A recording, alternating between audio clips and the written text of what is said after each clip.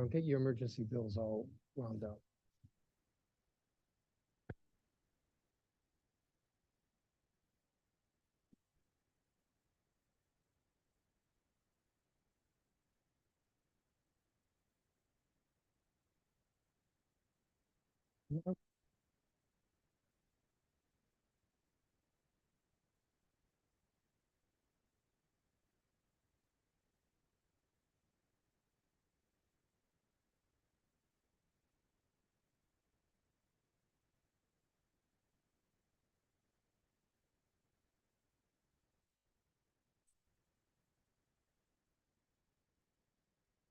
I'm calling to order this hearing. This is a public hearing of the Committee of the Whole of the Council of the District of Columbia. I'm Phil Mendelson, Chairman of the Council and Chair of the Committee of the Whole. Today is Tuesday, December 12th, 2023. And we are in room 412, the Johnny Wilson Building, although I believe most of the public witnesses will be testifying virtually via the Zoom video conference platform. There are several ways that the public can watch this hearing, via Zoom, via the council's website, I think via the cable television channel 13, if I remember correctly. The time is 1:43 in the afternoon, and I'm going to apologize. This hearing was supposed to start at 11:30, so folks have been waiting over 2 hours, and I'm very apologetic about that. I will only offer this, that I was in a meeting with the mayor, and it was a friendly meeting between the mayor and me, but it was a long meeting, and I could not get out of the meeting, and so we are starting late, and I thank everybody for their patience. I think what we're going to do, and this doesn't get the government witnesses off the hook in terms of watching this hearing, but I think what I'm going to do is go through the public witnesses, which are 51, and then recess.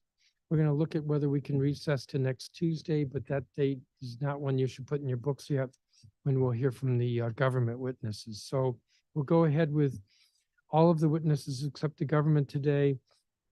I'm guessing that'll be about 4 hours, maybe a little longer, and then we'll recess and hear the government witnesses at a date that I will announce by the end of the time and date that I will announce by the end of the hearing today.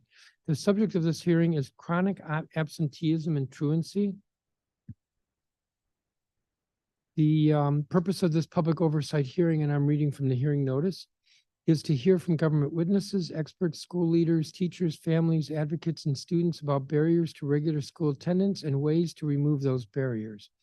In the 2021-2022 school year, 48% of district students were chronically absent, meaning they missed 10% or more days of school.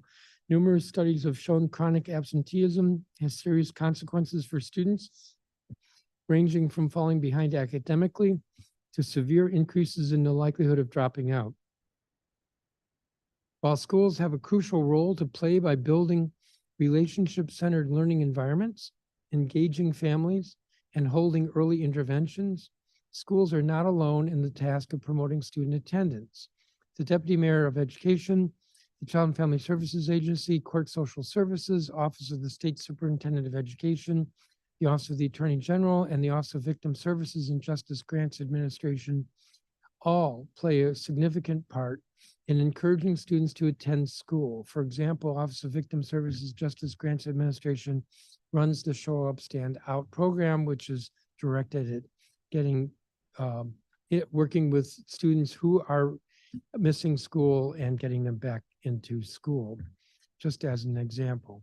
The Attorney General runs several programs that are diversion programs for minors who have significant attendance problems. The committee is particularly concerned with the strategies to increase student attendance, the efficacy of early warning and support systems, and coordination across government agencies in tackling the dire problem of chronic absenteeism and truancy. I think when we recess the hearing, I'll have more of a statement that's not just reading from the hearing notice, because I've been a little preoccupied this morning. But the committee, this is once again a hearing that on absenteeism and truancy that the Committee of the Whole has had. We've been doing this at least annually for many years. When we get to the government witnesses, which as I said will not be today, the question I will be pressing them with is, how do we move the needle so that we are reducing chronic absenteeism and reducing truancy? Because all we've seen in the last decade is the numbers going up. And they were going up before the pandemic. And while they've come down since the pandemic, they're still way above where they were pre-pandemic. Kids who are not in school are not learning, and kids who are not in school are at risk of getting into the juvenile justice system. Not because absenteeism is in itself a criminal act, but because it indicates some dysfunction, and we know there's a high correlation between truancy and delinquency. Let me be clear, I am in no way suggesting that truancy should be criminal or criminalized, but I see truancy is 10 days unexcused or more. I see truancy as an indicator of trouble in the home, a reason why the kid is not coming to school. And chronic absenteeism as kids who are challenged with learning and learning at grade level. The record in this matter will close at 5 p.m. on Wednesday, December 27th. We have, as I said, about 51 witnesses, so I'll be calling folks in groups. But let me turn to colleagues first.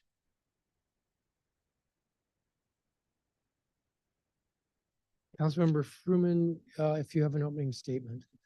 Thank you very much, Chairman Mendelson. Thank you very much for convening this hearing. Obviously, for all of the reasons that you listed in your opening statement, this is a critical issue. We have to figure out how to better address this issue and support our children and families so we get them to school and are in a position to help them advance and succeed on the path in front of them. I'm going to be very curious to hear from all of our witnesses today, and I'm going to demonstrate my interest in hearing from them and hearing from them soon by otherwise refraining from an opening statement. So thank you very much. Thank you. Councilmember Lewis George. Thank you, Chairman, for holding today's hearing and for your leadership over the years in addressing the district's persistent struggles with school attendance. As we all know, far too few children are attending school at the levels required by the law, but chronic absenteeism and truancy are not merely legal terms and abstract policy indicators. They are tangible and substantial barriers to students' academic, professional, and personal success. Education, especially that of our younger generations, is the linchpin to the safety, health, and prosperity of both individual people and society as a whole. We have countless brilliant and hardworking young people in the district, yet the full potential of so many of them is being obstructed by the district's inability to ensure they are accessing environment which they are empowered to unlock their talents and abilities. Current law requires educational neglect reports to be filed with the Child and Family Services agencies for students between the ages of 5 and 13 who accumulate more than 10 unexcused absences. Of the 19,221 students eligible for referral last year, only 8,067 or 42% were referred to CFSA. That means a full assessment of why kids are missing school is not being done for a majority of the kids who need one. As chair of the Committee on Facilities and Family Services, which oversees CFSA, I see the shocking low referral rates as a serious threat to the welfare of the district's children that they are. While some may see educational neglect referrals to CFSA as a bad thing, they are a critically important tool in getting to the bottom of why kids are not showing up. In many cases, it is not neglect. In many cases, it's due to circumstances beyond the control of both students and sometimes their parents. And once we determine the underlying situational and systemic causes of absenteeism, the district government and our community partners can get to work directly providing students and their families with the resources they need to get kids back in school. It is important to note that this problem is nothing new. Too many students have not been showing up for school for decades. All the way back in 2012, the then DCPS chancellor referred to the district's truancy rates as a crisis situation. Unfortunately, years and a pandemic later, desks remain empty and crises continue. I look forward to digging into the data with our government witnesses at a later date so that together we can explore what we need to do better to help our kids and through them, our communities thrive. I believe it is a community effort, having served as a city year core member, as the attendance and behavior coordinator, and being an inaugural member of the Office of the Attorney General's I Belong Here program, which served as Sousa Middle School. School climate, whole school, whole child, and everyone together is how we solve this crisis. And I look forward to being a part of that. Thank you, Chairman. Thank you, Councilmember. Councilmember Pinto. Thank you, Mr. Chairman, and thank you for holding this important hearing today. Student attendance continues to be a major issue in the district, with 2 out of 5 children chronically absent and 1 in 3 children chronically truant. This reality is and should be deeply troubling for all of us. It is well established that absenteeism is linked to higher rates of poverty, diminished indicators of physical health, and increased involvement with the criminal justice system. As the chairwoman of the Committee on Judiciary and Public Safety, I am focused every day on improving public safety across the district. And that work encompasses ensuring that we invest in our kids, in our families, in our schools, and in our communities. Accessing and obtaining a quality education is one of the most fundamental needs and obligations of our society. It sets the foundation for healthy, safe, and thriving communities. And kids deserve a robust education and the opportunity to develop their passions, explore new ideas, and build a healthy and fulfilled life. But when students are not in their seats in the classroom, they are deprived of these opportunities. All of us across district government and across our communities must be focused on getting our kids into the classroom every single day. Our coordination to support youth education will ensure that our kids are safe and set up for success. And it will also lead to improved public safety outcomes for our kids and for our city. Developing effective interventions to address student attendance requires that we understand the root causes of such behavior. Chronic absenteeism is often a symptom of student physical and mental health issues, transportation challenges, academic challenges, preferred activities outside of school, and perspectives on the value of school. It is important that we tailor our interventions to the specific challenges facing each student, recognizing that students who are missing school due to health reasons may need drastically different interventions from those who fear coming to school for safety reasons or don't believe that their time is well spent in the classroom. It requires making sure that we are all on the same page, that school is not optional. Let me say that again. It requires that we are all on the same page, that school is not optional. Addressing these challenges requires relationship building, creative outreach, and consistent follow-up with students and families across multiple agencies.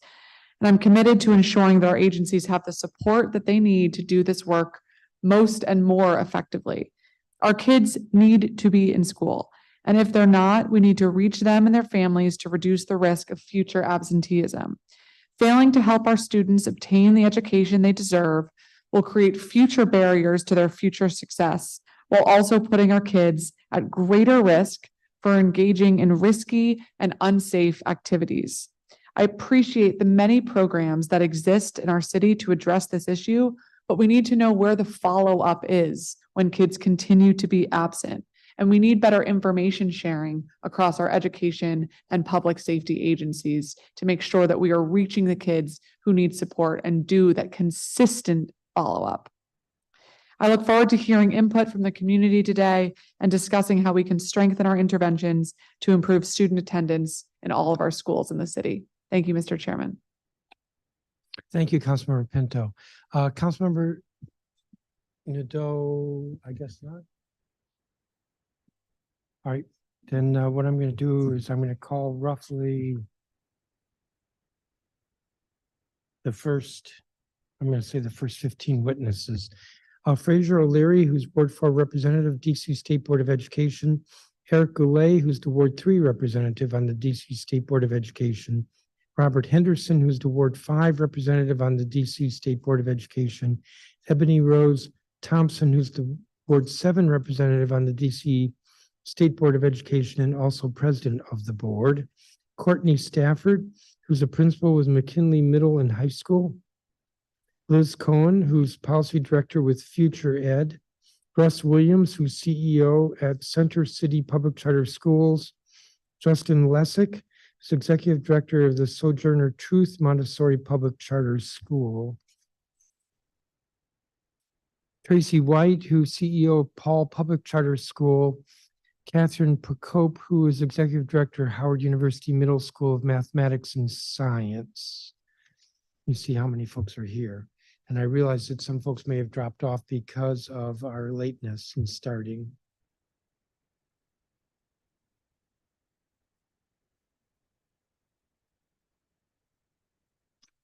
If somebody arrives later, we will try to accommodate them. I will stop there. Mr. O'Leary, I'm here. you will be first. All right. Good afternoon, council Good afternoon. members. I am Fraser O'Leary, the Ward 4 representative and vice president of the State Board of Education, and these views are my own. As a classroom teacher, I knew how important it was for my students to come to school every day. When I first started teaching at Garnet-Patterson Junior High School, we had an attendance officer whose only job was to stay in touch with the families of our students to let them know that their son or daughter had not been in school. We never had attendance figures like the ones on the 2022-2023 DC report card. These staggering figures are based on those students who were chronically absent, meaning they missed more than 10% of the school days. I have arranged some schools alphabetically. The high schools, Anacostia, 81.9%. Banneker, 15%. Cardozo, 66.9%. Coolidge, 71.5%. Jackson Reed, 42.8%. McKinley, 41.7%. Roosevelt, 75.1%. The School Without Walls, 14.8%. The middle schools, Brookland, 32.1%. Ida B. Wells, 45.6%. Elementary schools, Bancroft, 15.2%. Boone, 53.5%. Brightwood, 36.9%. Garrison, 22.8%. Kimball, 61.5%. And Whittier, 31.4%. Those are horrifying figures. As you can see from this random collection from all 8 wards, we have a crisis in attendance. The State Board of Education is currently working with OSSI to revise the DC school report card.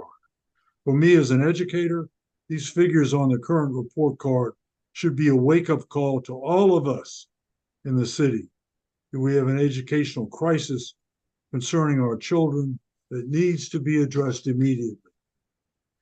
This is a crisis that transcends our schools and seeps into our neighborhoods every day. Many of our students, at least the secondary, if not the primary caregivers for their siblings, and are not able to get to school on time or at all. We are still on farmers' hours with our school days. I would like to propose an idea. Why not have elementary schools be on a different start time than secondary schools? We as a city cannot afford to allow these unbelievable numbers to continue. Steps need to be taken by our elected and appointed leaders to stem the tide of chronic absenteeism of formulating programs that hold everyone accountable and allow our children the opportunity to see that an education is something of value and not something that is worthless. You will hear plenty of testimony which will reinforce my remarks. Thank you. Thank you, Representative O'Leary. Eric Goulet. Good afternoon, Chairman Mendelson, Council members Fruman, Lewis, George, and Pinto. My name is Eric Goulet, Ward 3 representative for the DC State Board of Education. I am delighted to join you at today's Committee of the Whole Public Oversight hearing on chronic absenteeism and truancy. I will be testifying today in my individual capacity as a Ward 3 representative today, not on behalf of our collective board. DC is experiencing a crisis with chronic absenteeism and truancy. OSSE shows 40% of our DC youth were chronically absent during the 2022 to 23 school year, which is defined as missing 10% or more of school days, whether excused or unexcused. And with our high schools, we saw a 60% chronic absenteeism rate and a 47% chronic truancy rate. I will discuss today 3 possible solutions to this crisis, although I would acknowledge there are many more that we need to do, and we must implement them all at once to make sure we're hitting all of the things we need to be doing. First is universal free out of school time programming. On November 1st of 23, I introduced a resolution supporting universal free out of school time programming with our DC State Board of Education, and we will be voting on this resolution this Wednesday, December 13th. I would like to commend Councilmember Matt Fruman, who has now introduced legislation for free universal out of school time. And I want to pledge my support for helping him advocate for this bill's passage and for funding of it. I think this is one of the most important things we can do. Providing youth with a positive experience from 3:30 to 6 p.m. Will restore hope for some of our youth who have lost it through all the trauma they faced recently. OST will provide our youth with activities they enjoy, lasting friendships with peers, and adults to serve as positive role models. Number 2, safe passage to school. DC is experiencing a crime crisis, Mr. Chairman. Some of our youth do not feel safe going to and from school. We need to expand our safe passage programs in coordination with principals and MPD to ensure that every student can get to and from school safely. This will not be a one-size-fits-all approach, and it will differ for each school and each neighborhood. Number 3, we really need to reestablish an education committee. I think one of the most frustrating things we see right now is with this data is that we already have an established reporting system that DCPS is supposed to be using to report chronic absenteeism and truancy, yet they are not using it effectively. As we heard, only 42% of the cases were reported, and no one is following up with the oversight to ensure that they do. The Council of the District of Columbia is the body that has the statutory oversight of DCPS, but it has delivered scant oversight on this important issue. A major problem is due to the fact that you, Mr. Chairman, abolished a standalone education committee and put this function under the Committee of the Whole. While this may have worked, when Councilmember Gray was chair of the council, you have demonstrated neither the stamina or the focus to be able to handle the responsibility of doing both the council chair functions while simultaneously overseeing these agencies, as we saw today. At no point was this more evident than last year's performance and budget oversight hearing process, in which the council scheduled all education agencies on a single day and then allowed only 1 day for public testimony. An education oversight process that typically takes 8 to 10 days was crammed into just 4 days. This resulted in a witness list with hundreds of people signing up to speak, but many being disenfranchised and having to drop off. Vince Gray and Tran White have supported recreating the standalone education committee last January, and I would strongly urge you to reconfigure council committees in 24 to give education issues the oversight attention they deserve. That concludes my written testimony. I am happy to answer any questions that you or your council colleagues have today. Thank you, Mr. Goulet. Robert Henderson. Thank you, Chairman Mendelson, for convening this hearing on chronic absenteeism. I've really appreciated this series of education hearings we've had over the past few weeks. My name is Robert Henderson. I'm the Ward 5 member of the State Board of Education. These views are my own and do not represent the views of the board as a whole. Chronic absenteeism is a severe problem because we want students to be in school consistently for the sake of their education, as well as for the stability and continuity of instruction for their teachers and classmates. Chronic absenteeism at high rates is especially disruptive to learning and to school culture. Last week, I had the privilege of meeting with two groups of Ward 5 high school students. I asked them why they or their peers might miss school, even missing more than 20 days a year. Here are a few of the reasons that they shared. Lack of motivation. Students can get assignments online. They live far from school and parents can't take them or are afraid to let them take the train. Stress. They are not okay mentally. Fear of people at school or on the way to school. Bullying. And several mentioned that students might need to take care of older family members or younger siblings. There are other reasons, of course, that students might miss school, and some of the above are likely specific to or at least more prevalent for high school students. Asthma, for example, has long been a primary cause of missed school days, and asthma itself is worsened by environmental factors associated with substandard housing. Chronic absenteeism is a problem, and yet it is also a symptom of a range of underlying problems, some inside the school and others outside the school. I urge the council to see chronic absenteeism as more than just a school issue. It is also a health issue, a housing issue, a transportation issue, and a public safety issue. And thus the solutions cannot just be school-based, but must address the full range of causes. A broad-based response to absenteeism would need to promote healthy homes free of mold, rodents, roaches, and smoke, to support affordable elder and child care, and to ensure safe transportation to and from school each day. You will likely hear calls today for a need to expand the Safe Passage program, and I agree, but we'll add that the program needs to be improved, with Safe Passage workers being better trained, equipped, and deployed. At the school level, engaging teaching and learning, strong connections between students and educators, and in and out of school time activities that students want to engage in are essential for improving student motivation. This in turn means that we need to support our teachers. I urge again that the council pass the Educator Retention for Student Success Act of 2023 and that DCPS negotiate a new contract with the WTU. Finally, I want to say that while chronic absenteeism is a risk factor for criminal behavior, the overwhelming majority of chronically absent students are not involved in crime. Conflating the two categories does not help us solve the causes of absenteeism and harmfully mislabels and alienates students who need encouragement and connection. Thank you again for your attention to the issues of chronic absenteeism. I'm happy to answer any questions. Thank you. Thank you, Mr. Henderson. Ebony Rose Thompson. Good afternoon, Chairman Mendelson and esteemed members of the council. My name is Ebony Rose Thompson, and I serve as the Ward 7 member of the DC State Board of Education. I also have the privilege of serving as the president of the board this year.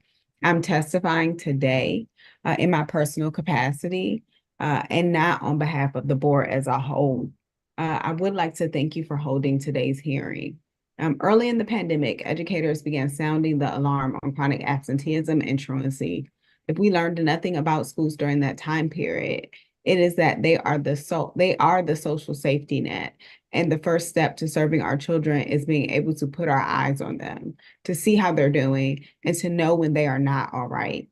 Truancy and absentee levels are still far above pre-pandemic levels, showing that need amongst youth is still unacceptably and incredibly high. And the referrals show we are not addressing it. While we know, excuse me, this is a national trend, we can and must do better in the nation's capital. In Ward 7, high schools have some of the highest truancy rates in the city, but also some of the lowest. I would note Maya Angelou in particular, showing both the scope of the problem and some examples we can build from. Whether it's hardworking attendance counselors, community school approaches, providers like Communities in Schools and City Year, or bright spots at schools like Maya Angelou in Ward 7. Many of you know my mother is a retired teacher, but what you may not know is she has not been the only Thompson working at a school or her school. My sister was an attendance counselor at Neville Thomas Elementary for several years. We would talk about the families she supported and how she would text them when she woke up for school. She bought alarm clocks. She created incentives to motivate them. And then just things like greeting and telling them she was happy to see them, to get them in the building every day. A couple years earlier, I worked at the same elementary school overseeing home visiting and out of school time programs, working with children and their families struggling with literacy. I went into their homes. They shared with me their needs, and we worked really hard to meet them together. Despite how hard we worked with families, there were also times where a situation got to the point of a CFSA referral, and I have had to make that hard call to CFSA. In those cases, the stakes are way too high, and we cannot afford breakdowns at the agency level.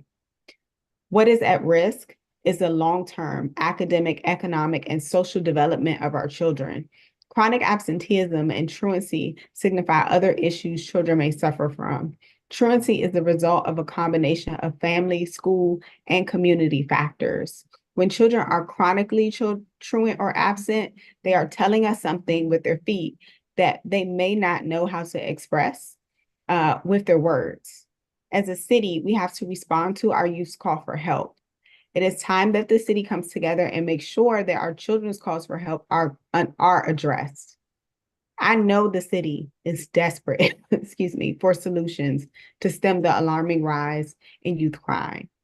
Getting kids the help they need and back to class is a great start, but I must caution that we not abandon the interventions needed for a solely punitive approach, especially when one glaring reason students miss school is actually public safety itself.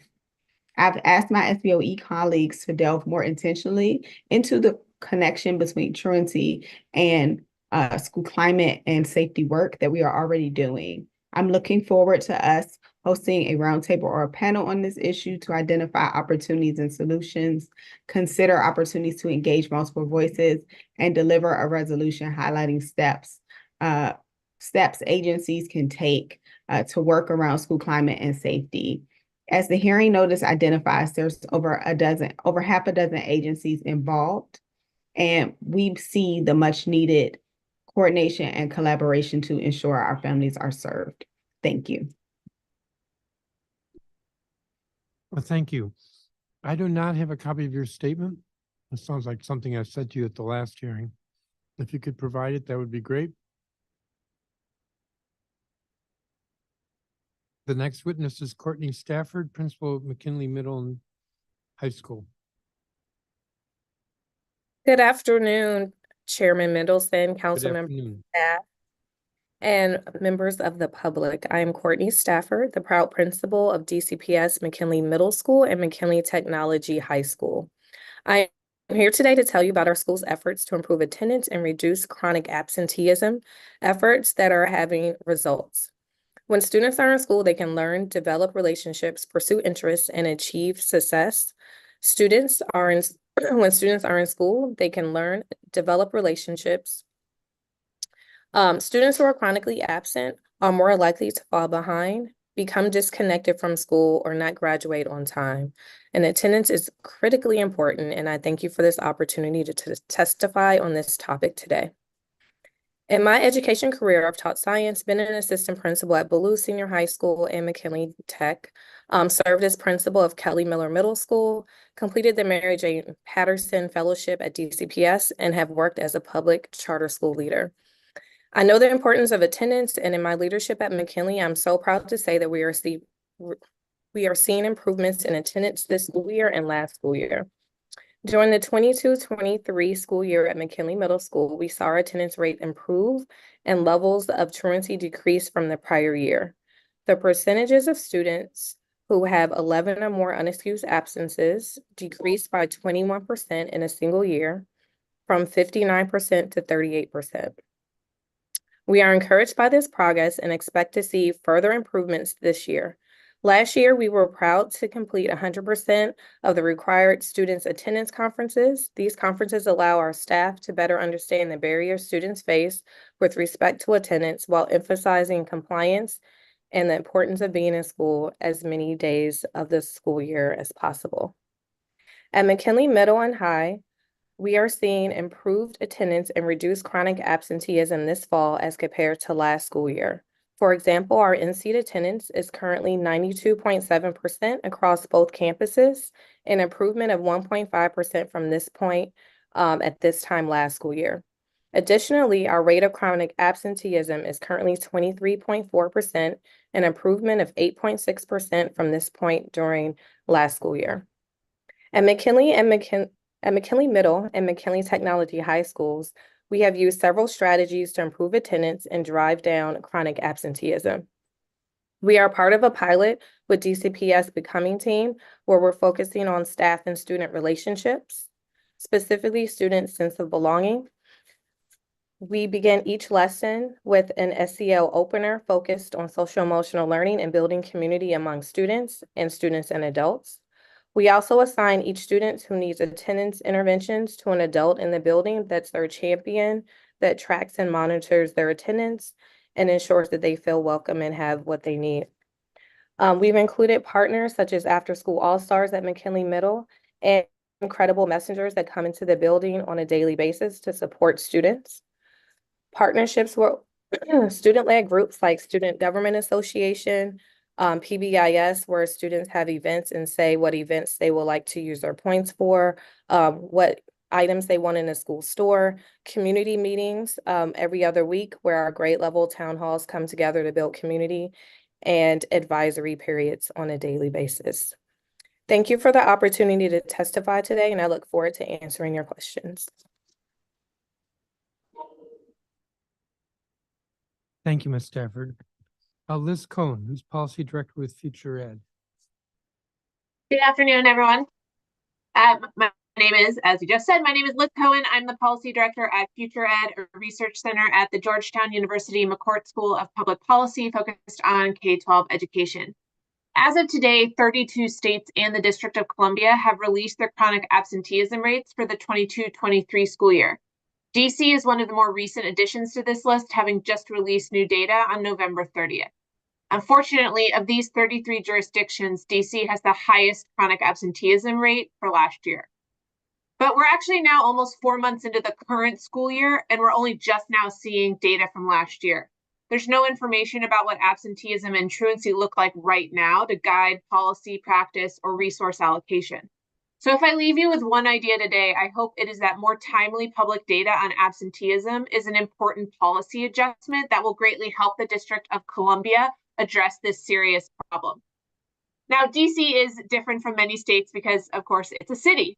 So what happens if we look at other urban districts? My submitted testimony includes 22-23 absenteeism rates from 5 sort of similar size cities. And by looking at those places with similar size and populations to DC, like Boston and Cleveland and others, we can see that some districts are doing marginally better than DC and some that are actually doing much worse. So we might understand that we're facing a tremendously significant problem, but that DC is in fact in the same boat as many American cities when it comes to school attendance trends. But of course, the truth remains there's too many students in DC missing too much school. So I've already mentioned more timely data as a priority. I want to stress that again. We cannot solve a problem when we don't know if what we're trying is working. In Rhode Island, even as the state waited to release official numbers from last year, the Education Department launched a public-facing website that shows each individual school's current absenteeism and truancy rate, updated daily directly from district data systems. A solution like this preserves the state's ability to validate the full year's data while ensuring everyone in the broader community has current attendance data at their fingertips. DC should also bring schools together across DCPS and the charter sector to understand what's working. Take the examples of Jefferson Middle School and Two Rivers Public Charter Middle School. Both had a 49% truancy rate last year, but Jefferson's rate was actually a 14 percentage point improvement from the prior year, whereas Two Rivers increased 22 percentage points. So both schools now have the same truancy rate, but for different reasons, and they're on very different trajectories. So what could these schools learn from each other about successes and challenges? My organization, Future Ed, has written extensively on both state and district level solutions to attendance. The most common low-cost approach is one DC is already doing, using nudges to communicate with parents about their child's attendance. For about 7,000 chronically absent students in DC who received this intervention last year, their attendance improved such that they were no longer chronically absent. Now, about half the students didn't have any improvement, but it only costs $5 a student. So if you think about a return of investment, it's about $30 for each of those 7,000 kids whose attendance significantly improved. And I would say that's something to continue supporting. And another low-cost action is better health messaging. We know that parents are more likely now to keep kids at home for perceived illness since the pandemic. Our partners at Attendance Works have developed new health guidance with the National Association of School Nurses and Kaiser Permanente to help parents understand when to send kids to school and help teachers and educators understand when kids can stay at school. And the DC Department of Health could work with OSSI to adopt a version of this guidance for DC schools. Chronic absenteeism won't get fixed overnight. There's evidence-based solutions, which when paired with more rapid data and a better understanding of parent and student behaviors, should help DC get all kids in school every day. Thanks.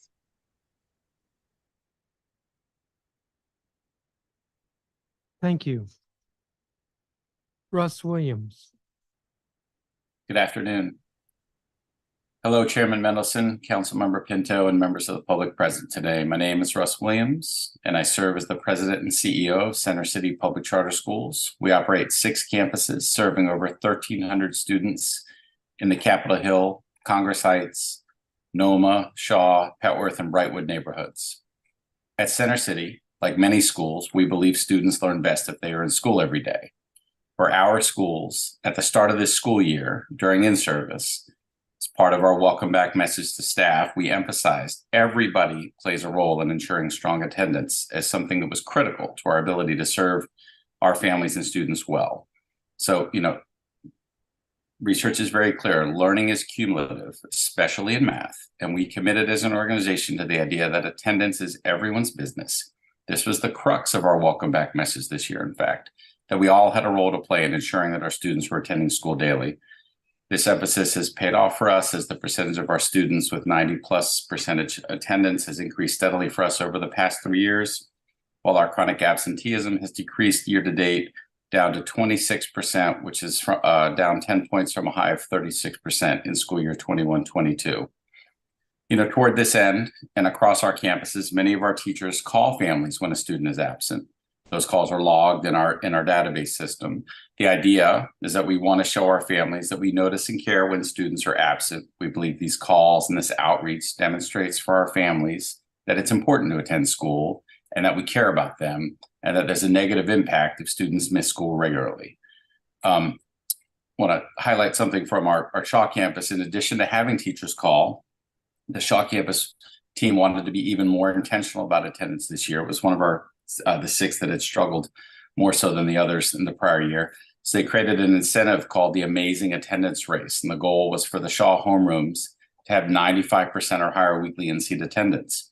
And all Shaw classes that achieved this threshold would receive a dress down pass on Mondays or some sort of incentive. Any other schools can do different things. And teachers received a gift of time coupon where they were allowed to come either an hour late or an hour early in coordination with the school leader. The Shaw team also posted regularly on Class Dojo, a system for communicating with families, so everybody could see the attendance race results and to help increase family buy-in. We have other strategies, a couple other to share, but our amazing Congress Heights principal, Nia White, is testifying next week during the government witness portion of the hearing, and I know she plans to share some additional strategies, so I'm going to pivot and highlight what we believe is one overlooked aspect of chronic absenteeism and attendance challenges that we see. And for many students, sadly, schools as they are currently set up, are not engaging them in ways that motivate them to stay in school. Research on student learning is not complicated, right? Students learn better when material is relevant to them and engaging, right? There's the quality materials, quality teaching, and student engagement. That's the key, the learning triangle. You have to have all 3 to have high degrees of learning. We all ask our students, many of us ask students to sit still way too much, and our LEA is guilty of this as well, right? We do not provide enough opportunities for collaboration, critical thinking, and problem solving and working in groups. Students will also engage more if learning is hands-on, more active, and less passive. Toward that end, Center City PCS is proud to be investing in the city's first public student-serving makerspace and science center, a STEAM-focused workspace where students can grapple with real-world challenges in science, tech, engineering, the arts, and mathematics. We see this initial makerspace as the first in a series that should be established across the city.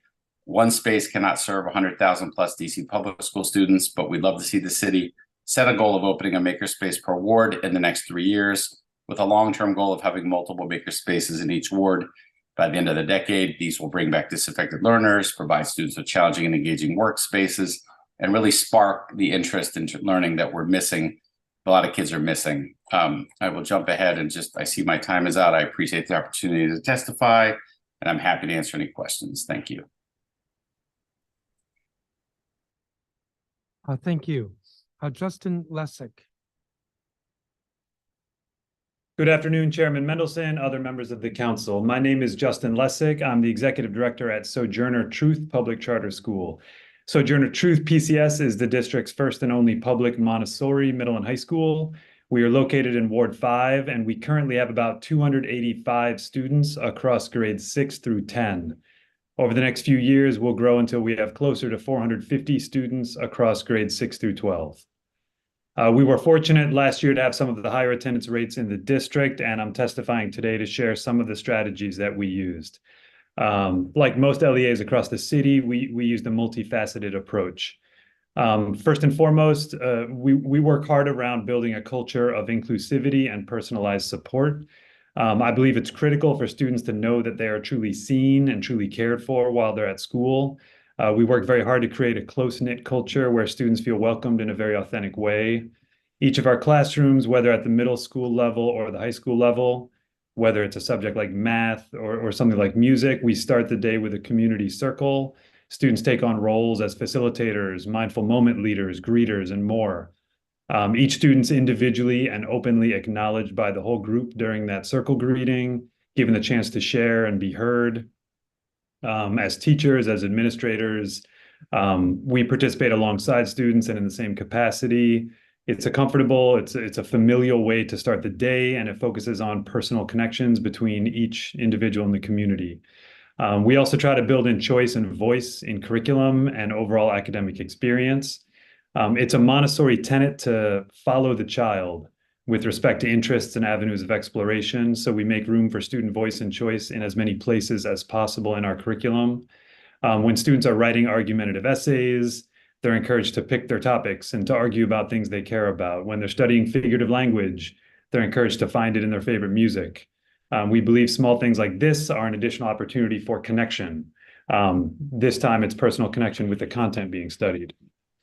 As a relatively small school, we also try to make it even smaller in the sense of organizing kids into small communities where we try to set up a situation where no one can really slip through any cracks. One advantage that we had last year was we only had 215 students. This year we have 285. So it's a place where every single adult can know the name and interests of every single student in the building. So I, as the executive director, can have most of their guardians or parents' personal numbers on my cell phone and vice versa. To get even more personal, we cohort our middle schoolers into what we call ecosystems that have about 50 students and 4 teachers each. Those students spend each day with the same 4 teachers. In many cases, they actually have them year to year because as a Montessori program, our classrooms are all mixed grade level. So a 6th grader can come in, have the same set of students and in their class with them, same teachers for 7th grade, for 8th grade.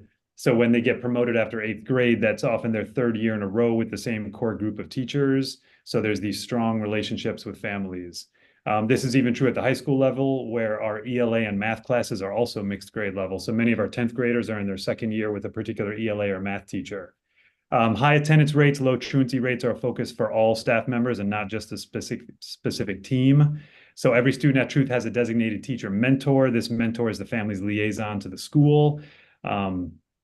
They're usually the first touch point to a family when a student is absent or late.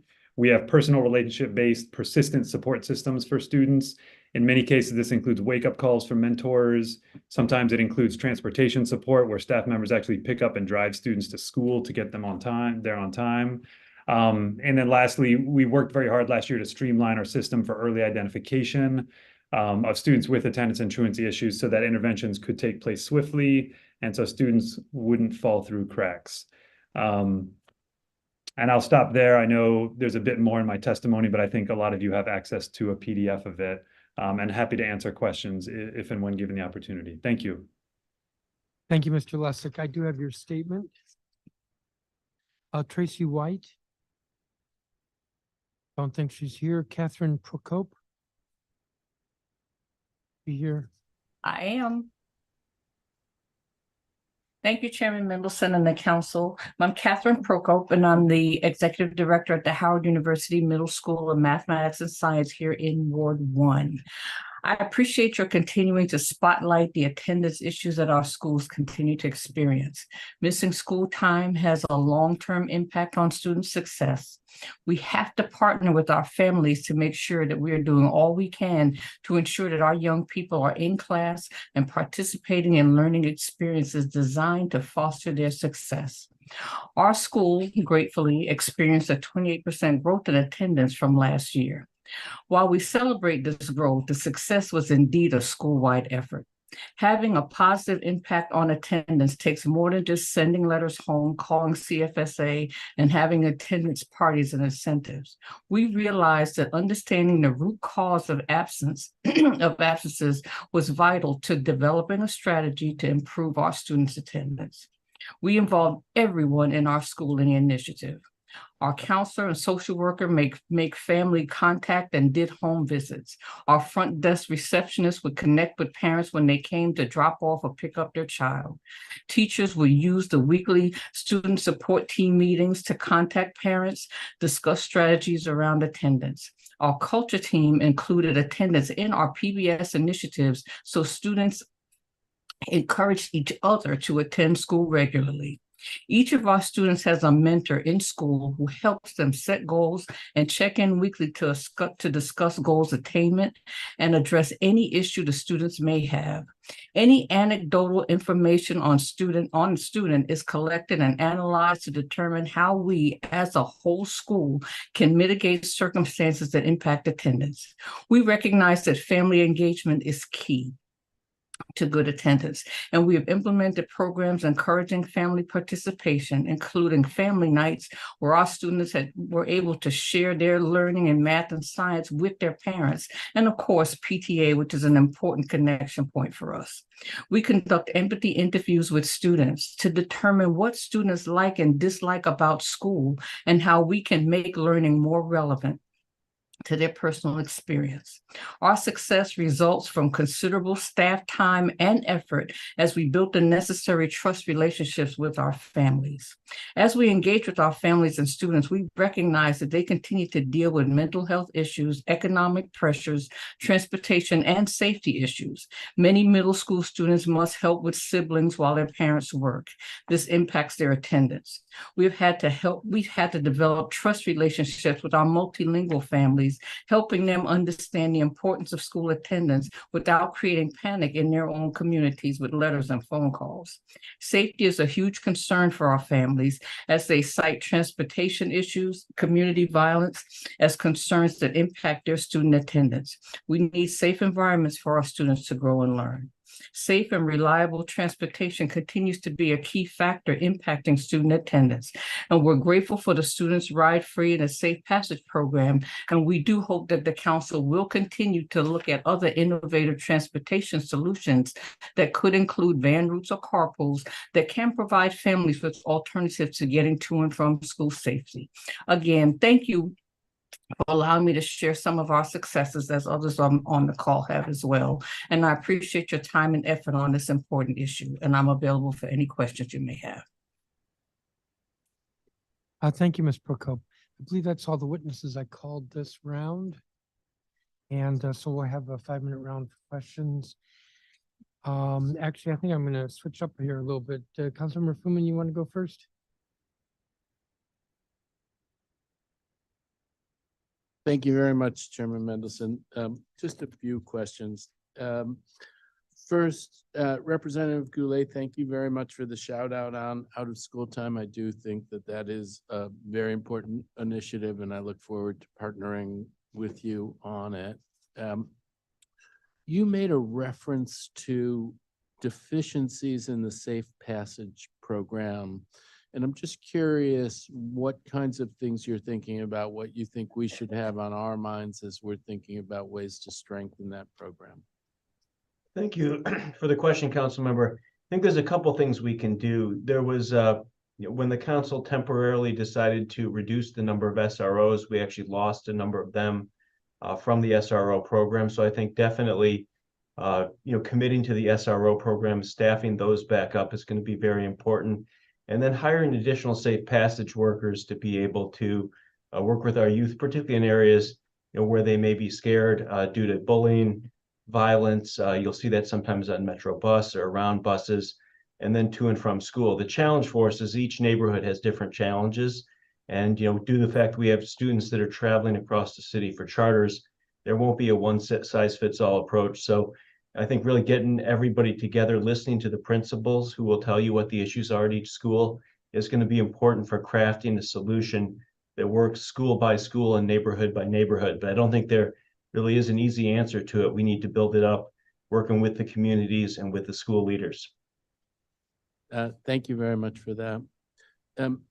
Representative Henderson, you also referred to the Safe Passage program, and I'm curious what kinds of thoughts you have on that. I will tell you, I had a conversation with a principal, and he suggested that the program might work better if it wasn't so much school focused as opposed to a cluster of school focused and neighborhood focused, and drawing on folks in the neighborhood to support the Safe Passage approach. But I'm curious, Mr. Henderson, what kinds of things you were thinking about when you referred to the Safe Passage program.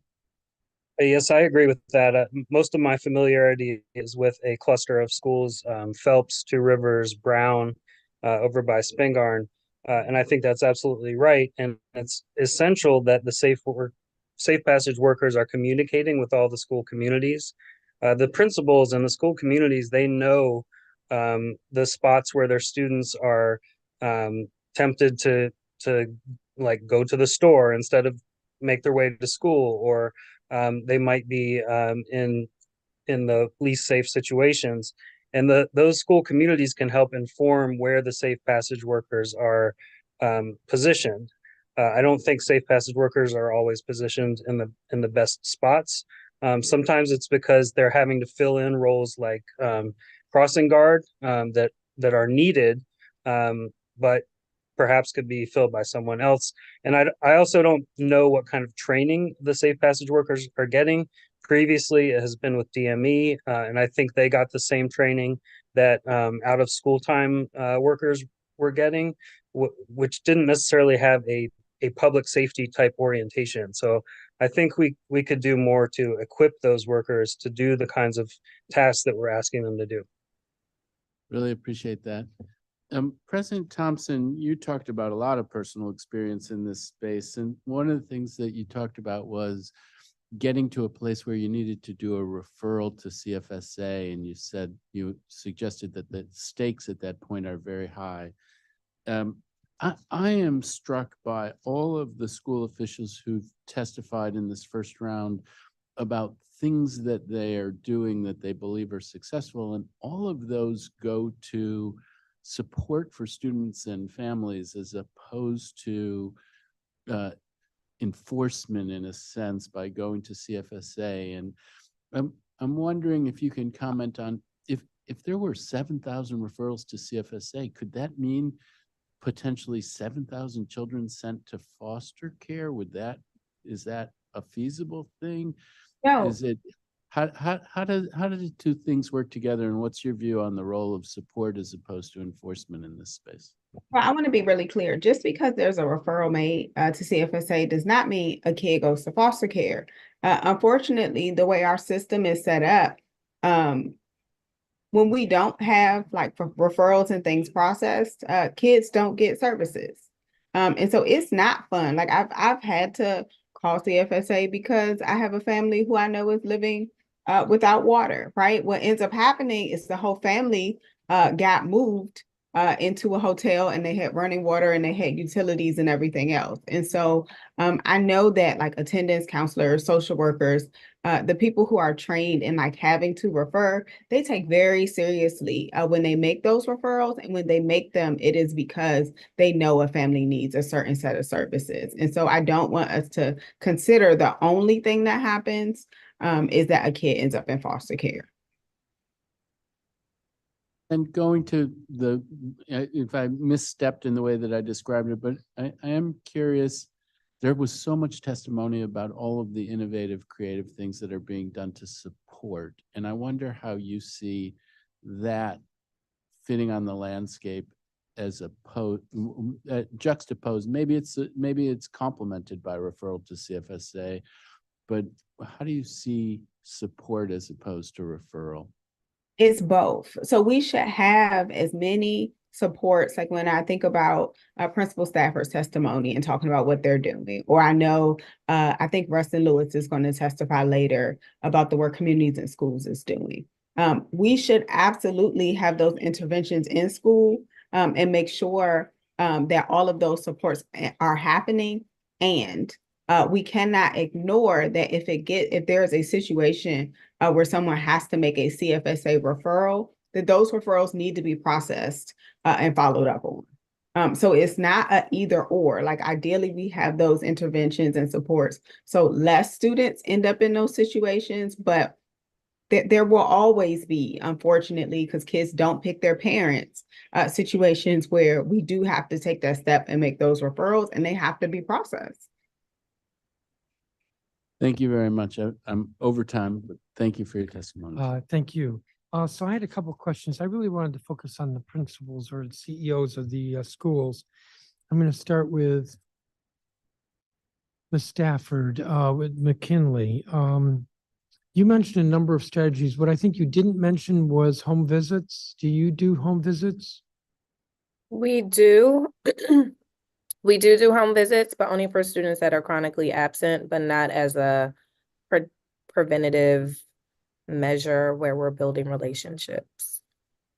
Why not? Because it's time intensive?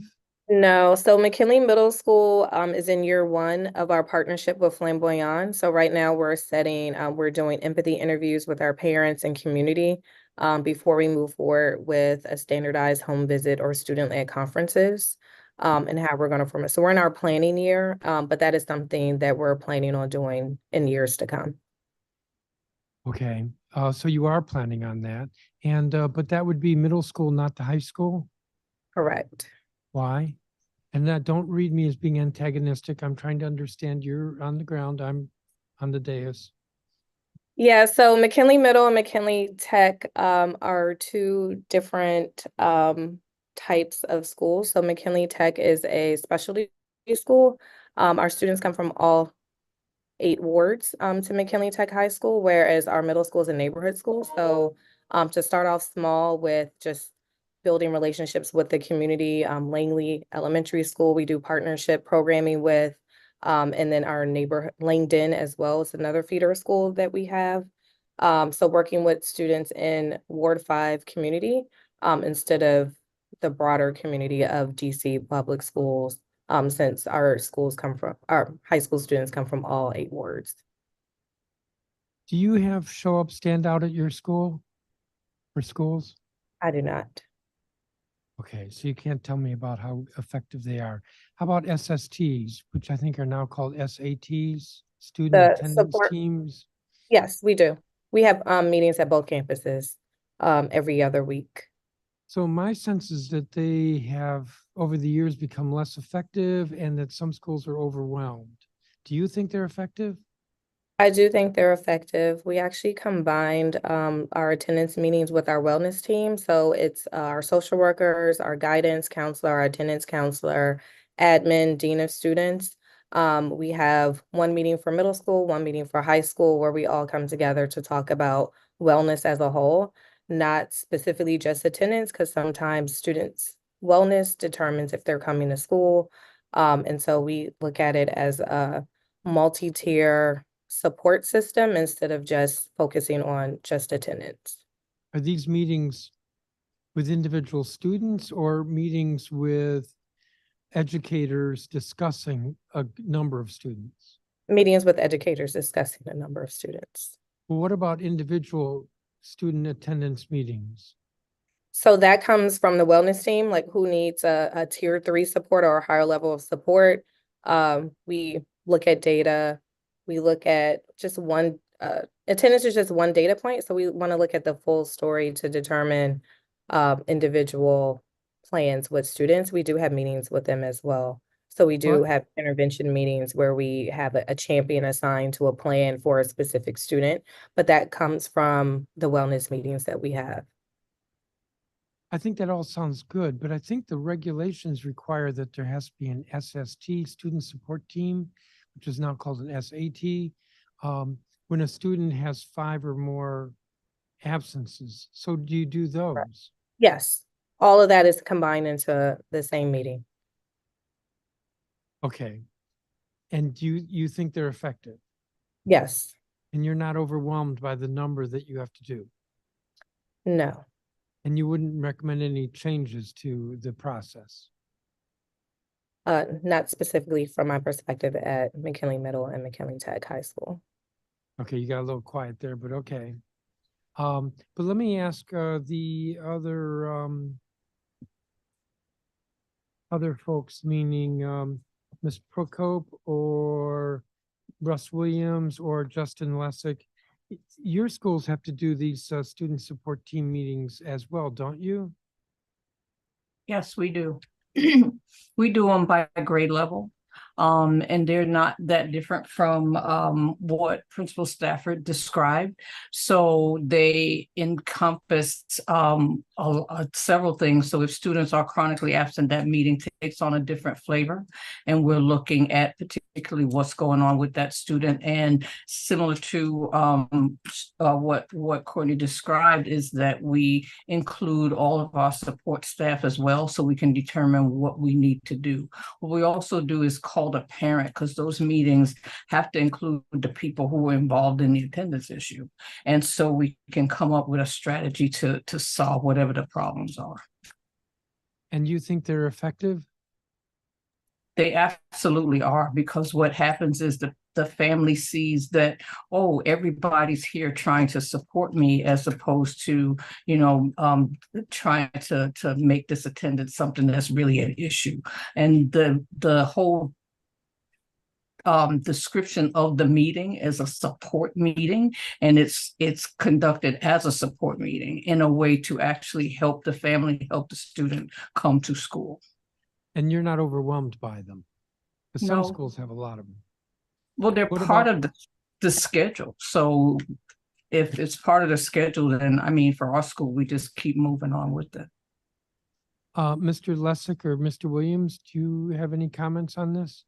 Sure. I think at Truth, a lot of our strategies are very similar to what Ms. Procope and Ms. Stafford mentioned. I will say that a lot of the members who serve on those student support teams, similar to what Courtney was mentioning, I mean, they are counselors, they're social workers, they're administrators.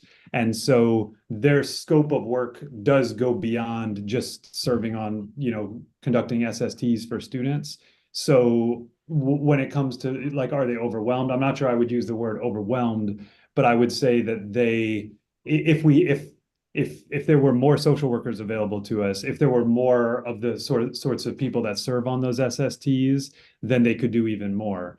Because those are the individuals who often will leave that meeting. They're going over data in the meeting. They're identifying which students, okay, this student is at 3 absences now, this student is at 5, this student is at 8. So maybe when a student is at 8, that might say, okay, it's time for that student to get a home visit, because sometimes we don't know. We've sent letters home, we've made phone calls, we've sent emails, we've texted, but sometimes there has not been response from the parent or the family. And so oftentimes a home visit is an opportunity to try to make sure that we're making contact in case cell phone numbers have changed or email addresses have changed. And I believe, Mr. Mendelson, you had referenced before, like the just the time commitment and the work that goes into a home visit, because that will take a social worker out of the building for 90 minutes. Oftentimes, when possible, it's actually two people that will go on home visits for safety reasons. So that can take two individuals out of a building. So those are, sometimes those are in evenings. That is a big lift for people that have families and things as well. So again, I would not necessarily use the word overwhelmed, but more resources to conduct those SSTs would sounds very appealing to me. Time consuming, but not overwhelmed. And I think like a lot of our experiences are similar to what my peers have said, so I won't belabor it in terms of but what I will do is ask my team and send your staff thoughts and if there can be any improvements or feedback that we have on the processes as currently outlined and prescribed. That'd be great. Thank you. Yep. Sure. So thank you to each of you. I'm going to move to the next group of witnesses. Thank you all for your patience because this was supposed to start 2 hours earlier. I appreciate your testimony. It's helpful. So you all are excused. You can continue to watch the hearing, and I'm going to call the next group. Candace Bobo, who's Executive Director with Rocket Ship Public Charter Schools. Nicole McCrae, who's Senior Director of School Support and Program Data at the DC Charter School Alliance. Hannah Mason, who's with the DC Policy Center. Reverend Wendy Hamilton, who's an ANC Commissioner. Maya Martin Cottigan, who is Founder and Executive Director of PAVE. PAVE stands for Parents Amplifying Voices in Education. Salim Adolfo, who is an ANC Commissioner with ANC and Chair of ANC HC. Rustin Lewis, who is Executive Director of Communities and Schools in the nation's capital. Josh Boots, who's Executive Director of Empower K-12. Manitri Marin, who's Organizing Manager with Education Reform Now. Carly Sessoms, Eduardo Ferrer, Shana Skolnick, who is Director of the Promoter Pathway at Latin American Youth Center. In just a second.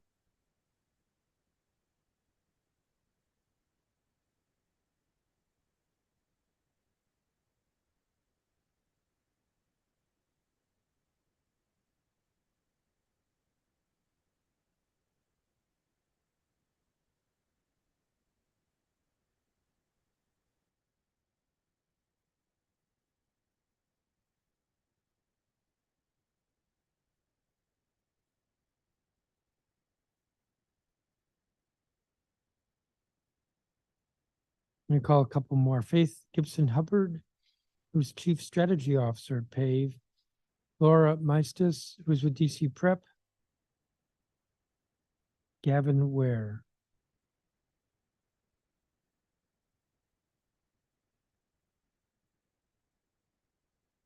All right, I think Candace Bobo is not here, but I'm going to call anyway. Nicole McCrae. I am here. Good afternoon, Chairman Mendelson and members of the committee. My name is Nicole McCrae, and I'm the Senior Director of School Support and Program Data at the DC Charter School Alliance, the local nonprofit that advocates on behalf of public charter schools. Addressing chronic absenteeism is important because it's no secret that school attendance is highly correlated to student outcomes. According to an analysis of the Nation Report Card scores, fourth graders who missed 3 or more days in the prior month to the exam scored 17 points lower on the reading test compared to those who missed 0 days. Nationwide, chronic absenteeism more than doubled during the first year of in-person learning compared to pre-pandemic levels. Chronic absenteeism in DC jumped from 31% in 18-19 school year to 48% in the 21-22 school year. A surge in excused absences drove that jump. In fact, excused absences nearly tripled during that time. We saw a fall in chronic truancy citywide from 42% to 37% in school year 22-23, and charter schools specifically saw a larger decline in truancy from 44.3% to 27%. But these declines were driven by decreases in unexcused absences, while excused absences remained similar to school year 21-22. In school year 22 to 23, the average student in DC had 14 excused absences, which can mean as much as 112 hours of lost instructional time. Reasons for absenteeism include the fact that students and their families often feel unsafe in their commutes to and from school. Students are less likely to attend school when dangerous incidents occur in their neighborhood. Secondly, the impact of the pandemic took a significant toll on students' mental health. Depression and anxiety impacted school attendance. Lastly, schools face challenges in receiving support from CFSA and CSS after they make referrals for chronically truant students. Schools rely on this support to re-engage these families, and without proper follow-through, chronically truant students rarely get back on track. Despite challenges, we've seen several bright spots across schools that have implemented strategies to increase attendance. In fact, 21 public charter schools saw a decrease in chronic truancy by more than 15% from school year 21-22 to school year 22 to 23. One way this was achieved by schools focusing resources on building more joy and career-focused activities into academic lessons. For example, several high schools partnered with OSSE's ATC to offer career-focused classes. We thank Dr. Grant and the OSSE team for creating a way for students to build career skills in areas of interest. Overall, we need increased investment in citywide initiatives that place renewed emphasis on strong attendance. A few recommendations include a community-aligned strategy that reframes the importance of students regularly attending school, a campaign using levers that resonates with students and families, like PSAs on radio, bus ads, and incentives from businesses can help shift those behaviors. Second, we must expand and adequately fund initiatives to provide safe and reliable transportation options for students. For example, the council should consider increasing the capacity of DC School Connect and Safe Passage programs by expanding the list of neighborhoods eligible for these programs to encompass all of those who are facing safety concerns. Thirdly, provide adequate funding for compensation for teachers and staff who are already stretched thin. We urge the council to ensure the teacher pay increases provided to schools last spring are funded on a recurring basis through the UPSFF in fiscal year 25. Finally, we need more frequently publicly available data on attendance to understand if efforts in reducing absenteeism are successful. We recommend moving from annual reports to reports that are released 3 times a year to see how they progress against their peers and essentially learn from one another. Chronic absenteeism is a critically urgent issue, and along with the DC Charter Alliance, we are ready to continue our partnership with you and the administrator to ensure that all students are safe and in classrooms to engage in school consistently. Thank you for your time and attention, and I welcome your questions. Thank you very much, Ms. McCray. Hannah Mason. Thank you. Good afternoon, Chairman Mendelson and members of the Committee of the Whole. My name is Hannah Mason, and I'm the Senior Education Research Analyst of the Education Policy Initiative at the DC Policy Center, an independent think tank focused on advancing policies for a growing and vibrant economy in DC. Chronic absenteeism declined slightly in school year 22-23, but is still at historically high levels. Chronic absenteeism remains one of the greatest challenges for DC's public school system, especially at the high school level. DC's school report card data for school year 22-23 shows that chronic absenteeism declined to 43.7%, a 4.4 percentage point decrease from 48.1% in school year 21-22. However, in school year 18-19, 29.4% of students were chronically absent, so this is still 14 percentage points higher than pre-pandemic. Chronic absenteeism has decreased in each grade band, especially in middle school grades. Yet in high school, a majority of students are still chronically absent at 60%. In high school, almost a third of 9th graders start high school with profound chronic absenteeism, with 31% of 9th graders missing 30% or more of school days. This is extremely concerning because research has shown that 9th grade is a pivotal year for students, often determining on-time graduation, academic success, and more. The reasons for students being absent are shifting post-pandemic. The DC Policy Center conducted listening sessions last June to understand students, teachers, and parents' experiences in the 22-23 school year. In our sessions, we learned multiple new reasons that could be behind this peak of higher absenteeism rates compared to pre-pandemic. Participants reported taking more mental health days as a reason for missing school, especially contributing to an uptick in violence. Unsurprisingly, illness was seen as a more common reason. Lastly, students attending school for shorter days and leaving early was more common during this school year. There are new perceptions impacting absenteeism. In our listening sessions, we also learned of new perceptions students and families have regarding in-person school, which is impacting absenteeism. As students get older, the importance of in-person school seems less necessary for students and parents. With virtual options to make up work being made available, attending school in person doesn't appear as paramount. There's also less perceived accountability for attending school, and some parents believe that the attendance records for their students aren't accurate. Another post-pandemic change, the new attendance policy is more flexible, but it could be masking the true extent of absenteeism.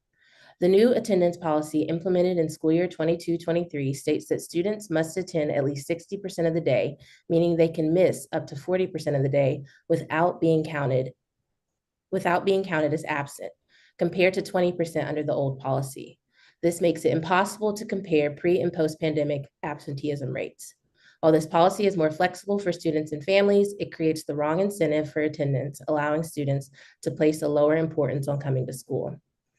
In addition, chronic absenteeism does not seem to impede high school graduation. While there is a statistically significant negative correlation between absenteeism and graduation rates, there are high schools where the majority of students are chronically absent and a majority graduate. This means that students may be less incentivized to attend school on a regular basis if they're still able to graduate. It is extremely important to reduce chronic absenteeism because it undermines all other investments the district makes in public education. The OSSE attendance report finds that for both math and ELA, students who are chronically absent demonstrated below median growth. When students are not present, they do not learn, they cannot benefit from high impact tutoring, they cannot access mental health supports, career services, and a slew of other investments the district has made in the public school system. Thank you for this opportunity to testify. I look forward to answering any questions that you may have for me.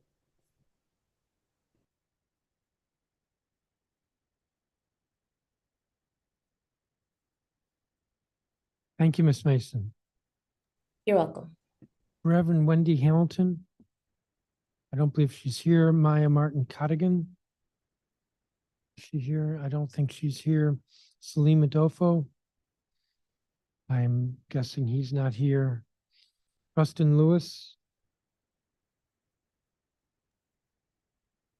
Good afternoon, Chairman Mendelson. Good afternoon. Good afternoon, council and committee members. Thank you for the opportunity to share some of the strategies that we're implementing to address chronic absenteeism and truancy. My name is Rustin Lewis. I'm the Executive Director of Communities and Schools of the nation's capital. And to my left is Mr. Adonis Garcia, who is one of our site coordinators at Eastern High School and a graduate of Cardozo Education Campus. Communities and Schools of the nation's capital is an independent 501c3 organization that is affiliated with our national office. Our mission is to surround students with a community of support to help them stay in school. We do this by placing trained, highly educated professionals, site coordinators in schools to build relationships, identify the needs of families and students, and mobilize resources. Resources such as housing, clothing, transportation, mental health services, and mentoring.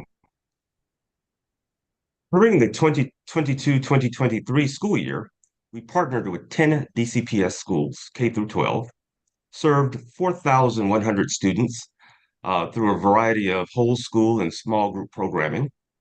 We case managed 400 students, and our results were 99% of our case managed students benefited from the support of CIS site coordinators. Across all of our schools, we saw a significant reduction in chronic absenteeism. The coordinators and the relationships that they're able to establish is the key strategy for how we're able to see those results. We are also have seen significant success in the ability to contribute to schools building their capacity. So our site coordinators are able to contribute to the infrastructure of the schools by serving on the various committees. To offer some insight about how we implement our program and some of the experiences that Mr. Garcia has seen not only as a student, but also as a practitioner at Eastern High School, I've asked him to join me today. It is my vision that we're able to implement CIS's program across the city and bring in people like Mr. Garcia to help our students overcome truancy. Mr. Garcia? Good afternoon, and thank you for the opportunity. Chronic absenteeism and truancy are terms we usually use to cover the issues our youth is battling behind closed doors. To fix the problems, we have to look at the root causes. Some of these causes go hand in hand with quality of life and education. Many of our students would love to come to school if they did not have to work to provide for their families, or work to be able to buy clothes, shoes, school supplies, snacks, and still help their families somehow to pay their rent in some cases. Being pressured to be a provider at a young age can have many consequences. It can lead youth to look for other alternatives to obtain money to support their household. Reflecting on my experience as a high school student 7 years ago, I remember those issues preventing me from attending school. There were days I had to work after school to help my mother to put food on the table. The next day, I was so tired from working that school or homework did not matter that much to me. During this time, I met a community and schools coordinators at Cardoso who supported me and guided me and helped me to understand that pursuing a career is an essential positive change that I needed to make. Now serving as a site coordinator for communities and schools at Eastern High School, I focus on identifying issues and finding practical solutions. If transportation is the issue, I must find a way to help the students overcome the problem. If food is the issue, I partner with organizations that can supply food items or gift cards to support the families and help them be stable. When we provide a solution to these issues, we will see the attendance, coursework, and work performance to increase. Communities and schools coordinators serve as a vital link connecting children to essential services. The main purpose of attending school is for children to learn, grow, and enjoy their educational experience. School should not be a source of burden, and coordinators play an important role in ensuring that students do not have to navigate the challenges on their own. They work really hard to address and resolve issues, allowing students to focus on their education without unnecessary worries. As a high school student, community and school gave me the support system that helped me to navigate life. As a site coordinator, I want to be that support system and resource provider that can help the students to break through those barriers and become someone with integrity and success. Thank you for the opportunity to testify. Thank you, Mr. Garcia. Next, lost my place here.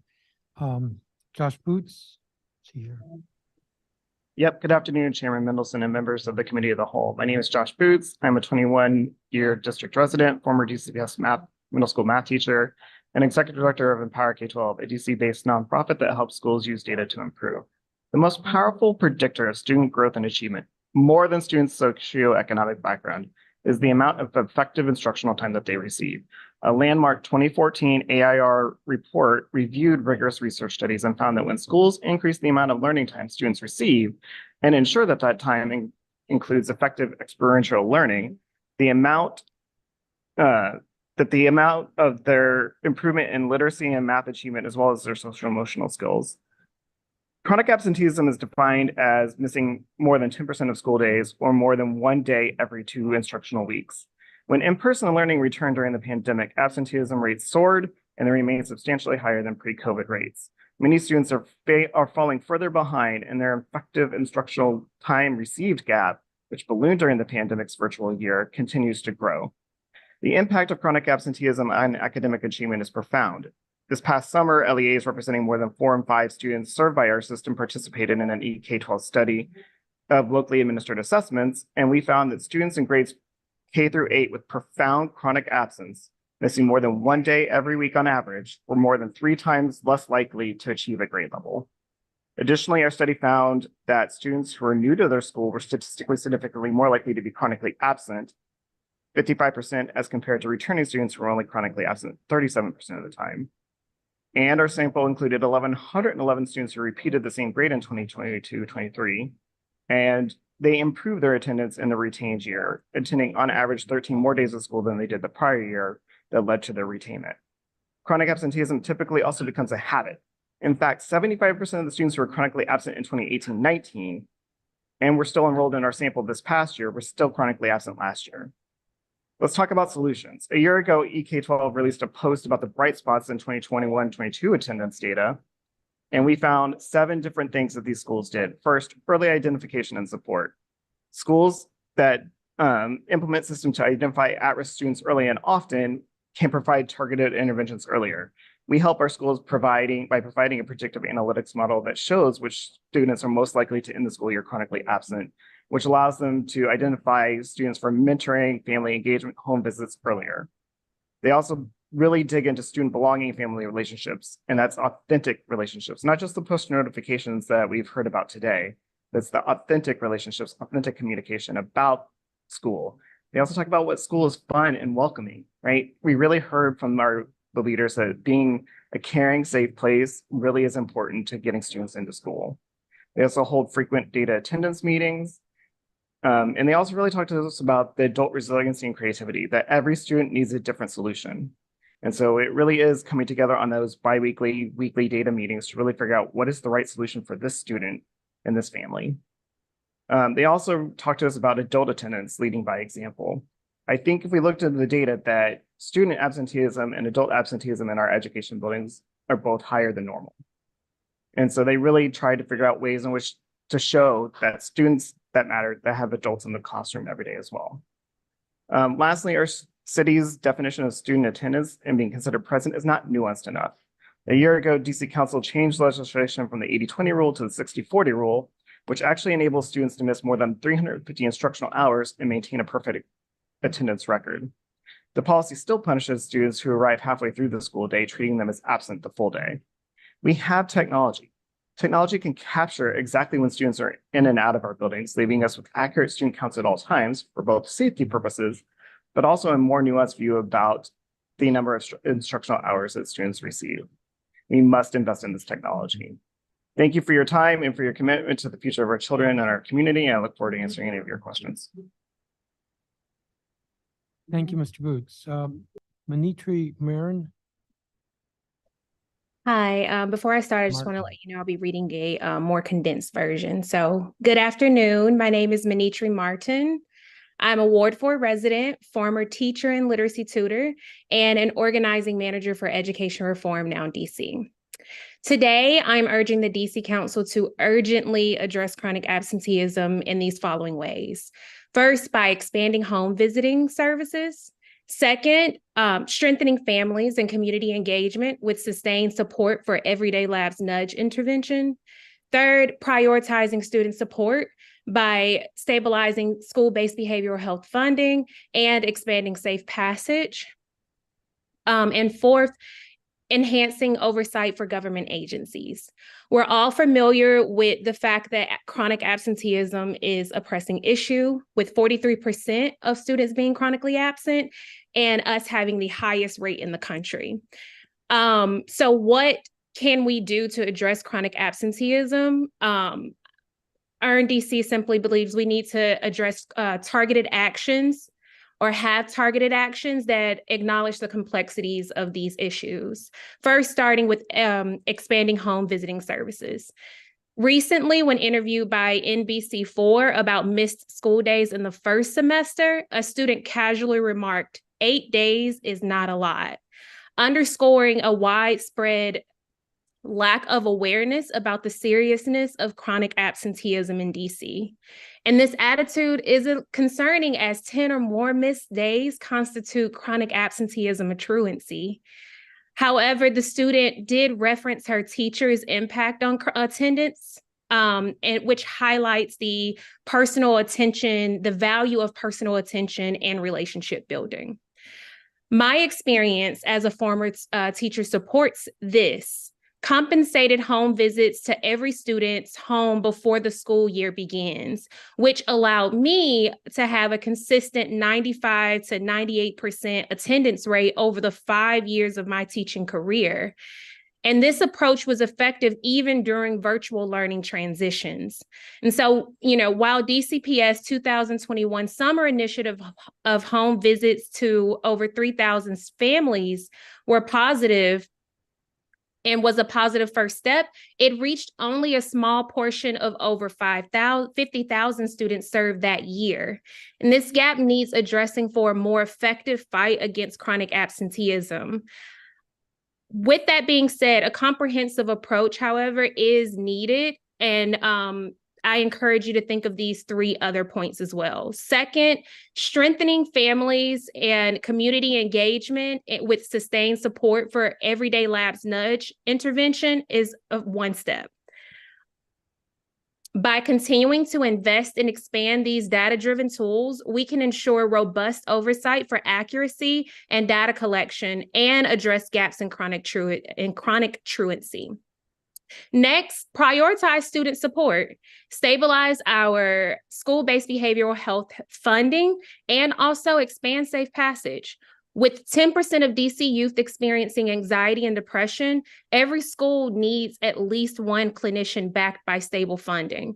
Additionally, addressing safe passage initiatives addresses safety concerns as highlighted by one of the DCPS students. Expanding safe passage, as he said in an interview, is crucial for reducing absenteeism. And last, enhance oversight for government agencies. You've heard this here today. There's a need for better oversight for government agencies involved in student welfare, including understanding how local education agencies refer students or how their LEAs refer students to CFSA or FCSSD. This oversight can ensure that LEAs are engaging in student support teams, student attendance conferences, and are making timely and thorough referrals to CFSA and FCSSD, and that these agencies are providing effective and efficient support services. We have the knowledge, the data, and the community's input, and now we have to make a decision that is decisive to ensure every student in DC has the opportunity to succeed, starting with being present at school. Thanks for your time and consideration. Thank you, Ms. Martin. Carly Sessoms. Good afternoon. My name is Carly Sessoms, and I'm a Ward 5 resident, a current DCPS teacher, and DCPS parent. I present before you today compelled to address a longstanding crisis that tightly clutches our educational system, the pervasive challenge of chronic absenteeism and truancy. This is not a recent revelation. The grip has endured for years, leaving a dark shadow over the lives of countless students and the entire community. I commend the council for acknowledging that stakeholders citywide share the responsibility of tackling chronic absenteeism and truancy. In my testimony, I aim to refrain from delving into nuanced data, statistical intricacies, or strategic presentations aimed at downplaying the severity of the problem. Instead, I wish to highlight the stark reality of this issue from a teacher's perspective, emphasizing the urgency of collective action and the imperative for a united front in addressing this deeply rooted problem. I want to start by illustrating a hypothetical yet tragically plausible scenario, shedding the light on the distressing reality faced by numerous students within our system. An upper elementary student accumulates 32 to maybe 141 absences each school year. Now, in the later stages of elementary school, preparing to go to middle school, despite year after year promotion, this student lags more than 2 years behind grade level standards in both ELA and math. As the new school year commences, a dedicated team that includes principal, the vice principal, school support staff, the guidance counselor, and the teacher themselves launch an all-hands-on-deck approach to ensure this student attends school daily. Despite the concerted efforts of multiple layers within the school, attendance remains sporadic, perpetuating a disheartening rhythm. Cycle of inconsistent attendance is continuance. The parental outreach persists and is unsuccessful. And at the end of the school year, the student is ultimately promoted to the next grade, despite limited academic progress and profound chronic absenteeism. Later, The Deputy Mayor of Education will elaborate on the notion that absenteeism primarily mirrors a student's connection to the school. As a practitioner of whole child learning, I wholeheartedly concur and consequently prioritize the building of relationships with my students and their families as paramount to supporting them academically. However, this approach, along with other strategies he will term school-level ground game, which are intended to create a sense of belonging and connections for students, falls short in addressing the needs of our profoundly absent students. While he will delve into details about school-level interventions, I would like to shift my focus to a specific data point demanding attention today: 8,827. That number represents 9% of the total count of kindergarten through 12th grade students who missed 30 or more % of school during the last academic year. This is at least 54 days and hundreds of hours of instruction. It is crucial to underscore that these students' chronic absence is rated as profound. There are 3 tiers for chronic absenteeism.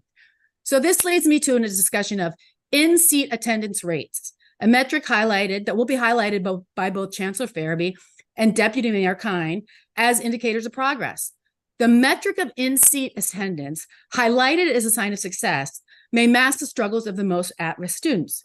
To my knowledge, this metric is being used to demonstrate that daily attendance rates remain high and continue to improve, but it likely leaves out the students who are most at risk and have the greatest need for support. As you weigh my testimony today, consider the educational black hole these profoundly absent students are falling into, pulled away from opportunities. It is our moral obligation to replace this black hole, a void of missed opportunity, with a constellation of resources, interventions, and genuine efforts. As I conclude, I urge you to reflect on another number: 2,197. This number represents the total number of K through 5 elementary school students who missed at least 54 days of school last year.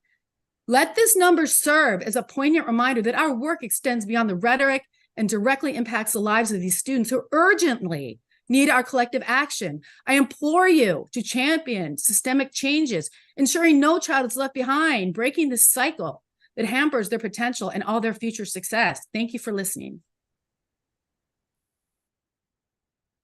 Thank you, Ms. Sessoms. Eduardo Ferrer. Good afternoon, Chairperson Mendelson and members of the Committee on the Whole. My name is Eduardo Ferrer. I'm a Ward 5 resident, a visiting professor in the Georgetown Juvenile Justice Clinic, and the policy director at the Georgetown Juvenile Justice Initiative. Thank you for the opportunity to testify today on the issues of chronic absenteeism and truancy. When we discuss chronic absenteeism and truancy, it's often tempting to locate the problem in the individual child or family, rather than in the school, systems, or structures that surround the family. Not attending school is too often assumed to be a volitional choice by the child not to attend, rather than being the result of individual and structural barriers that create challenges to school attendance and meaningful access to education for the child and their family. If we want to meaningfully address chronic absenteeism in the district, we need to do 2 things. First, we need a much more sophisticated understanding of the individual and structural barriers at the root of absenteeism, and we need to acknowledge that these barriers drive absenteeism in the district.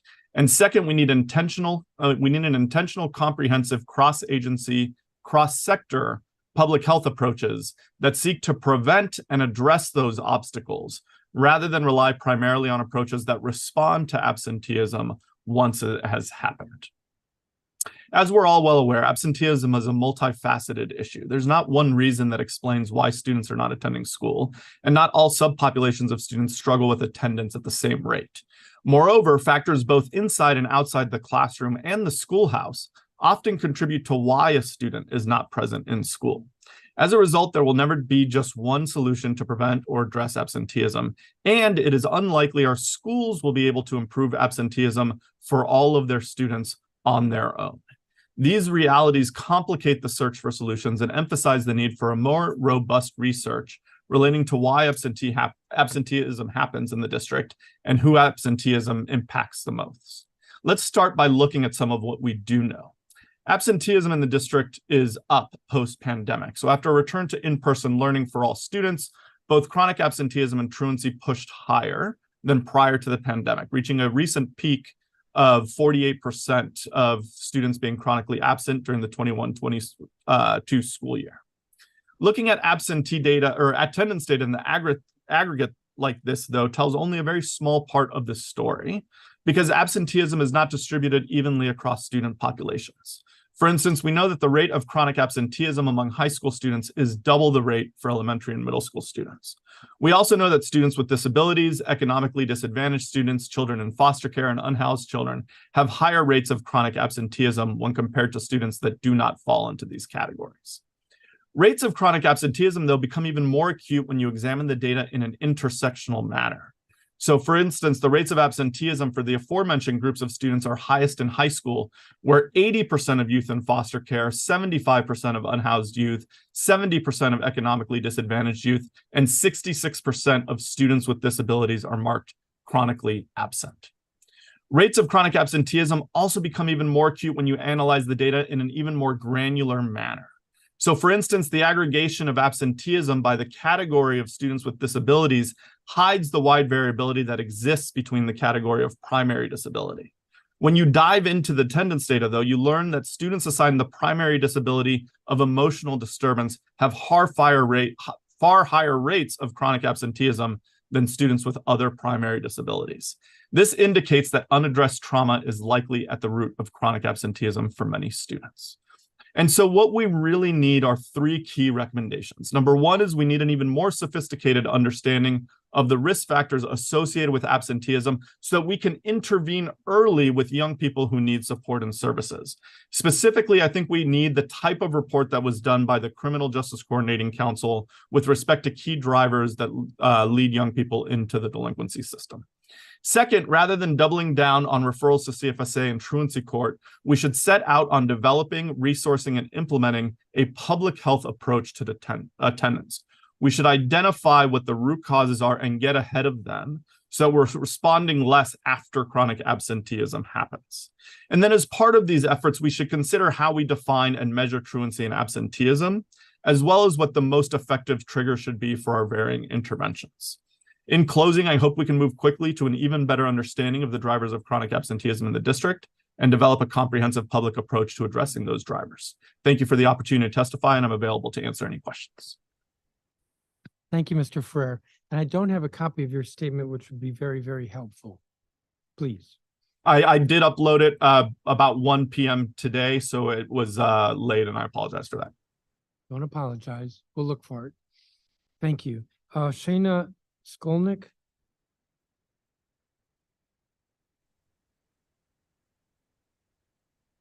Shayna Skolnick. Yes, my apologies. Good afternoon. My name is Shayna Skolnick, and I'm the director of the Promotor Pathway at Latin American Youth Center, also known as LAYC. Thank you for the opportunity to testify today and share what we're seeing firsthand regarding chronic absenteeism and truancy and the impact of our interventions for some of the most vulnerable youth in the district. It's through the support of the Office of Victim Services and Justice Grants and their Show Up Standout program that LAYC's Promotor Pathway has placed 7 promotors at 5 schools across DCPS, where we partner with school staff to improve student engagement and reduce truancy rates. Our team includes bilingual promotors at Roosevelt High School, McFarland Middle School, Cardozo Education Campus, Coolidge High School, and Ida B. Wells Middle School. Promotors, or youth advocates, are highly trained LAYC staff who provide long-term one-on-one mentoring and intensive case management to youth facing a multiplicity of challenges and socioeconomic barriers that play a significant role in their truancy challenges. By building transformational relationships and providing linkages to support students and families within and beyond the school walls, promotors work to improve attendance and support student success. A randomized controlled trial evaluation of the Promotor Pathway conducted by Urban Institute demonstrated that students with a promotor were 1/3 more likely to stay in school than students without. A more recent follow-up evaluation assessed the longer-term impact of the model, gathering data on the same youth between 22 and 29 years old, providing a glimpse into the lives of these participants as young adults. 5 years post-initial evaluation, 81% of promotor youth had received a high school diploma or equivalent, compared to 75% in the control group. were youth without a promotor. Furthermore, we saw a positive impact trickle into other areas of their lives, with 71% of promotor youth experiencing recent employment stability, 17% more than the control group, and on average, their annual wages were close to $8,000 higher than the control group.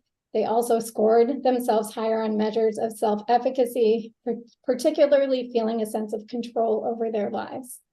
Our students face numerous and significant barriers that contribute to their absenteeism and truancy, including transportation issues, safety concerns, feelings of not being supported at school, mental health concerns, as well as a vast amount of family and financial challenges, including housing and food insecurity and responsibilities that older students have in caring for younger siblings. The significant rise in crises and urgent needs that started during the pandemic has not waned, and promotors are an integral part of assisting youth, families, and school staff troubleshoot these challenges.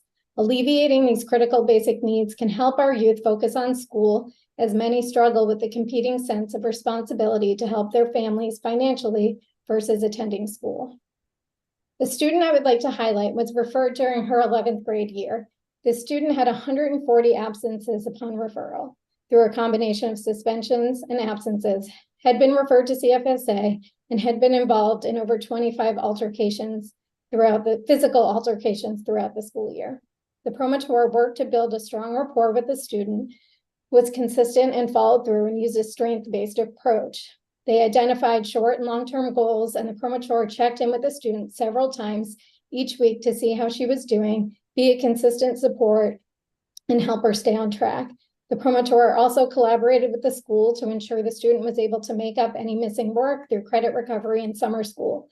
Now in her senior year, she's worked extremely hard to get to school and classes on time, complete assignments, and takes the initiative to reach out for support. She recently took her SATs, which she never wanted to do before, and is currently on the honor roll and has not been involved in any physical altercations this school year and is college searching. So that's just one example of the students that are referred to us. And so thank you for the opportunity to testify today. Thank you, Ms. Skolnick. I don't have a copy of your statement, if you could send that. Yes, I'll send it. I couldn't get into the website, but I'll make sure you get it. Okay, thank you. Faith Gibson Hubbard. Good afternoon. Good afternoon.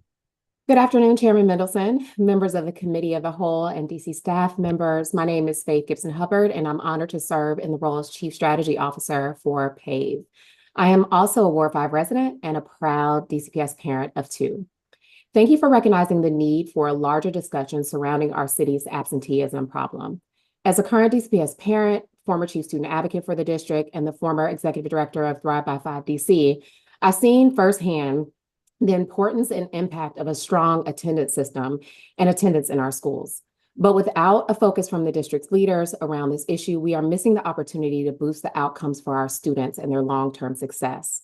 You've already heard the numbers of our chronic absenteeism issues in the city and what it rose to in the 2021-2022 school year up to about 48%, and that's 15% higher than the national average. Chronic absenteeism not only affects students' abilities to perform academically, but it also increases their chances of being involved in other areas that we don't want them involved in, the justice system, or witnessing and experiencing violence acts. And yet, when we face the reality of these issues, we did not dig in to address these variety of factors that have caused this increase. Instead, we lowered our attendance standards in the name of equity. And while our communities and families need support in navigating a once-in-a-lifetime global pandemic, we also have to consider the unpopular truth that we can't expect our students to hold high standards if we don't do the same for them. Moreover, how can we expect our students to succeed when we aren't providing them with the necessary supports to ensure that they get the education that they need and deserve? How can we expect that our students feel cared for when we aren't working to address the issues that they are clearly crying out for us to address to get them to attend school and feel safe? In my written testimony, I have detailed statistics that exemplify just how detrimental this chronic absenteeism issue is for our students' outcomes. But for brevity, I will allow you to read those yourself. We have heard from many parents in our vast network of parents, well over 6,000, that include many voices like the voice of one parent, Rochelle Moore, who's a native Washingtonian and a Ward 6 resident. She talks about the importance of a supportive school staff, and that plays a huge issue in ensuring that her son made it to school each and every day, and you actually heard from his school leader earlier. She made sure that the students were getting onto the bus, that they were arriving, and that they were a priority to her each and every day in getting home from school and also getting there each morning. And we know that this is really great and it's commendable, but it's not sustainable. And we have to find sustainable solutions for all of our kids to ensure that they feel comfortable in coming to school. What does a communication and coordination look like in real time to ensure that we can support students who are missing from school?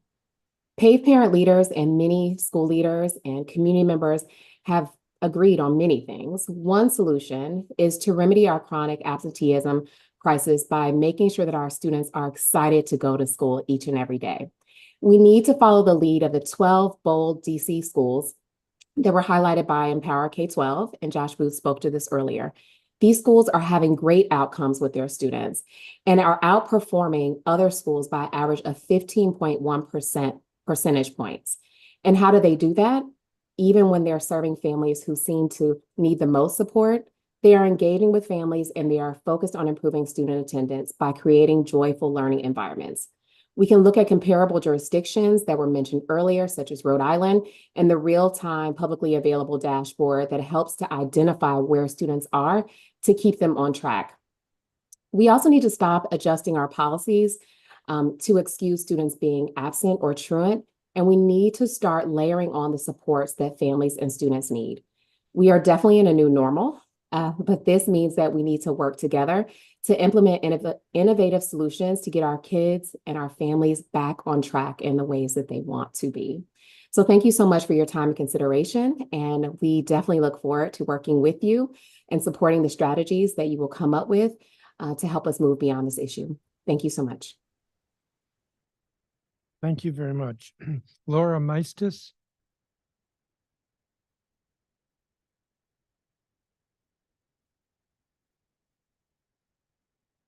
You have to be accepted. You have to accept to be promoted.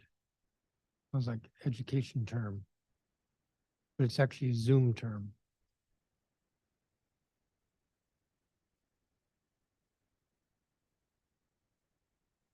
Laura Meistis. I am so sorry. Just trying to figure out the technology. Can you hear me? I can hear you. I can see you. Okay. I can hear you. Okay, wonderful. Thank you. Good afternoon, Chairman Mendelson and members of the committee. I'm Laura Maestas, and I'm the CEO of DC Prep.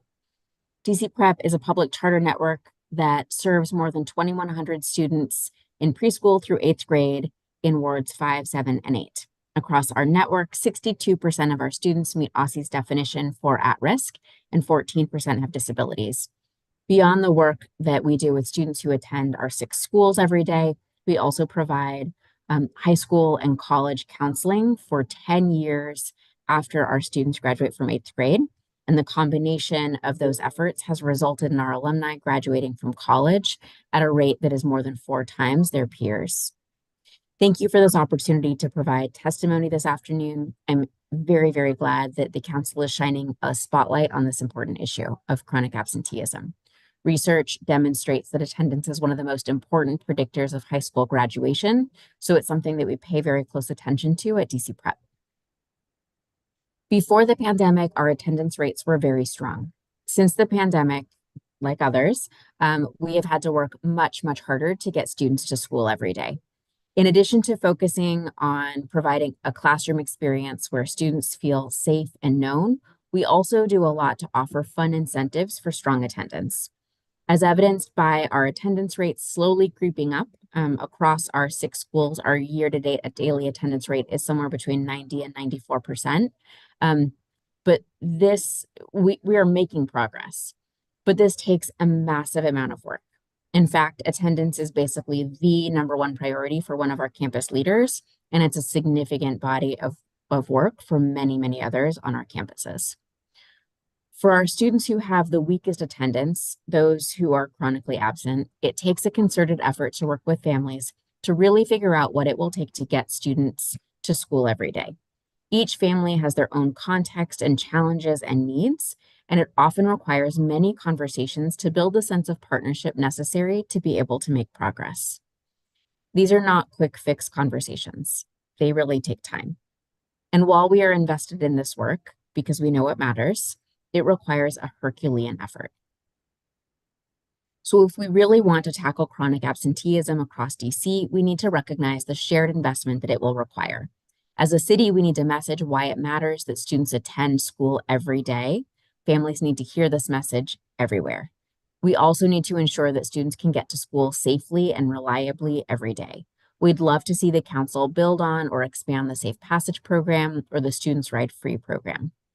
As always, I'm very grateful to work in DC. I know that the council cares deeply about DC's youth, and I'm grateful for your commitment to students. Thank you for your time and your attention on this matter.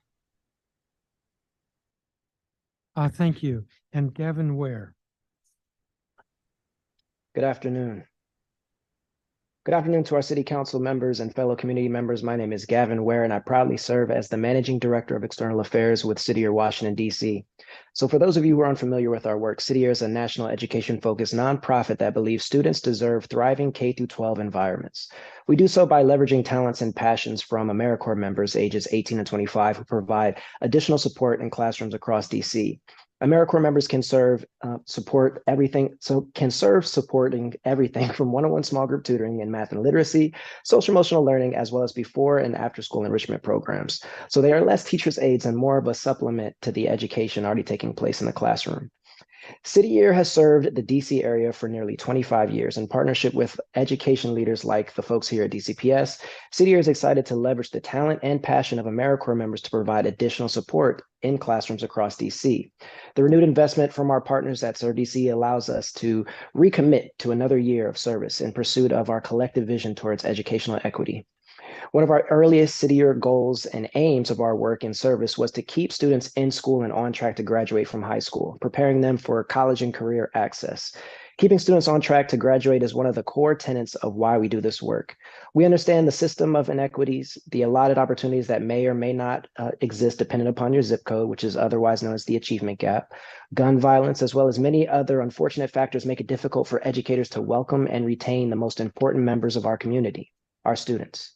The more students City Year spends time with as City Year success coach could actually change the course of their academic career. The more likely they are to improve in critical academic areas such as English language arts, mathematics, and also another critical area such as attendance. City remains open and flexible and a connective thought partner in the district when it comes to addressing the very real concern and partnering with the City Council, community-based organizations, and any other organizations and change makers aiming to improve the academic experiences of our youth. The realities of education, how we teach, how we meet the students where they are at, and the challenges that the students deal with on a regular basis have only been exacerbated by the pandemic and subsequent learning loss. It takes a powerful village to raise a child. City Year appreciates the opportunity to continue combating chronic absenteeism and truancy along with other servant leaders in our community. Thank you to the council and other community members for your time and consideration. Thank you, Mr. Ware. So that concludes the testimony from all the witnesses with this group. There'll be one round of 5 minutes for members to ask questions, and I believe there are 3 members present. I have a couple of questions. I think I want to start with Hannah Mason. At the end of your testimony, or near the end, no, not at the end, but near the end, you said, in addition, chronic absenteeism does not seem to impede high school graduation. And statistically significant negative correlation between absenteeism and graduation rates. This means students may be less incentivized to attend school on a regular basis if they're still able to graduate. I think a couple other witnesses made a point somewhat like that. So is the answer then that we should go back to a more rigid standard of miss so many days you cannot graduate? I'm not necessarily sure that that is the particular answer, but I will say that that chart encompasses 9th through 12th grade chronic absenteeism rates. But it does go to show that I think that even if you are chronically absent, it does seem that students are able to graduate. So I think that the district and leaders need to ask ourselves, what necessarily standard is that setting? How can we ensure that even if students are graduating, that they're still in the classroom or in work-based learning opportunities? I do think that there has to be also other ways that we invest in how we track chronic absenteeism, and we should look at other district strategies and things like that to see what they're doing, particularly for high schoolers, because I do think it can be different for high school students versus middle school and elementary school students. See, what I think it means is that there are kids who are graduating who really are not academically at grade level. But let me turn to, I guess, Ms. Sessoms. You're a teacher in a school. Do you have SSTs in your school? You should. Yes, we do. And we have a multi-tier system of support too. Yes. And do you think they're effective? I think they're effective when you can get all the parties to the table. I think the biggest challenge is that with our students that are chronically and profoundly absent is that the parent engagement is really hard. It's a bridge that's really hard to build. That I think is the biggest obstacle. I think that if you're able to develop the relationship and have the parents invest, in their child's invest in the school as much as we try to invest in them, then that can have a lot of success and promise. But that seems to be, in my experience, that seems to be the biggest barrier. Is getting the parents involved with the SSTs. Yes, it's having a full support network behind the student at school and at home, and everyone being on board that the best place for the student to be is in the school when it's school time. Now, I've heard that before, so this isn't shocking what you're saying. Do you have any suggestions? So what I'm hearing from you is that's the major defect with the SSTs, is that for the more chronically absent, it's typically difficult to get the parents engaged. Do you have any thoughts on how to overcome that? Well, I do have some thoughts. I've had a lot of conversations with my fellow teachers, especially in preparation for this testimony. And one of the things that I've seen worked, which is, is busing, is providing transportation and actually going to pick up the students. And I'm not sure that's a solution to start busing, 40,000 kids or whatever the number is, but I intentionally created my testimony to focus on a really digestible number, as I termed it. I mean, these are the kids who have the most profoundly chronic absent rates. And so it needs to start somewhere. I know that in the case of some of my students, hypothetically speaking, that when bus service has been provided, that they've been able to have better attendance rates. The struggle there is that it's designated for students that have individual education plans. So we don't have a mechanism in place, as far as I can tell, that would provide any kind of transitionary service to providing transportation. But I have seen success when students get picked up and get on a bus and get back on the bus and go home, even when they live within 2 blocks of the school. Gosh, I was going to go somewhere with that. The number that you highlighted was 2,197. Would you say there's a pretty high correlation between academic performance and these kids who are not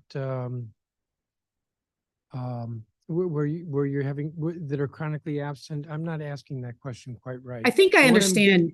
If I might sorry.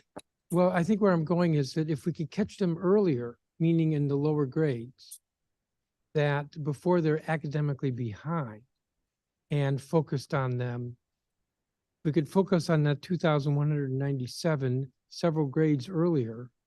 Would that make sense? That's well, it would make sense that they're academically not achieving. It makes sense to me because I don't want to make any assumptions, but the likelihood, 9th grade is the most critical year, as I've understood and read. And my students of today that are chronically absent, I have to assume have a higher likelihood that they're going to be the truant ones of tomorrow. So, you can distill the number from the OSSE report to get the total number of kindergartners. But yes, if you can establish a tier 3 level support with the families that has wraparound services starting in kindergarten, I think that it's very possible you can see outcomes that are significant that will carry through the remainder of their educational journey. My own opinion, I mean, as a 4th grade teacher, my chronically absent students, I feel like, we're at the critical juncture in 4th grade because they're almost middle school students, and it's tragic and heartbreaking. I'm over my time. Thank you very much for your testimony. Councilmember,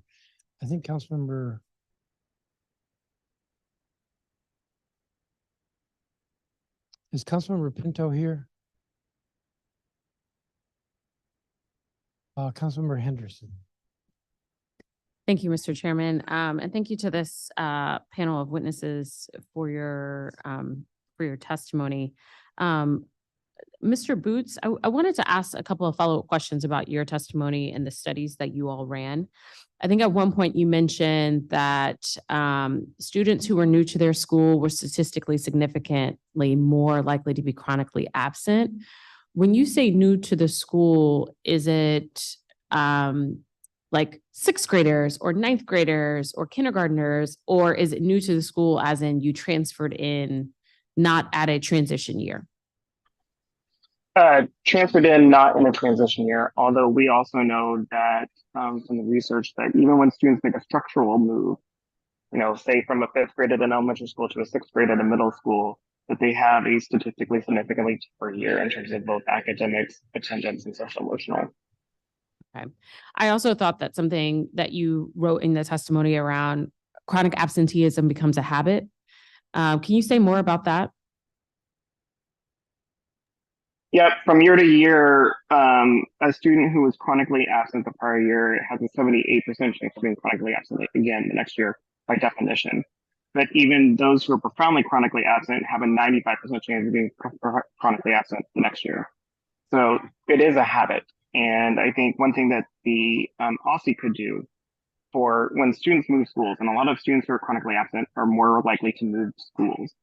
OSSE gives, when they enroll in a new school, OSSE gives them access to their state test scores. But they could also give them access to their chronic absenteeism history so the school can intervene earlier if they need to. That's a really good point in terms of when you're doing the handoff from one school to the other, the file should also include attendance so that the other school kind of knows what they're getting into, but as you said, can also intervene earlier. Ms. Sessions, I appreciated your testimony. And I know that you teach in the elementary grade level, but I'm curious, are you aware of if DCPS teachers in the older grades have the discretion to include attendance as a component of a student's grade? And the reason I ask that is because if we talk about this as a setup or a foundation for eventual post-secondary whatever, this is playing into, are you showing up to a job on time and able to keep that job? In college, I know for most folks, community college, 2 year, whatever, it doesn't matter what you do, but attendance is part of your grade. And so if you don't have the habit of showing up, are we developing poor habits that are hard to change later? I don't know, but I strongly think having done report cards and seen report cards and processed report cards and received report cards, attendance is handled as a number on a report card. As teachers, we have very clear metrics about how we record grades. I, as a parent of 2 high school students, have never seen any indication that attendance would reflect in a student's report card.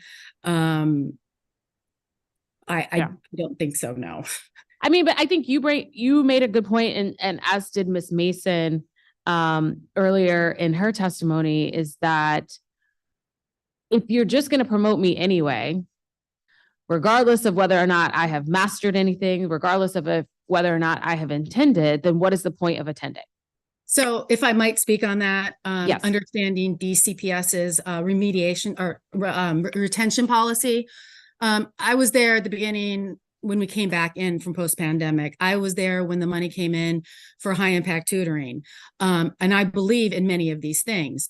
The retention policy, as I understand it, as I read it, is, if you can blame the pandemic, hold the student harmless. As students get closer to middle school, there's a developmental issue, concern, which is legitimate. It's not, a great idea to hold a 10-year-old back, but the issue is the gap. And in my own opinion, the gap is intervention services within the school setting just aren't available. DCPS principals are held to this formula funded budget every year. They have no flexibility to really meet their students' needs. So the students are passed along. Our graduation is an outcome, or sorry, I look at it as an output, not really an outcome. But I know that my hypothetical student is likely to go to 5th grade and on to 6th, and it doesn't help the student. You're right about that. I think that, and we've heard this before, even when we were years ago discussing sort of the 80-20 rule and what that impact is. But when a student gets to 9th grade and then they realize, oh shoot, I actually have to pass algebra, then it kind of hits them in the face. And I think that the number of 9th graders who are chronically truant and are experiencing chronic absenteeism, I think it's a reflection of what happened in middle and elementary school. But thank you all for your testimony today. Thank you, Councilmember. Councilmember Allen?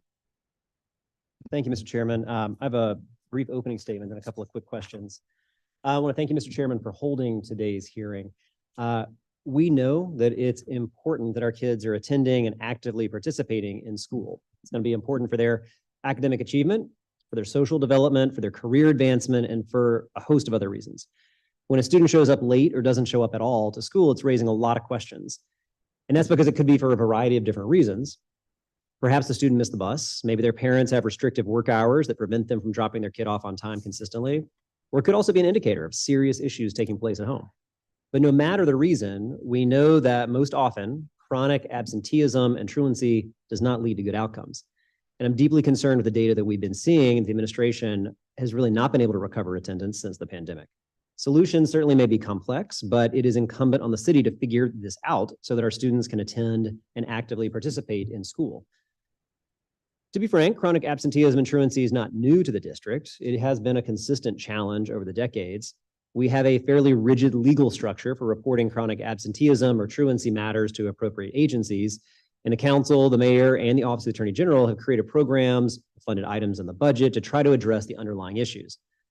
But here we are today with our overall chronic absenteeism rate at 41%, truancy rate at 35%. Those numbers have come down only slightly from pandemic highs. But when you break those numbers down by grade level, that's where the data really tells the story.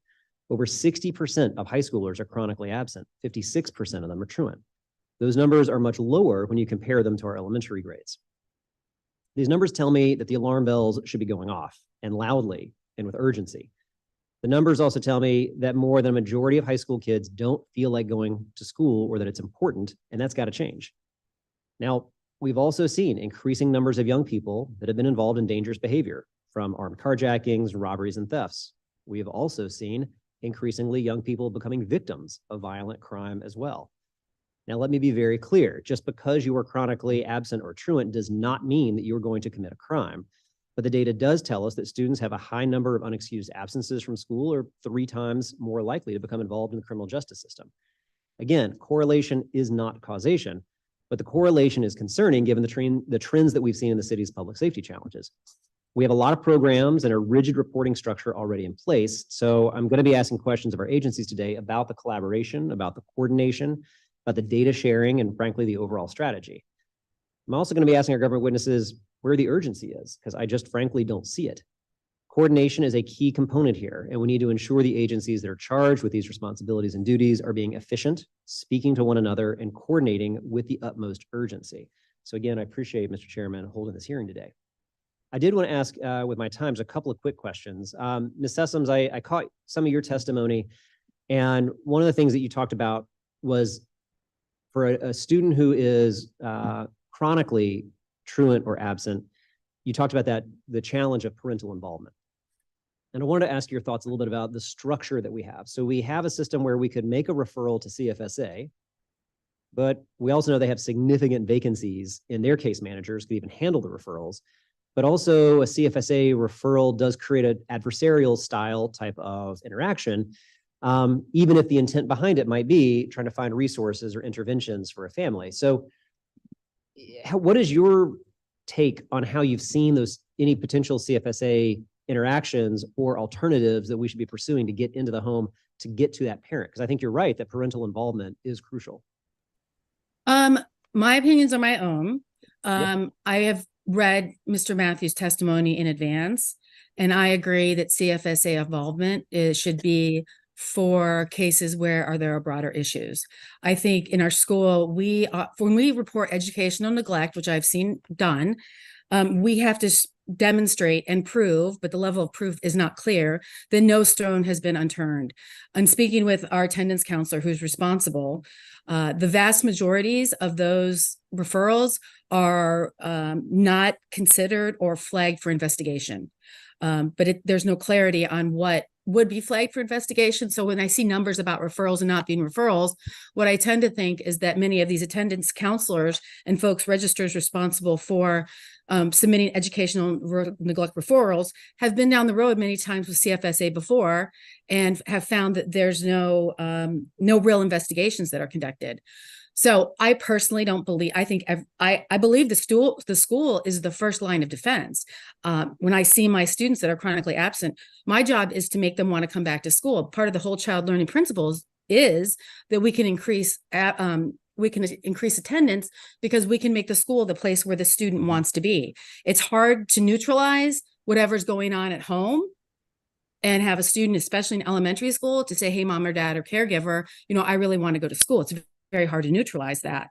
So I think that, in my case, when I mentioned educational black hole, I think that so many, when it comes to educational neglect, there's no traction. I don't think that CFSA is necessarily the responsible party, but as the current system exists today, there's no system. It's literally an educational black hole, and we continue to reach out, call, email personally, and there's nothing after that. Yeah, I think I know my time is up. I'll just say that is my concern, is that it is a black hole, that there is no system. That when you do make a referral or when you do that outreach, nothing comes back. And I think that just is obviously going to hurt our kids the most, despite the best efforts of the adults. So thank you very much. And I'm out of time, but thanks to everybody on this panel. Thank you. Thank you, Councilman Brown. I think that's all the council members for this round. Thank you to all the witnesses. You've been helpful. A couple of you need to get us statements, copies of your statements. So you all are excused. I'm going to call the next group of witnesses. William Lightfoot is listed as a public witness. Judith Sandelow, who's the Executive Director of Children's Law Center. Danielle Robinette, who's Senior Policy Attorney at Children's Law Center. Tara Iqbal, who's Director of SEL at DC Prep Public Charter School. Angela Jones, who's listed as Youth Guidance. Regina Bell, who is Vice President, Washington Teachers Union. Scott Goldstein, who's Executive Director of Empower Ed. Give me a second here.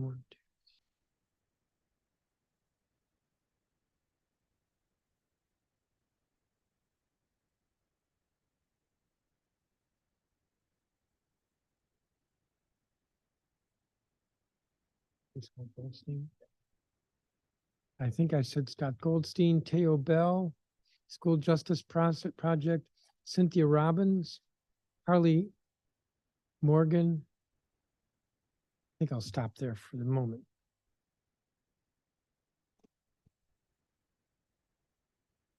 Bill Lightfoot. Judith Sandelow, and something tells me that you're testifying with Danielle Robinette. There's a third person there.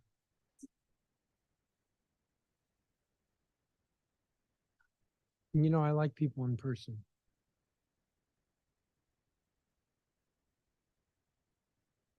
Why don't you proceed?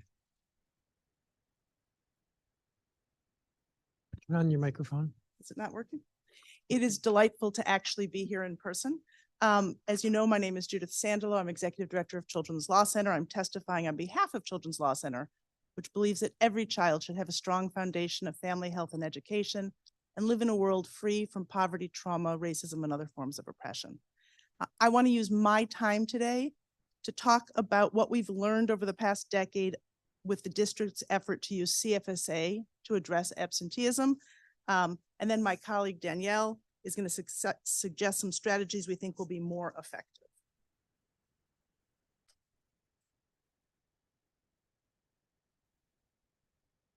I'm sorry. That's okay, Chairman. I came in person and I'm testifying because of how important this is to Children's Law Center and how much we think the issue of how CFSA performs in the area of chronic absenteeism and truancy is really important to think about as you go forward. So as you know, Chairman, DC law requires schools to refer students who accumulate 10 unexcused absences to CFSA if they are younger than 14. Unfortunately, in the decades since we've created that requirement, the district has not seen any improvement in rates of chronic absenteeism and truancy. In fact, it's increased year over year. I want to spend a few minutes sharing my thoughts about why the strategy doesn't work. I've learned talking with parents and children that their view of CFSA staff is that they're the people who investigate and remove children from their homes.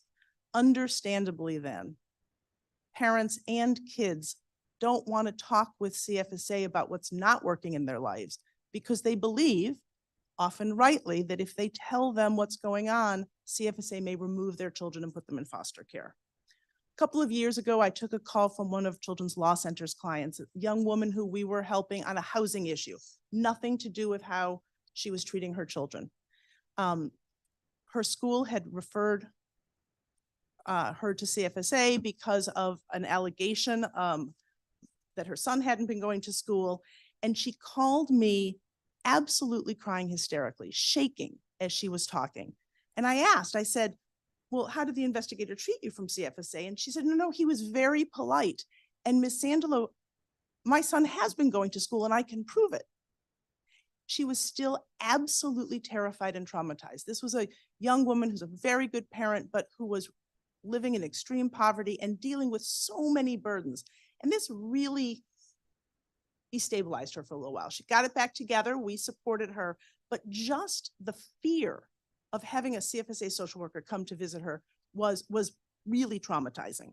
The DC government actually realizes that this is a truth about CFSA's role in the community, and it's not an aspersion on CFSA at all. It is in fact their job to investigate and make sure that children are safe at home.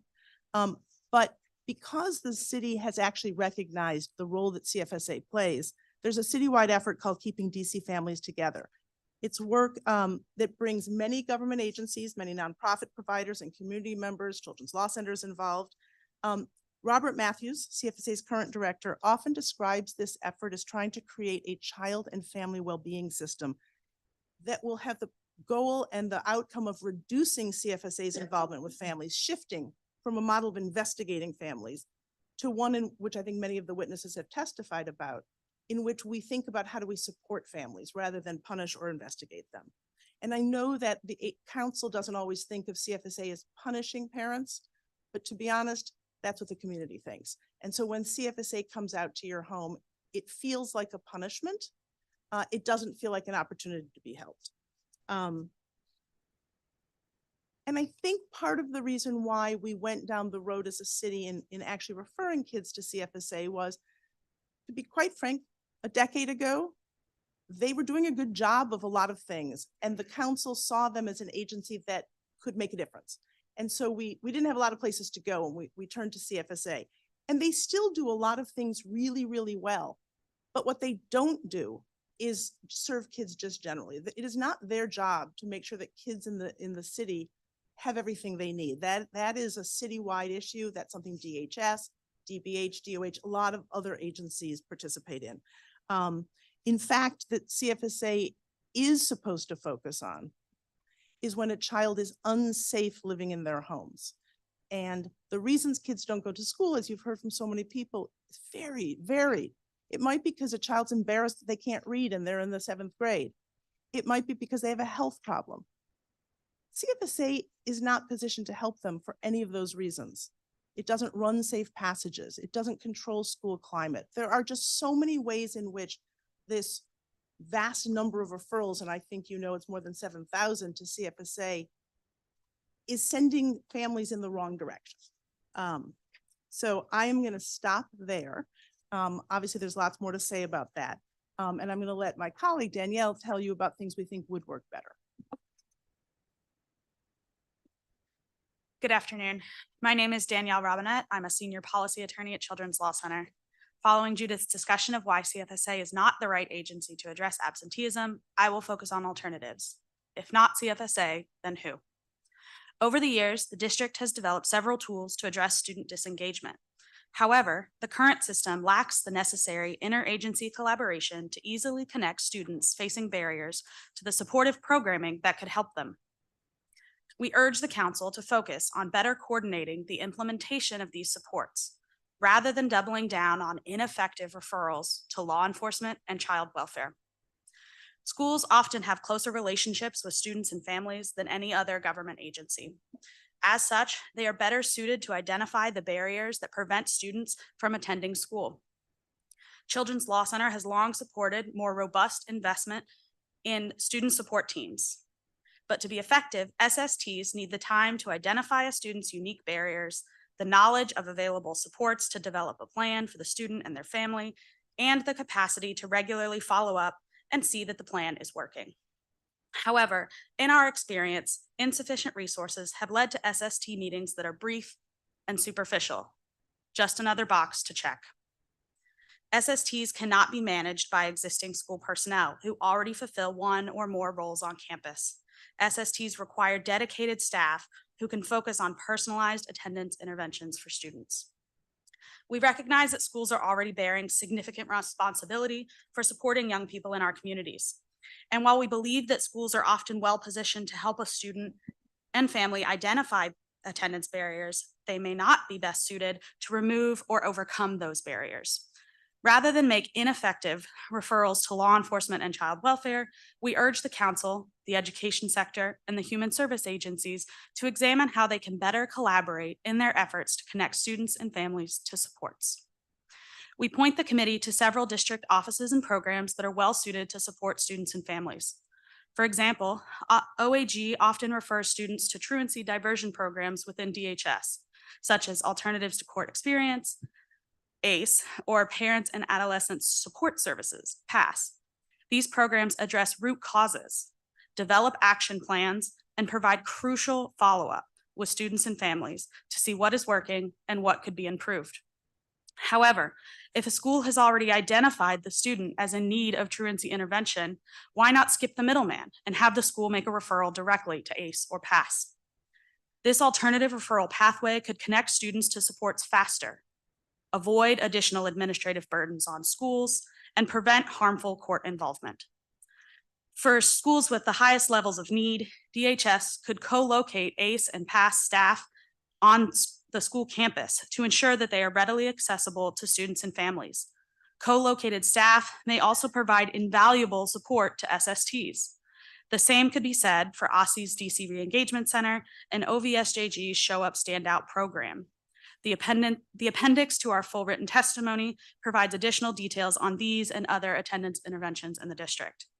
Lastly, DC needs more detailed and more timely attendance data. First, the education sector needs a detailed analysis of the root causes of absenteeism in the district. And second, DC needs more timely data that informs schools on the needs of their current cohort of students while there is still time to course correct. Thank you for this opportunity to testify, and I welcome any questions. Very good time. Thank you.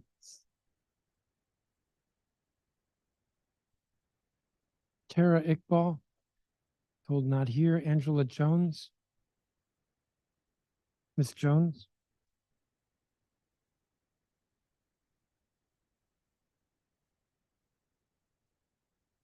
Angela Jones. I'm told you're muted. I am here. Good afternoon, Chairman Mendelson, Committee of the Whole staff, and fellow witnesses. My name is Angela Jones. I am Youth Guidance DC Development Director, pleased to testify on behalf of our programming today. Youth Guidance implements programs that enable children to overcome obstacles, focus on their education, and ultimately succeed in school and in life. Nationally celebrated by President Obama and Bill Gates, Youth Guidance inaugural band program was implemented in Chicago, year 2000, addressing various disparities causing truancy and chronic absenteeism that our district and other cities across the nation have seen compounded by the pandemic. Youth Guidance DC currently operates the BAM Fellowship Initiative Program, or BAM-FI, in 5 DCPS high schools: Ballou, Dunbar, Eastern, H.D. Woodson, and Ron Brown, across wards 5, 7, and 8. The BAM-FI program, launched in DC 2021, delivers comprehensive social emotional learning, mentoring, and post-secondary readiness programming to address male-identifying youth of color who have been exposed to trauma and face social, behavioral, cognitive, or emotional challenges. This evidence-based program supports our young men of color through high school matriculation, 9th grade to 12th grade, and is within the school district's commitment to racial equity, student support services, and post-secondary framework. Full-time specialists are in schools daily, and students have access to critical guidance such as small group sessions, individual support, brief encounters, and systemic work. The curriculum emphasizes 6 core values to include integrity, accountability, self-determination, respect for womanhood, visionary goal setting, and positive anger expression. Furthermore, the out-of-school engagement on 2 Saturdays a month during the school year and a 6-week summer engagement exposes our young men to the following areas in depth: mental health and well-being, academic support, civic leadership and development, and post-secondary learning.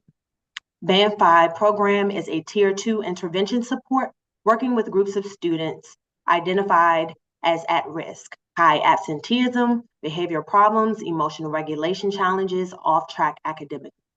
We want to see Youth Guidance scale as a key community-based organization, reducing chronic absenteeism, building positive student cultures and inclusive learning environments across all DC wards. We have the data to prove outcome. Outcomes show that BAM-FI participants are 25% more likely to be present and engaged in school, 50% less likely to be arrested for a violent crime, 35% less likely to be arrested overall, and 90% more likely to graduate from high school on time. Participants show significant improvements in health, academic performance, increased attendance, and overall reduction in risky behavior. BAM-FI creates a safe space to facilitate school engagement, youth-adult relationship, and peer-to-peer relationship bonding, integrated with highly engaging youth development activities with clinical theory and practice and rites of passage components. We teach our participants to show up and ask for what they need. For example, a BAM-FI student reflected last year, "I used to be shy to ask people for things, but sometimes you need people's help. BAM-FI taught me the value of self-determination to show up for myself, like asking my teacher, 'Can I get help with this? Can I get extra time?' It's really helped my grades. I was really struggling. I had all F's this quarter, but now I have 2 A's, and I've just improved my first period grade that was straight F's to a C. We meet kids where they are. We believe in the potential of all kids, and we know being our best is an ongoing process." Thank you to the council for its continued efforts on behalf of all district residents. We recently were honored in November to host Councilmember Trayon White during a Ballou High School BAM-FI circle. So I want to extend an invitation to all committee members, including yourself, Chairman Mendelson, to participate in one of our BAM-FI circles this January or spring 2024 school semester, so you too can experience firsthand the power of youth guidance programming. Thank you. Thank you, Ms. Jones. I don't have a copy of your statement. If you could provide that, please. Yes, I will resend. Great. Regina Bell? Good afternoon, Chairman. Thank you for holding this hearing on chronic absenteeism and truancy. It should go without saying that there is a direct relationship between student attendance and student academic performance. Any absence, whether excused or not, means students aren't learning. Beyond the classroom and test scores, irregular attendance can be a predictor of high school dropout, which is associated with poor job prospects, diminished health, and increased likelihood of being involved in the criminal justice system. There are a variety of reasons for the high rate of absenteeism, including housing insecurity, homelessness, transportation, physical health issues, physical safety issues, bullying, and trauma. Chronic absences can be assigned that a greater investment in school climate is needed. Safe, positive, engaging learning environments motivate daily attendance, even when it isn't easy to get to school. Students and families are more likely to show up to a school if they know they can turn to the adults in the building for help and support, especially during times of need. Chronic absenteeism does not have a single cause, nor does it have a simple solution. The council has held many education-related hearings in the last few weeks: school budgets, teacher retention, teacher evaluation, academic achievement, student loans, student success, and teacher well-being. All of these topics are part of the student success puzzle. We need well-staffed, stable schools to address students' needs. All of us, parents, teachers, administrators, and policymakers, need to work together to develop strategies to reduce chronic absenteeism and improve students' chances of receiving a complete and effective education. Thank you for allowing me to testify. Thank you, Ms. Bell. Scott Goldstein. Good afternoon. With staggering levels of chronic absenteeism, we can break down our approach into three categories: addressing root cause barriers, improving the student experience, and ensuring every student feels a strong connection both to fellow students and to caring adults. First, addressing barriers. For families to wake up focused on getting children to school, they need the economic security, job security, housing security, food security, and safe transportation that make that possible.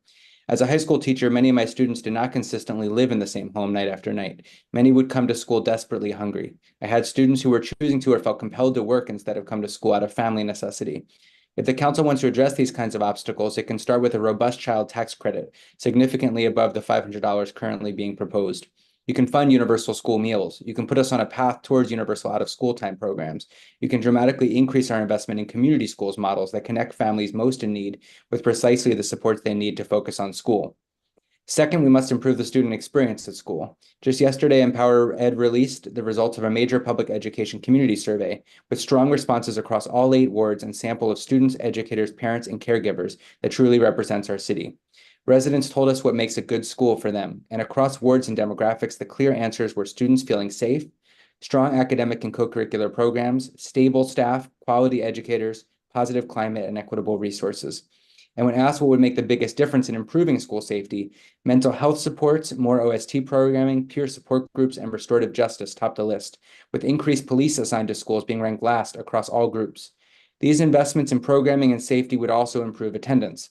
While students expressed overwhelmingly they actually do feel safe in school and on their commute, thanks to the school staff, safe passage workers, and other caring adults, they indicated feeling less safe, especially on the metro and out in the community in pre- and post-school hours. Students who attend school every day are driven by a connection to something or someone that enriches their life. Even years later, I could rattle off to you the list of names of former students who only attended school on A day or B day because they showed up for a specific teacher or a specific class that was meaningful to them. Students want a school experience that is relevant, engaging, and challenging. To do this, we need an expansion of specialized programs and curricular offerings like dual language, global studies, theater, culinary arts, STEM, life skills, and more. And we have to allow teachers to bring learning to life for students with project-based and experiential learning that can produce life-changing experiences. When I run into former students now, it's always the field-based learning that they remember, thank me for, and tell me about how it opened up a new world for them. That's why it motivates students to come to school. But it was tough for me as a teacher to orchestrate that with little systemic support and many policies that disincentivize teachers from creativity. That's why we're asking the mayor and council to create an experiential learning microgrant fund. Finally, one of the best ways to make sure students attend every day is to make sure students feel strongly tied and positively accountable to adult mentors, whether they be classroom teachers, coaches, deans, school leaders, behavioral health staff, or other school staff. But when we lose teachers, those bonds of mentorships are broken. And along with it, the faith the students have that someone is there for them and cares about their success.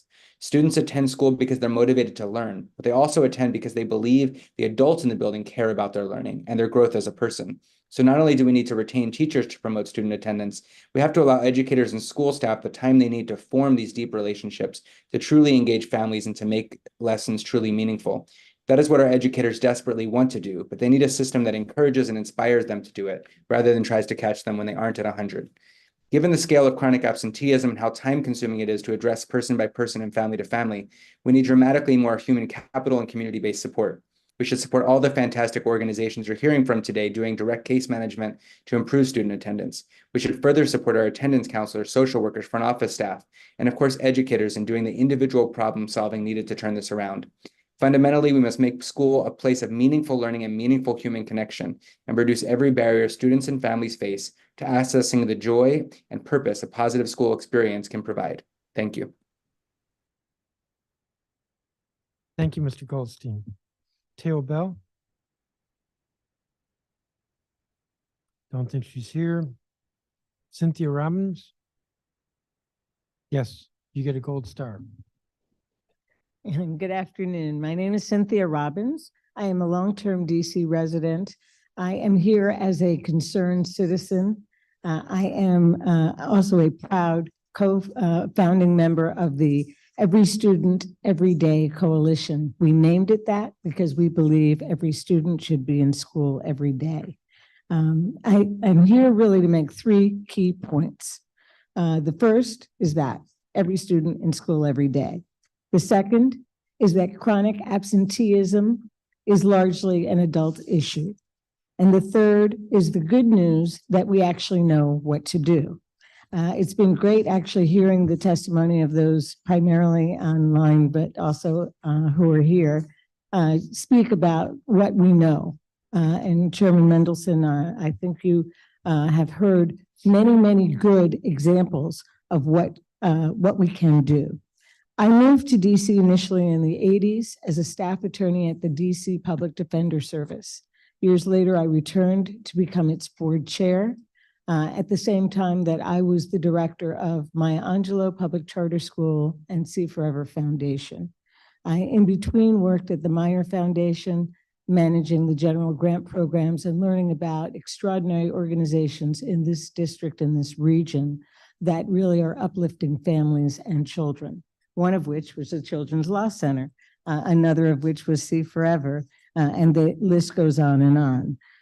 What I would say is that the Maya model, basically at its core, was that we set high expectations and then we resourced everyone in the community to meet them. That is the students, the administrators, the teachers, the parents. We achieved graduation and college rates, and I'm speaking in past tense because I left there in 2008. But children are children, and our community is the community. There are definitely some new dynamics, but there are also some very old strategies that will work and do work.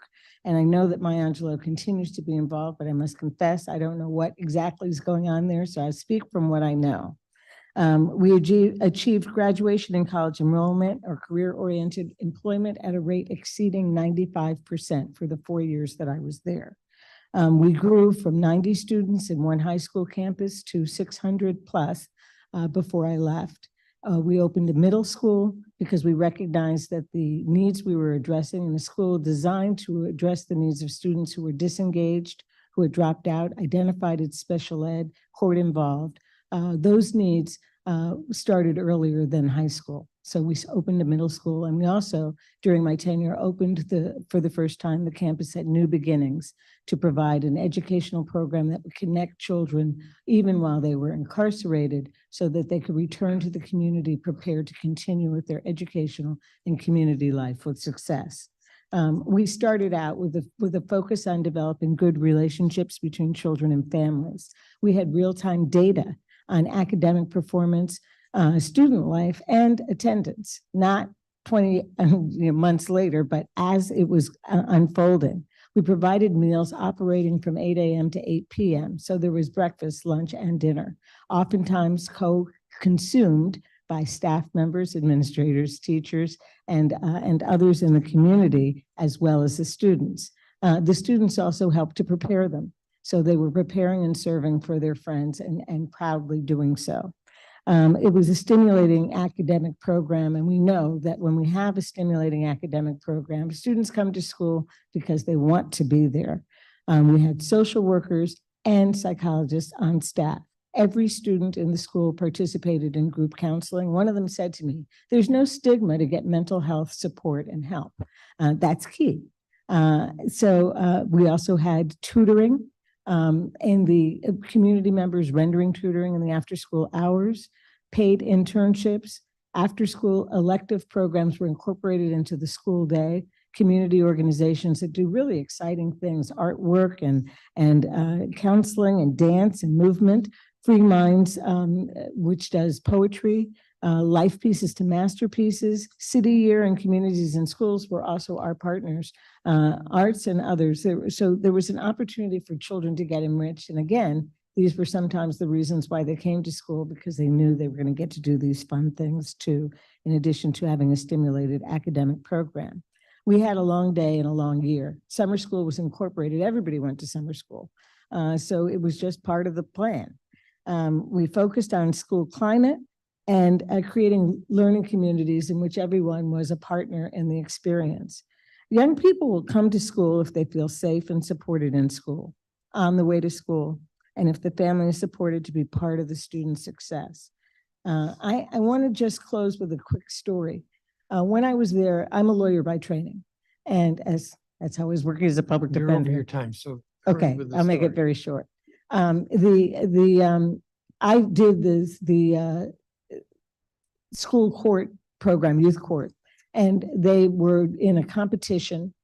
The day before the competition, we had been working all year, all semester on this trial, this mock trial. One young woman had been in the police station because her father had assaulted her.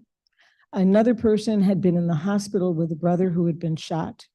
These children showed up for the moot court competition and placed second. I say that only to say that there was that level of connection to the enterprise. They did not want to let down their schoolmates, and they had worked hard on weekends, after school, during our class. It can be done. That's my closing remark. Thank you so much for having this hearing, and I'm here to answer any questions. Thank you. So that's all the witnesses for this group. And at the moment, I may be the only one with questions. I'm not sure I'm putting myself on a timer, but do actually, so I know how far I'm going. Although actually I didn't call Harley Morgan. Is Harley Morgan here?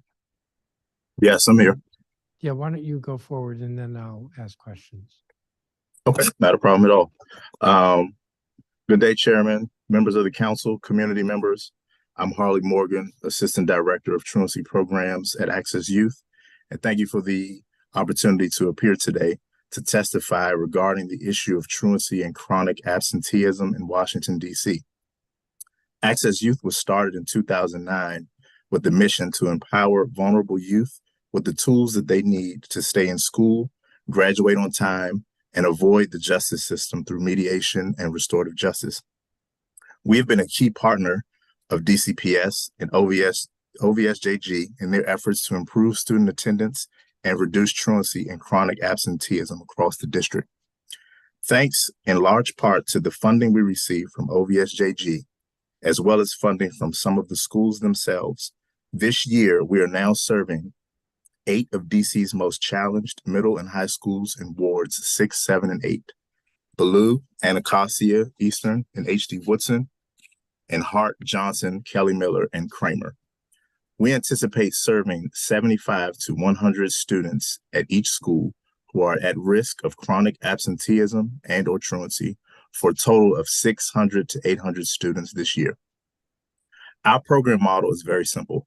We place full-time on-site program managers in our partner schools who support students through our 4 key components: relationship building, planning and goal setting, accountability through progress monitoring, and opportunities for skill building and incentives related to improving attendance.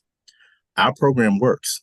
In a multi-year comparative study conducted pre-COVID, we found that the students in our program, when compared with their peers who were not, had on average 18% lower rates of unexcused absences, 10% higher ISA rates, and 7% higher promotion rates.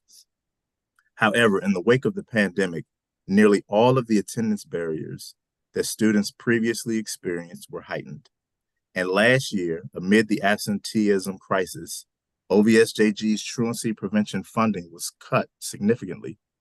Looking ahead, the federal ESSER funds that help schools implement efforts to address these challenges will expire. Therefore, we urge the district to increase its investments in solutions that truly work. Two schools where our impact has been clear is Johnson and Kramer Middle Schools. Compared to this time last year, our programming in both schools have improved average in-seat attendance rates by 4%, reduced chronic absenteeism by 15 or more %, and significantly reduced their truancy rates. This is exemplified in the story of one of our 7th graders, SC, a Kramer Middle School student. SC finished last school year with an ISA of just 46%. This year, through intentional goal setting, consistent progress monitoring, and exclusive one-on-one engagement, he's made outstanding improvement and has perfect attendance. He was one of the first students to enroll in the Access Youth Truancy program at the start of the school year. He has built a morning routine that is working well for himself, a routine that he helped create and is very invested in. These kinds of stories can only be replicated and multiplied if the city expands its investments in proven programs that curb the absenteeism crisis. Even after the funding we receive through OVSJG and our partner schools, organizations like Access Youth have to raise vast sums of money from private sources just to maintain current programming, let alone expand it. Again, we urge the council to increase funding to OVSJG, to continue to invest in solutions that truly work, and finally, turn the tide on chronic absenteeism. Thank you for your time and consideration. Thank you, Mr. Morgan. So let's see, I was going to start with Ms. Robbins, but I'll start with you, Mr. Morgan. Are you part of the Show Up Stand Out program? You're muted. Yes, Access Youth is a part of Show Up Stand Out. So the students that you interact with are students who voluntarily participate? Yes, absolutely. Somewhere I saw a statistic, give me just a second.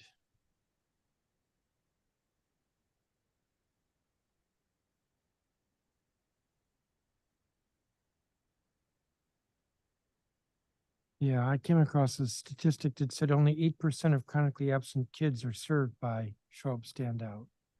Now, you may not know that, but I think the program, for those kids who want to participate because it's voluntary, or families who want to participate because it's voluntary, the program works.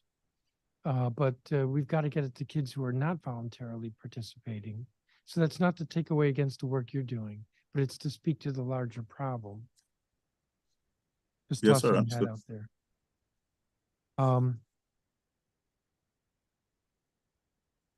I was going to say in response to you, Ms. Robbins, that what I'm hearing from testimony is that where there is some really good hands-on interaction with students or families, that we see improvements.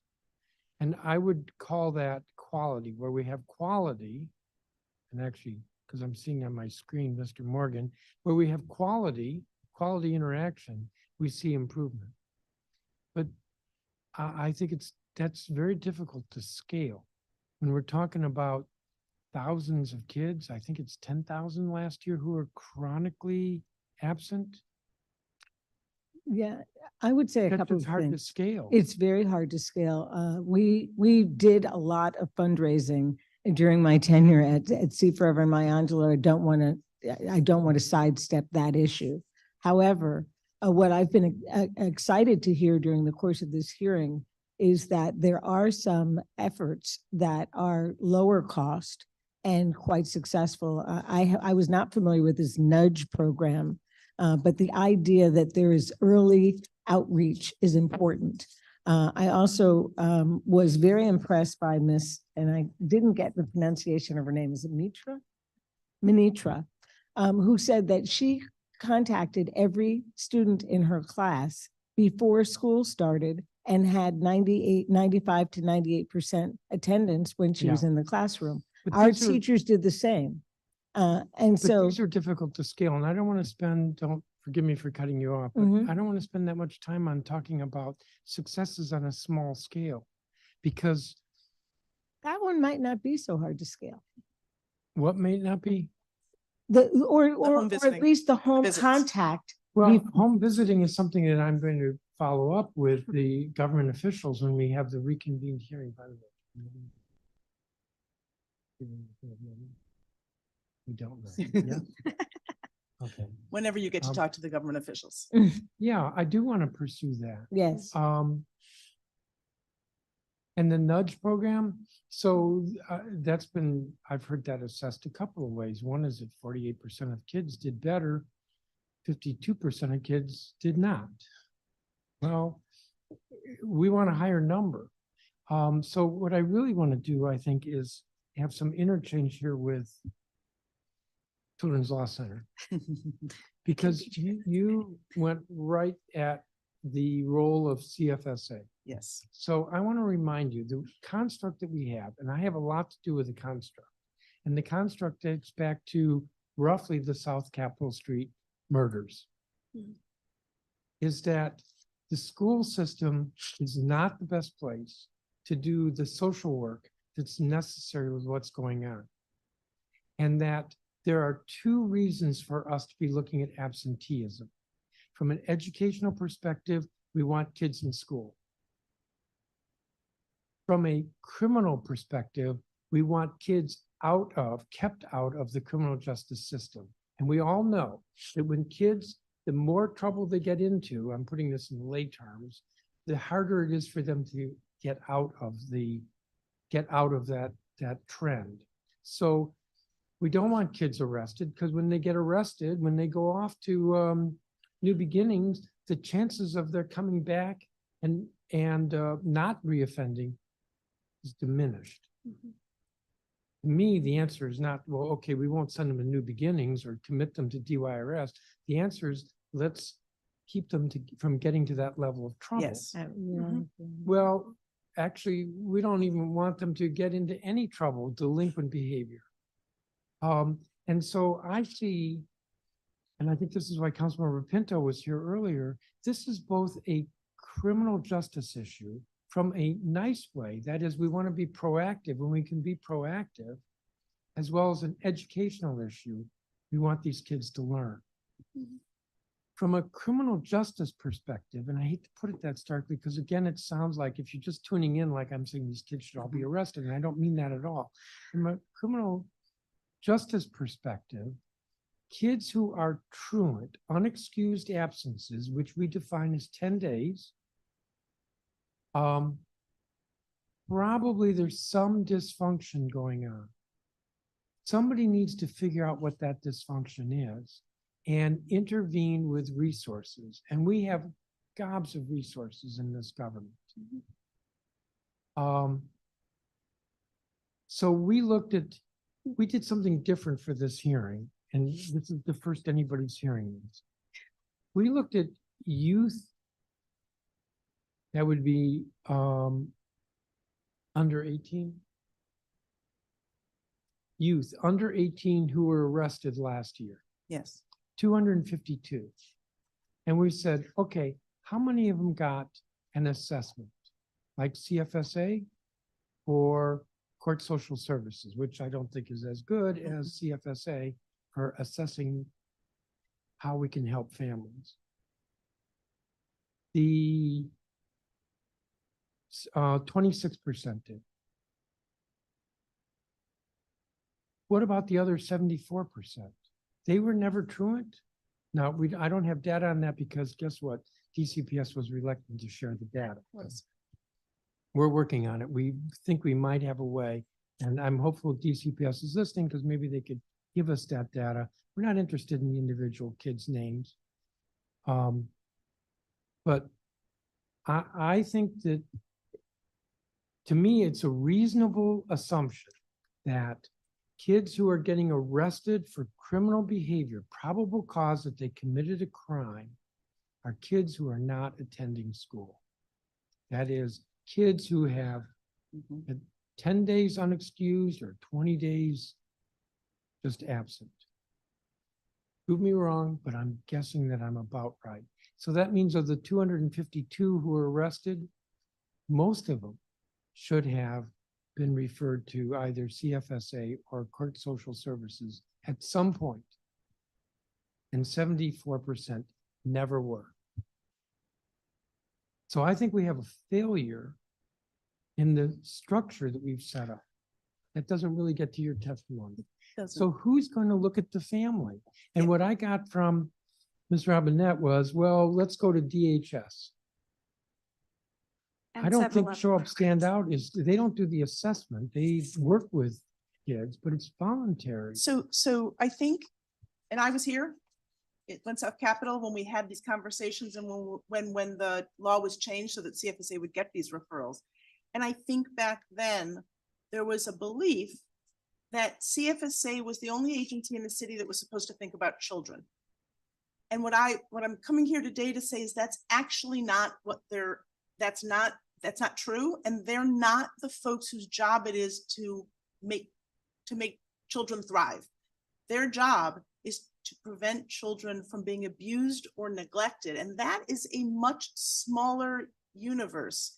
And so when they engage, their skill is not thinking about, is this a health problem, or how do we get behavioral health services? Or does mom so busy trying to find a place to sleep and have food on the table, which are poverty issues, not abuse and neglect issues, and it doesn't allow you to get pulled into the abuse and neglect system. How do we solve those problems? Well, don't go too far. Yep. It's horrible for me to interrupt, but I'm interrupting. That's okay, I'm used to it. So first of all, I disagree with you that it's not their job. We'll come back to that. And second of all, then who? Then I think we can create a system, and I think this is what Ms. Robinette was trying to articulate, which is if the schools who actually know the kids and the families better than anybody can begin to articulate what the problem is, and that they should have enough of a relationship to begin to have that conversation. They may not have the answers. And I think as Ms. Robinette said, we're not asking them to overcome all of the barriers, but then there could be an array of referrals. PASS and ACE, for example, could get scaled up to do more. I mean, there is a scaling issue, and part of that is resources. We don't need to go through CFSA. And I guess what I was trying to say was, even CFSA knows it's not the right place. Like, they're working really hard to try and build a system that doesn't involve them, that involves a warm, about the warm line, that is when people need support, they can reach out to get help. They're not going to reach out to CFSA, and they're not going to talk to CFSA. And what CFSA is really good at is removing children, not solving absenteeism problems. Well, is that what the law says, or is that what they believe their mission is, or is that the stigma around them? Well, I think All there's of those stigma, things. and I think all three of those are true. I don't think that we surrender because there's stigma. I think you confront stigma, if that's the issue. If the issue is what the law says, so I was discussing this last night with my staff, and I looked at the code, and CFSA is to provide services that prevent family breakdown, to avoid the need for protective services or out-of-home placements. Yes. That's B1. B6 is safeguarding the rights and protecting the welfare of children whose parents, guardians, or custodians are unable to do so. B9 is providing parenting classes or family counseling and other services on behalf of the child designed to help parents recognize and remedy the conditions harmful to the child and to fulfill their parental roles more adequately. Now, I would say kids who aren't going to school, that's harmful to the child. And I would say that the 250 kids who were arrested, that's harmful to the child. And when we started down this track 10 years ago, Brenda Donald was the director, and she was accepting of this. But what I'm hearing, not just from you, but maybe from my staff, is that CFSA now thinks, well, that's not their responsibility. So I'll go back to, well, then who is it? The law doesn't give this to any other agency, and I don't want to give it to DHS I'm on a little bit of a rant here because we're having a Yeah. fight right now with the mayor over SNAP. We apparently are leading the country. Don't anybody celebrate. We're leading the know. country in Yes. SNAP applications, SNAP food stamps. Mm-hmm. We are the worst in processing the applications. I understand. The worst. And the next best is Guam. Yep. We apparently are like 10 or 15,000 applications behind with Medicaid. I had a note here somewhere. And Something even else. Chairman, I Yeah. remember 10 years ago, you saying, I don't trust the school system to do it, and the best functioning agency is the one that Brenda Donald leads. And that's why you were giving them this power. And I understood that. I mean, I can remember 10 years ago, CFSA was doing better. And you said, look, the schools are failing at this attendance issue. We need to give it to somebody else. And I guess what I want to say is that it's not just stigma, because I mean, it really matters what the community believes, because if you want to get a parent to engage, as Ms. Robbins was saying, you don't do it by sending out a social worker who's literally there to see whether or not you are abusing or neglecting your child. That is why CFSA investigates a case. So you immediately engage a family with being adversarial, and you've heard from so many witnesses about so many different issues. Let me give you one simple, maybe simple analogy. Children's Law Center represents parents in a wide range of matters. In one situation, pediatricians refer families where a child has a health issue, and it's really housing conditions. And we meet parents all the time who want their child to be healthy, and asthma is putting them in the hospital. They are so overburdened by trying to find food, by getting their child to and from the hospital, trying to maintain their job despite not sleeping, that they can't stay involved with our litigation, which they know is there to help them and that they really, really want. And we've hired somebody, we call her a family outreach worker, she's a former client, who literally says to the parent, what burdens can I take off of your shoulders? Not what's wrong with you for not caring enough about your kids. I completely agree. But that's what CFSA, that is their job. No, it isn't their job. It may be currently their job. It may be what they perceive as their job, but it isn't their job. I just read to you But- from the statute. You asked who else should be doing it, so And I Behavioral want health to, yeah. I want to is what Yeah. should be doing. react to your school. point about the TANF applications and Yes. the SNAP applications, because you can also look at OSSI's report on how students that are eligible for SNAP and TANF also have these exceptionally high rates of chronic absenteeism. That isn't a coincidence. That food insecurity, Yep. that housing insecurity, the fact that their basic needs aren't met is a reason they're not going to school. So fixing SNAP and getting those application processed Would help. is helping attendance. Yeah. Fixing housing conditions improves Attention. illness or decreases illness and then improves attendance. I agree, but that's not, so let's step back here a second. I think we're agreed that where there are kids who are missing a lot of school, Yep. particularly younger kids, Yes. that there needs to be some, I'll say, social work to help them. I think we're agreed on that. There Yes. needs to be some, you could call it a home visit, but it's a Yeah. better home visit if there's some dysfunction. It's a better home visit if it's a social worker who understands how to work with somebody's needs and understands to take some burden off of them, for example, understands how to get some services to them Yes. that they don't understand to get.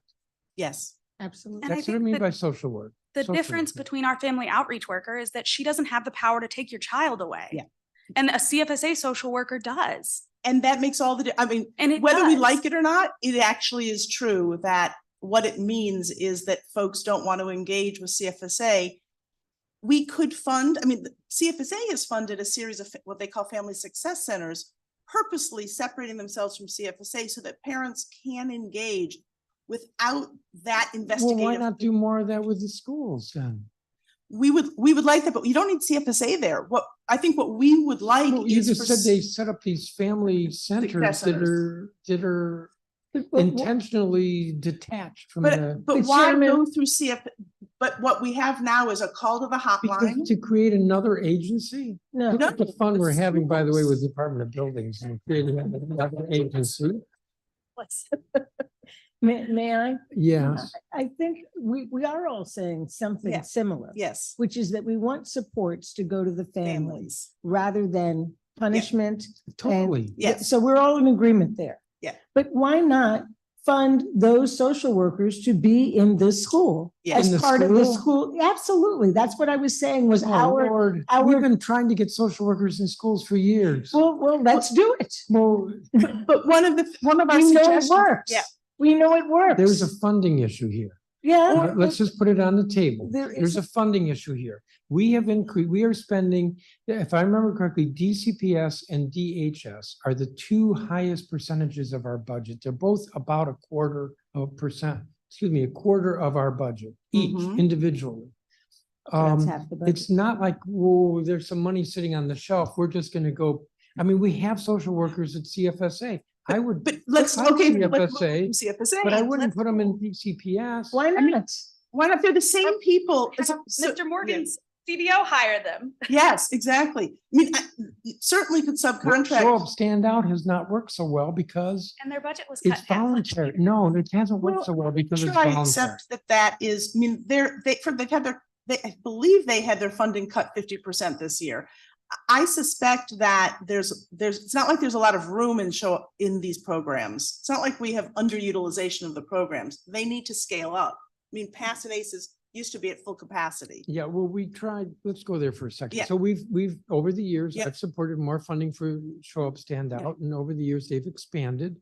I don't know, I don't have a sense that they're expanding now. Maybe their budget got cut this year. I don't know. If it got Yep. cut, I don't know how much, but Show Up, Stand Out Yes. is voluntary. Yep. And that right there is self-selecting for success.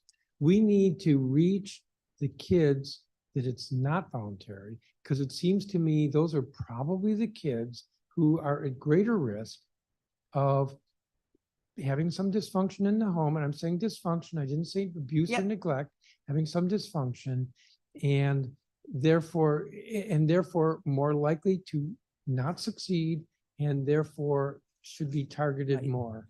Mental And so health- Show Up, Stand Up isn't doing that. Mental health supports Yep. in the school Yeah. will make a huge difference for everyone. Yes. We have all been through the stress So of we've a funded You do. global pandemic. We have funded that. Yes, but so that there's really a space for their, maybe, is it funded We've- enough for them It's to not. also do I'm the saying, how social well work? is it working? So And one other point, where I've heard and read a lot of discussion about more school police. So somewhere they're finding money. But if that money were to be spent instead. no, don't do that. It's not one for one. It's not one for one. No, It it's just not isn't. one for one. Yeah. So we funded mental health workers in schools. We've had a huge fight this year over just keeping the budgets for schools stable. The charter sector got cheated by maybe 20, 30 million in terms of the funding they should have gotten. So, say that, oh, we'll just put more mental health. This is what happens. The principal seeing that their budget is being cut. I'm hopeful that won't happen again. And it may be that the mental health worker who is the one who goes. Hopefully we've stabilized the school's budgets, but it's not like there's all this extra money that they can hire more mental health workers. And if they do have extra money, because we've worked on that to try to get them more through this at-risk concentration, they may choose to put that into reading curriculum, and I'm not going to argue against that. So we have the Department of Behavioral Health, who's supposed to be focusing on behavioral health or mental health. So why don't we identify that their mental health is the reason why the kid's not coming to school and get DBH involved instead of Yes, saying, I'm oh, we're okay just with going to that. put more money in for a social worker No, in the school. I think we agree with that. I do. think that sadly, I think we just have to accept that it costs money, and it may be hard for us as a city to fund it, but let's just acknowledge that food insecurity and all of this is not, it costs money to fix. So poverty is expensive. Behavioral health problems cost money to solve. So it's going to cost us extra money. But what I think we're seeing is a lot of money wasted by making referrals. It's a lot of paperwork to CFSA, who then, and I think the statistics are pretty extraordinary, they get 7,000 referrals and very few of them are Well, that's because appropriate I to think they're follow doing a up. lousy job, which may be the same as what you're saying, wasted, the money's wasted. And so rather than moving that to somewhere else, first of all, if we're reducing the burden on CFSA, we can take this, Mr. Director Matthews is going to kill me for saying this, but if it's 5 FTEs that he's spending on this, well, we can move those into a program that is inside the schools.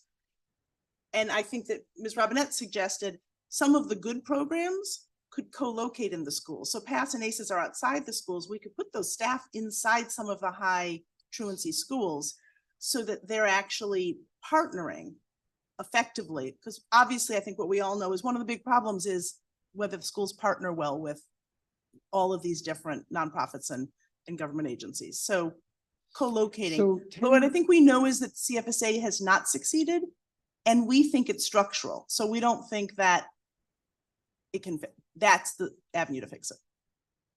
All right, I would agree CFSA has not succeeded. I don't agree that it's structural. I agree that it is a combination of not confronting the stigma and not being broader in its thinking about its mission. I read from the code. Yep. And there are several responsibilities they have that has nothing to do with taking the kids.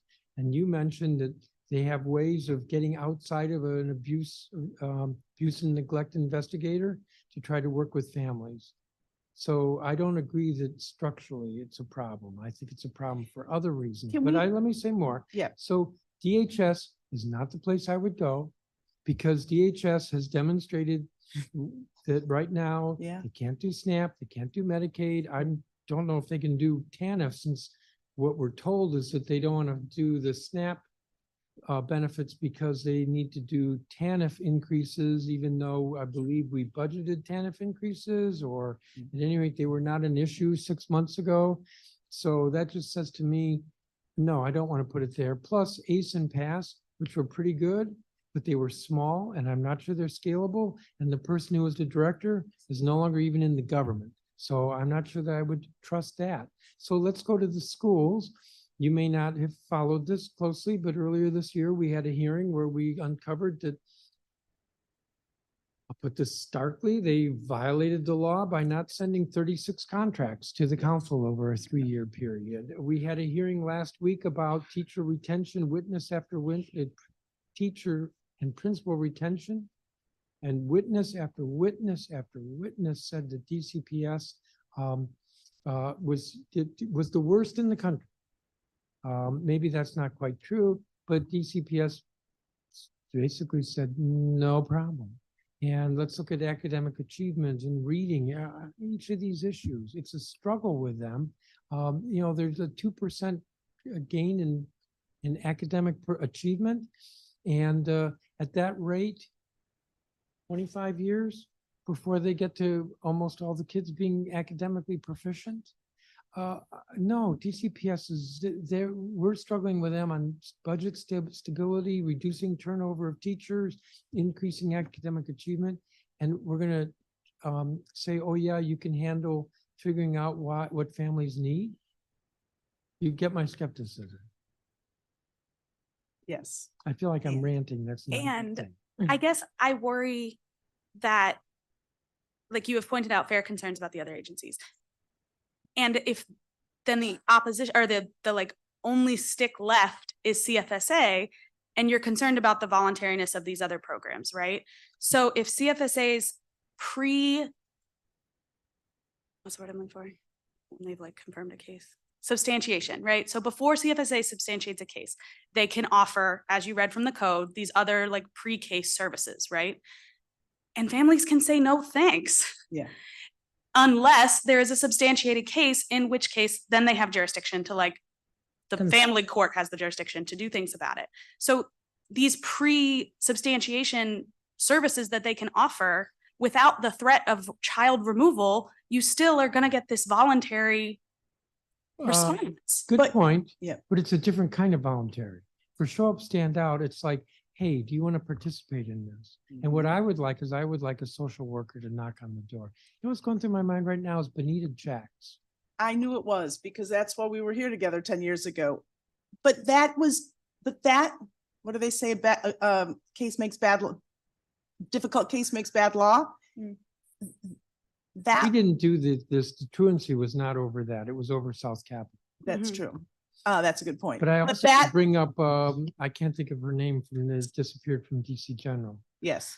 And that definitely, she would, even though we lost her, Yes. that would not have been discovered for another, God knows how many weeks if there hadn't been this truancy law. But there were 7,000 referrals to CFSA for attendance. And that's just way too wide a net. And I think what I hear you trying to do, which I'm sympathetic, is you're not the executive and you can't make them do their jobs. And so you're trying to solve a problem knowing that you don't trust. I mean, to be honest, what you're saying is I don't trust half of the executive branch agencies to do their jobs. And so I'm trying to find some agency in the executive that I think will do its job. And even if it's a square peg in a round hole or a round peg, whatever that saying is, I'm trying to make it work. And what we've landed on is CFSA, which literally investigates abuse and neglect, and that is literally what it does. So it might be that you're saying, we'd like you to do something else, but understandably, they're set up to do something.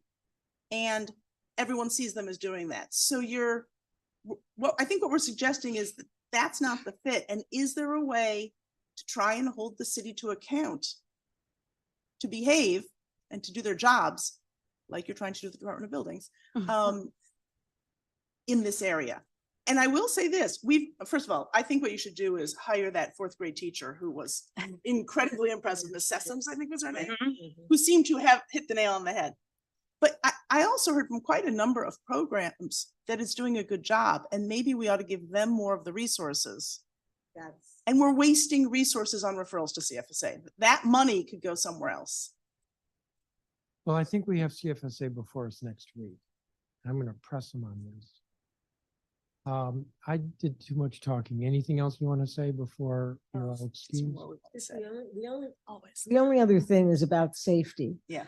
That the issue that people, when I have had the opportunity to talk to people who are in the schools now, I've been appalled by their description of the sense of unsafety that so many students feel when they're inside of the building and when they're on the way. And there are the trusted mentors, credible messengers. Thank you. I knew I had some of those words right.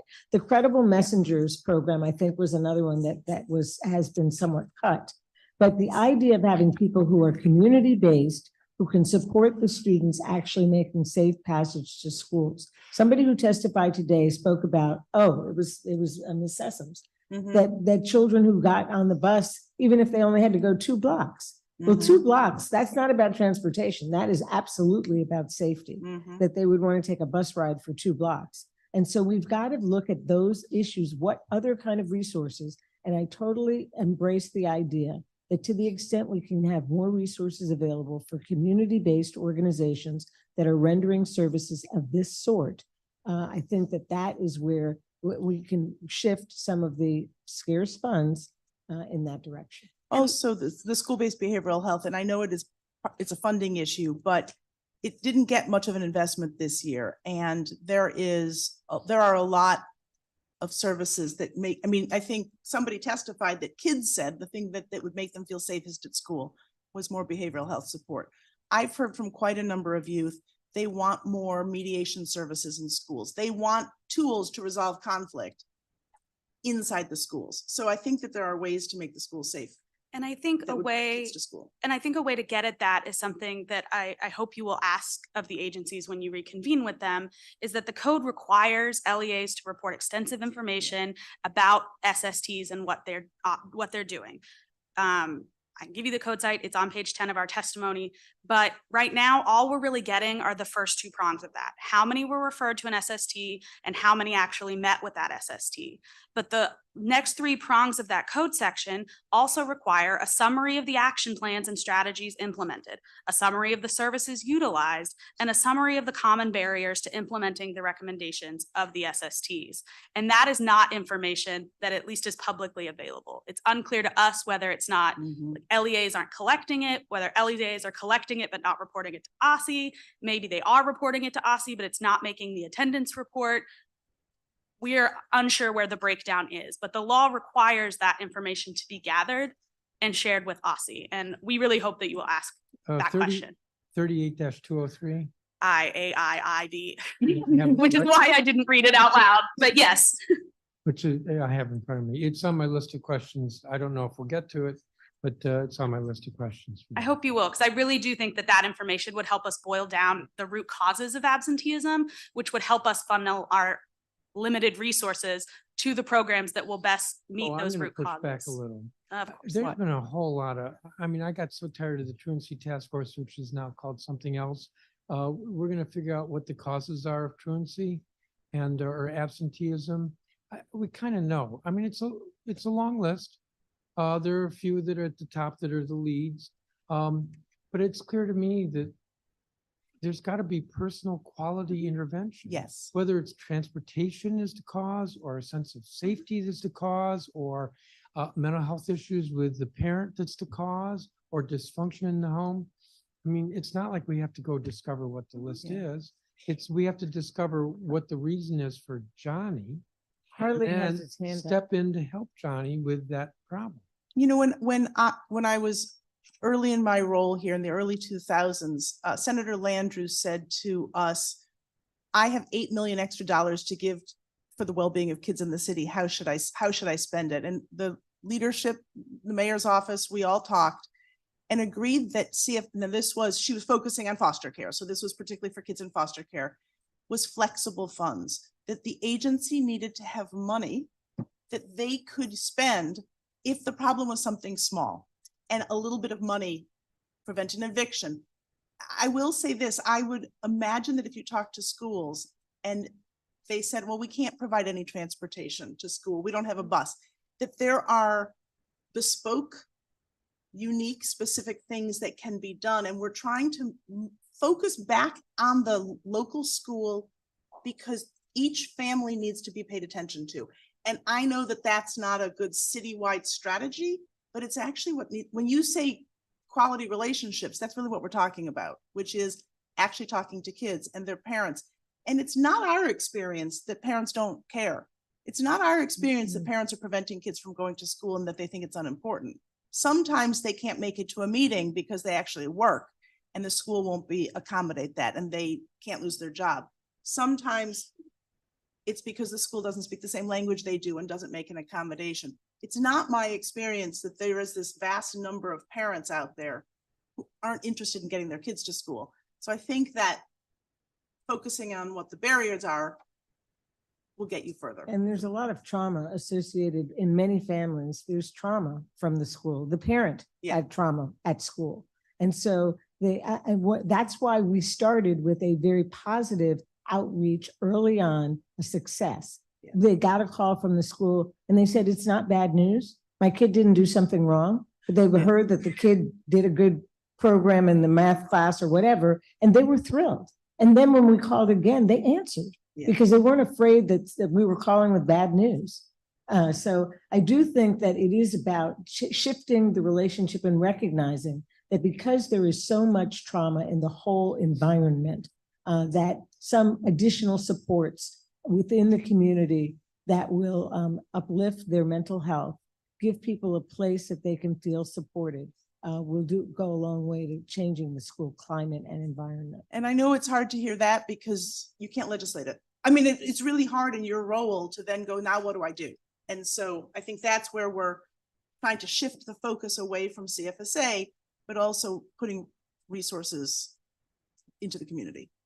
And Mr. Morgan has had his hand raised for a moment and has been politely waiting for us. Good for him. I give just him a want to, breath. I'm way over my time here in case, and I was trying to let you all have the last word, but you keep prompting me to want to say something. Mr. Morgan, did you want to say something? Well, yes, excuse me. I just wanted to echo a lot of what had been said. I really do believe that, the safety and the truancy piece, they do coincide. And so when students kind of share that they want more ways to resolve conflict, and, they're kind of saying they would love to have restorative practices taught to them in ways that they can, just kind of ways that they can kind of build their own solutions. I think we do have to listen to that. And so if students are trying to find ways to be safe and ways to, you know, in conflict with their peers so that they can come to school, I think we have to really, really pay attention and tune into how those things work in tandem. And also just, to what was said earlier, students, everybody is not just, all community-based organizations are not just like handpicking students just to say, this is the student we would like to work with. Students are referred, they're all truant, they all have the same issue. But I think what makes the difference with the CBOs is that, they are viewed and they approach the students, in a way where students really receive that trust. And similar to what was said about CFSA, working with an organization like that, they already have a stigma. But if you allow a CBO to step in, build a relationship with a student, and with that relationship building, they kind of understand and see what it is that they can possibly do with the work of that partner. Those are the things that we have to kind of really, really pay attention to. And so that's when involuntary becomes voluntary, because they're realizing that, with relationship building and I can trust this individual, they are basically saying, please help me do this. I trust you to help me in this journey. And so that's where the voluntary piece comes from. It's not, just handpicking students. They kind of see what it is that these organizations are trying to do, and how they're trying to help and lead them. And they can see that vision. They can feel, the authenticity of the approach of the community partners. And I'm going to have to wind down this panel. I'm at 39 minutes on a 5-minute round. Thank you all. Thank you to all the witnesses. Sorry that you all sat around while listening to me rant. This has been helpful. I'm going to move to the next group. I'm going to call them, and then I have to pause for just a minute. Emily Hall, who's project program manager with Access Youth. Sharifa Holder, attendance support specialist with KIP DC. Tyron Spriggs. Jaytoya Manget, nurse practitioner with Children's National Hospital. Maya Brennan. Christy Matthews Jones, who's director of DC Girls Coalition. Dr. J. Corey Williams, who's child and adolescent psychiatrist, MedStar Georgetown Division of Child and Adolescent Psychiatry. Ivana Thornton, Eagle Academy Public Charter School. Terry Young. Kat Peretti, with City Tutor DC. Tia Bell, founder of the Trigger Project. Keisha Clark. Taisha Andrews. Andrea Jones. Yolanda Corbett, and Catrice Fuller. While you all are being lent in, I have to step off for just a second.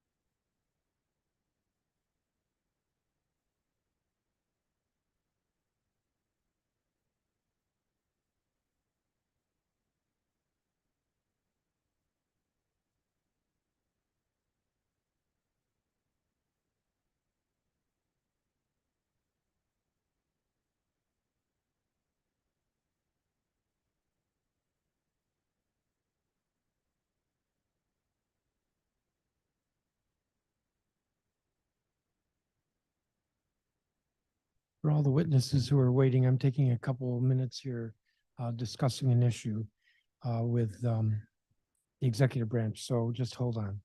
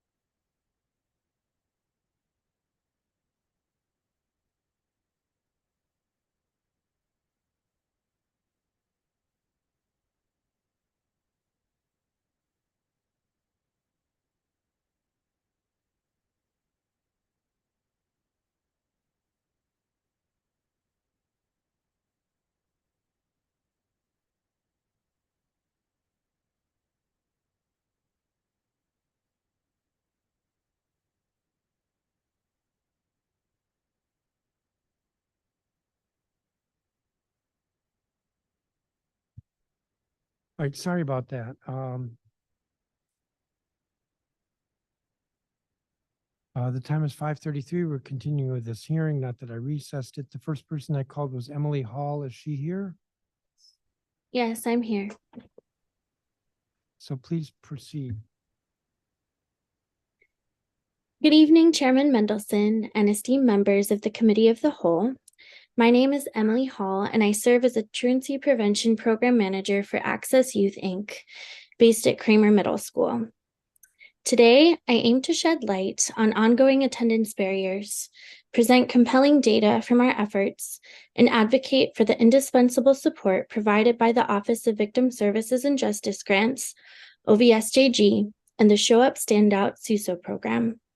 Without their backing, our truancy prevention work with Access Youth would simply not be possible. Barriers to attendance. At Kramer Middle School in Ward 8, students face numerous attendance obstacles, including transportation issues, lack of clean clothing, inadequate rest, safety concerns, and a general aversion to school. Through my work, I've noticed a striking trend. The majority of students facing chronic truancy and tardiness come from single-parent households. Allow me to illustrate this through a student's story. Last week, I conducted a one-on-one check-in with an 8th grade student who has accumulated 17 tardies and 9 absences this school year. We reviewed his Term 1 report card, a display of commendable A's and B's, marred only by a D in his first period science class because he's rarely there on time. He described his morning routine, which includes waking himself and his younger sister, preparing them for school, escorting her to elementary school, and then relying on an Uber for transportation to Kramer. Despite the additional cost, his mother insists on this mode of transportation due to safety concerns, stemming from the prevalence of gun violence in the community. Recent incidents, notably the armed robbery of 2 middle school students while walking to school, and the traumatic incident of this student witnessing his 8th grade peer being shot, amplify the severity of safety concerns. Systemic inequalities and interventions. The attendance challenge extends beyond individual struggles and becomes a manifestation of systemic inequalities, the burdens of intergenerational trauma, and an enduring battle for fundamental human needs. Just one suggestion is to provide children from single-parent households with free, safe, and reliable transportation to and from school. Such an initiative could be implemented through voucher codes with rideshare companies like Uber or Lyft, or a dedicated bus system for specific schools, significantly easing the burdens faced by single parents. Data and impact, transformative change. Access Youth at Kramer has played a pivotal role in fostering an attendance-focused school climate. Additional information is included in my written testimonial describing our data-informed interventions, including one-on-one, weekly student check-ins, roundtable discussions, Attendance Awareness Month events, and our weekly student groups, which provide a supportive environment for students to connect, share experiences, and deepen social and emotional learning. As of December 2023, there has been a noteworthy 20% reduction in school-wide chronic absenteeism at Kramer, decreasing from 53% in the previous school year to 33%. Data from Term 1 reveals commendable outcomes for my caseload, with students maintaining an average 91% in-seat attendance and 40% sustaining an ISA of 95% or higher. Additionally, there is a positive correlation between increased attendance and academic excellence at Kramer. For example, 80% of the top 10 6th grade students are also part of our truancy prevention program. Conclusion. In closing, I express my gratitude to OVSJG and SUSO for the impact made because of their support. The pursuit of reducing chronic absenteeism and truancy extends beyond the percentage of a student's ISA. It is a comprehensive endeavor that involves building healing relationships and conveying to children that they haven't been forgotten, that they matter, and that they are valued and cared for.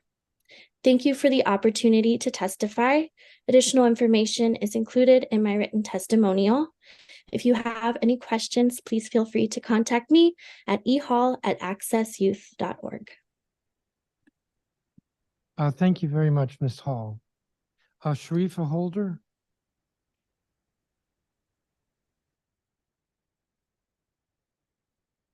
Please Good proceed. evening. Thank you. Good evening, Chairman Mendelson, members of the council, and community members. My name is Dr. Sharifa Holder, and I'm a former KIPP DC teacher, currently supporting attendance systems across our 22 schools and programs. Thank you for holding today's hearing and for highlighting the critical connection between attendance and student success. KIPP DC's rate of chronic absenteeism dropped 20 percentage points during the 22-23 school year and is on track to drop again significantly this school year. KIPP DC is very proud of the significant reductions in chronic absenteeism across our network, and we attribute that success primarily to changes in school culture and the frequency and framing of our communication with families. We know the past few years have taken a toll on everyone's mental health, so we aim to create a caring school environment that nurtures a feeling of connectedness and a sense of belonging for both students and families. When students feel cared for by the adults on campus, they are more likely to attend school each day. So joyful learning environments, celebrations, intentional relationship building is all important to and essential to our work. Our teachers, who already have very trusting relationships with families, make calls with empathetic messaging, expressing how much their student is missed when they're not at school, listening to the family's concerns so that we can work together to remove barriers for attendance, and also elevating those concerns in settings such as this hearing. Thank you also to the Deputy Mayor of Education and Everyday Labs for supporting us with our improved communication strategies. While we're very proud of our progress and the difficult ongoing work that all of our school leaders and teachers continue to undertake, we know there is so much more that needs to be done to help all of our students attend school each day. We're currently focusing on the following and would welcome the council's support.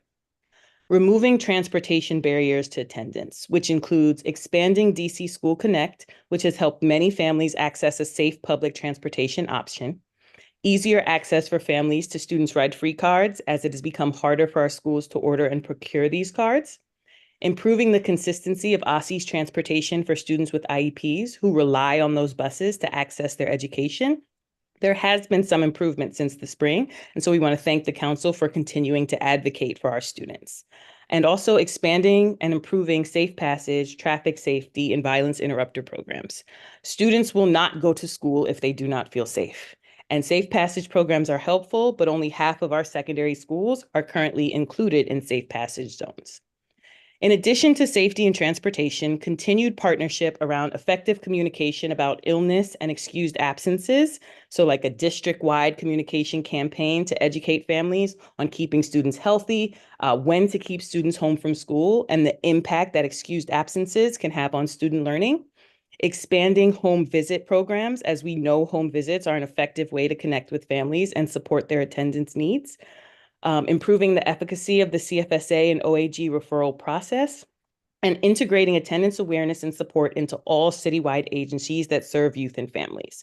The council has successfully brought together key stakeholders in this effort to reduce chronic absenteeism, collaborating with a wider range of city agencies and ensuring that they see their role in reducing chronic absenteeism, I think is a critical next step. For example, an agency working with pregnant individuals could have resources on hand to support planning for getting older children to school while navigating caring for a newborn, as we've seen many families that need support when this family event occurs. So thank you so much for holding today's hearing. I will make myself available for any questions that you may have. You can reach out to me via email, sharifa.holder@kipdc.org. Thank you. Thank you very much, Dr. Holder. And I have your statement. The next witness is Truancy Spriggs. Yes, good evening, Chairman Mendelson and members of the Committee of the Whole and community members and guests. My name is Truancy Spriggs. I serve as the Truancy Prevention Program Manager at Kramer Middle School. Access Youth's Truancy Prevention Program holds profound significance as it transcends the mere statistics of attendance. At its core, it is a lifeline for vulnerable youth navigating the tumultuous journey of adolescence. I've held this role for 3 years, and each year we've seen significant decreases in chronic absenteeism by 20% and truancy by 7% due to the full-time, on-site presence, and collaborative efforts of Access Youth. By addressing truancy, we're not just tackling absenteeism, we are safeguarding dreams, aspirations, and futures. For many of these students, the obstacles to consistent attendance often mirror broader challenges: poverty, unstable homes, or limited access to resources. By investing our time and talents into truancy prevention work to design unique programming for our students, we are championing the potential of young lives to overcome adversity. Behind each attendance record is a story of resilience, and the impact extends far beyond the classroom. Funders like the Office of Victim Services and Justice Grants, OVSJG, and the Show Up, Show Out initiative aid in breaking the cycle of missed opportunities, unlocking the doors to education, and ultimately empowering a generation that transcends circumstances. The work of truancy prevention is not just about numbers. It's about nurturing hope, instilling confidence, and providing a pathway to a brighter, more promising future for those who need it the most. Without their support, the work that we do and the lives that we change could not be possible. In my experience at Kramer, I've encountered critical barriers to students' attendance, primarily stemming from concerns about safety and lack of reliable transportation. Safety, both during the journey to school and within the school premises, has emerged as a significant deterrent. Last year alone, Kramer went on alert status over 10 times due to violence or gunshots in the surrounding community, perpetrating a climate of fear and apprehension. The pervasive issue of gun and gang violence in Wards 7 and 8 heightens parents' concerns, increased by inadequate information and communication from the school and the influence of social media narratives. Tragically, in January of 2023, we lost a student due to gun violence. He was not the first student that the Kramer community lost due to gun violence. Despite finding solace in the space within the school with Access Youth, the harsh reality awaited him outside of its walls. Many students robbed of a proper childhood feel compelled to engage in risky behavior for survival. They are ensnared in situations from which escape seems impossible due to the challenging environments they inhabit. A commitment to family engagement and ensuring that families have basic needs can evoke the necessary changes needed in truancy and crime rates and trends in the Washington, D.C. metropolitan area. Simultaneously, as we strive for stronger community engagement, it's vital to acknowledge that most DCPS employees harbor reservations about venturing into these neighborhoods to complete home visits or have those conversations with parents. It's important to understand that these concerns are rooted in genuine desire for safety rather than a lack of commitment to the community involvement and to their work. Safe passage initiatives fall short when professionalism is compromised, leading to unreported crimes and inadequate premises surveys. In addition to addressing attendance barriers individually, it's important to emphasize that our work is collaborative and requires significant support within the schools. We have partnered with various support services within the schools to provide necessary wraparound support needed for students to succeed. This collaborative effort is essential to create an environment that not only identifies barriers, but actively works to dismantle them, ensuring that every student has the opportunity to attend school regularly and on time. On behalf of the families I serve in the Kramer community, I would like to thank the collaborative efforts of the Office of Victim Services and Justice Grants and Show Up, Show Out initiative for their support and the work Access Youth does every day to help our students feel seen, supported, and empowered. Thank you for your time and attention to this matter and allowing me to testify. I will make myself available for any questions. Thank you so much. Thank you, Mr. Spriggs. And I have your statement. Shatoya Mangat. Hello, yes, I'm here. Good Please evening, proceed. Chairman Mendelson, members of the committee and staff. Thank you for the opportunity to provide testimony this evening regarding student attendance. I'm Dr. Jatoya Mangat, a faculty nurse practitioner at Children's National Hospital at the ARC, co-leader of the Children's National Care Age Attendance Program and school telehealth provider. Children's National has served Washington, D.C.'s children and families for over 150 years. We are committed to continuing to work with education partners through programs and partnerships such as the Collaborative for Attendance Resources in Education and Health, or CARE-H, Children's School Services Nursing and Telehealth Program, Children's National Operated School-Based Health Centers, mobile medical services at various schools, and community education and outreach. Our vision is that Children's National is a school-friendly health system that is designed to help all children reach optimal health and achieve their full academic potential. We know that school attendance is critical for children's health and directly impacts health and educational equity. In September of this year, the White House declared chronic absenteeism a national emergency requiring an all-hands-on-deck approach. 2020 to 2021 national data available from the U.S. Department of Education shows at least 10.1 million students were chronically absent and is a substantial increase from the approximately 8 million students absent in the previous years. At Children's National, we fully believe that it will take a community-based approach to help resolve the chronic absenteeism challenge in DC. At Children's, we are working to provide accessible healthcare services that reduce student absences and remove barriers to care, such as weekend appointments in primary care, telehealth in primary care, integrated mental health and subspecialties, and through funding from the United Health Foundation, a robust mobile medical program that delivers primary care and immunizations at schools and sites throughout the city. In partnership with DC Health, we have also had multiple family affair immunization events to meet the demands of the required compliance dates so that students can remain in school.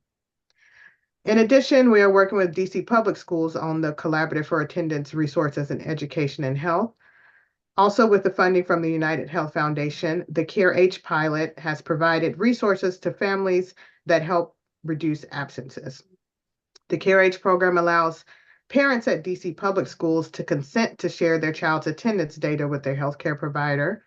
We receive the information on children's absences each month for our enrolled patients and then conduct phone and email outreach to provide support with health and social needs. In 2021-2022, the CARE-H pilot began at 6 schools, and then last school year increased to 14 DC Public Schools. Throughout this time, we provided support to 239 families and made almost 100 referrals to primary care, mental health providers, social resources, including food, transportation, employment, housing, and transportation. Utilities. We are excited we have now expanded to all DC Public Schools so that we can provide these needed resources to more students and families. The school telehealth program is an example of another critical partnership. During these visits, families are teleconferenced or called in to participate in the student's history and treatment plan. Last school year, this program saw 302 students for acute illnesses and injuries. Of those, 76% were seen by a virtual medical provider, received treatment recommendations, and returned to class. This school year, we're thrilled that this program expanded to all DC schools and also increased the available hours. In just the first 2 months of the school year, we've provided 151 visits to students while they were in school, with a 74% return to class rate. During my shift last week, I was able to diagnose a high school student with a viral sore throat and prescribe the necessary medications for his family to pick up after school to relieve his symptoms. This program is an ideal way to keep students in school, reduce time off work for families, and ultimately decrease unnecessary absences. The CARE-H program relies on philanthropic funds to operate. We feel that it is vital for that funding for this program, as well as the school telehealth program, continue. Additionally, we feel that it's very important that all schools be supported by personnel to specifically monitor attendance and work with community partners such as Children's National in this important collaboration. We look forward to continue to work together with our education and community partners to help address this critical health and educational issue for children. Thank you again for this opportunity to provide testimony, and I am happy to answer any questions.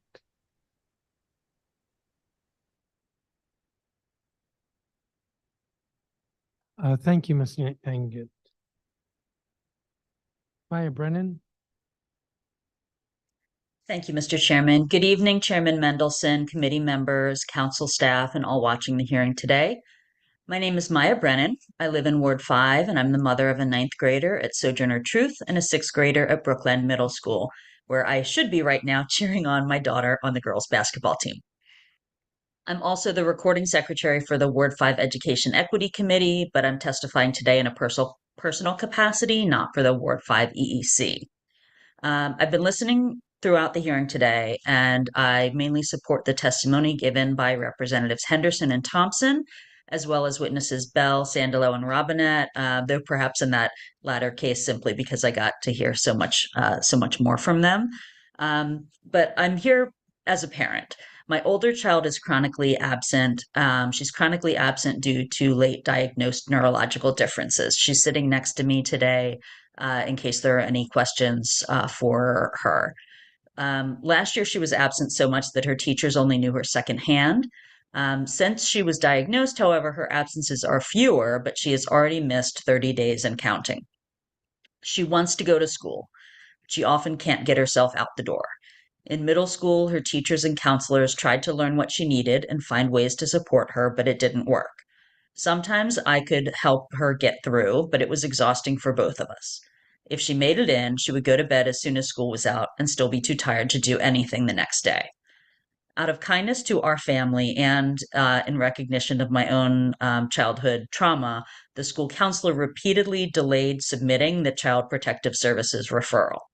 She knew that the family was engaged in the solution and that an educational neglect investigation would add harm and stress to an already challenging situation. And I am very grateful to her for choosing kindness rather than protocol. When I requested an evaluation for executive functioning issues when my child was at DCPS, I was told that she could not possibly need one because her grades and PARCC scores were high.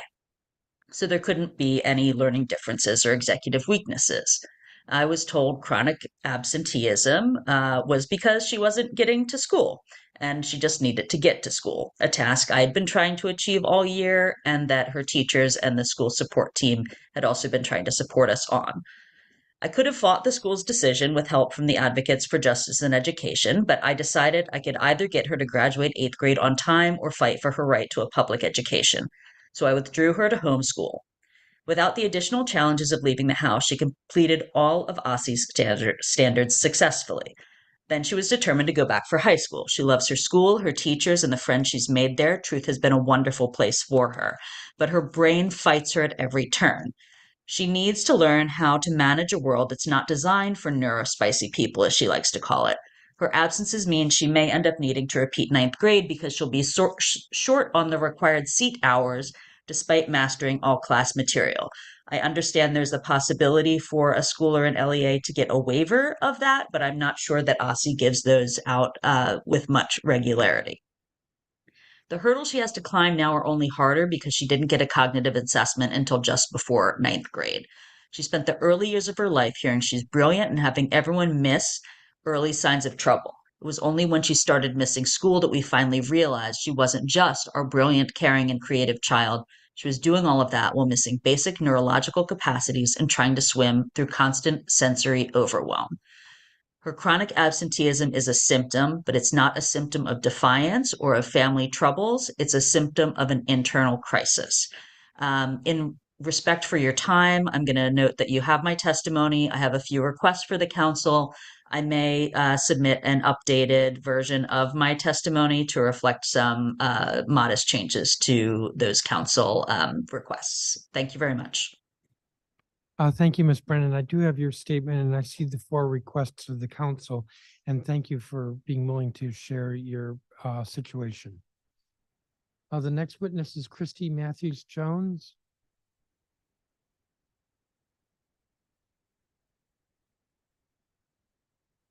Hello, I'm so sorry for the light. I am running errands that I cannot avoid because of the hearing being pushed out back.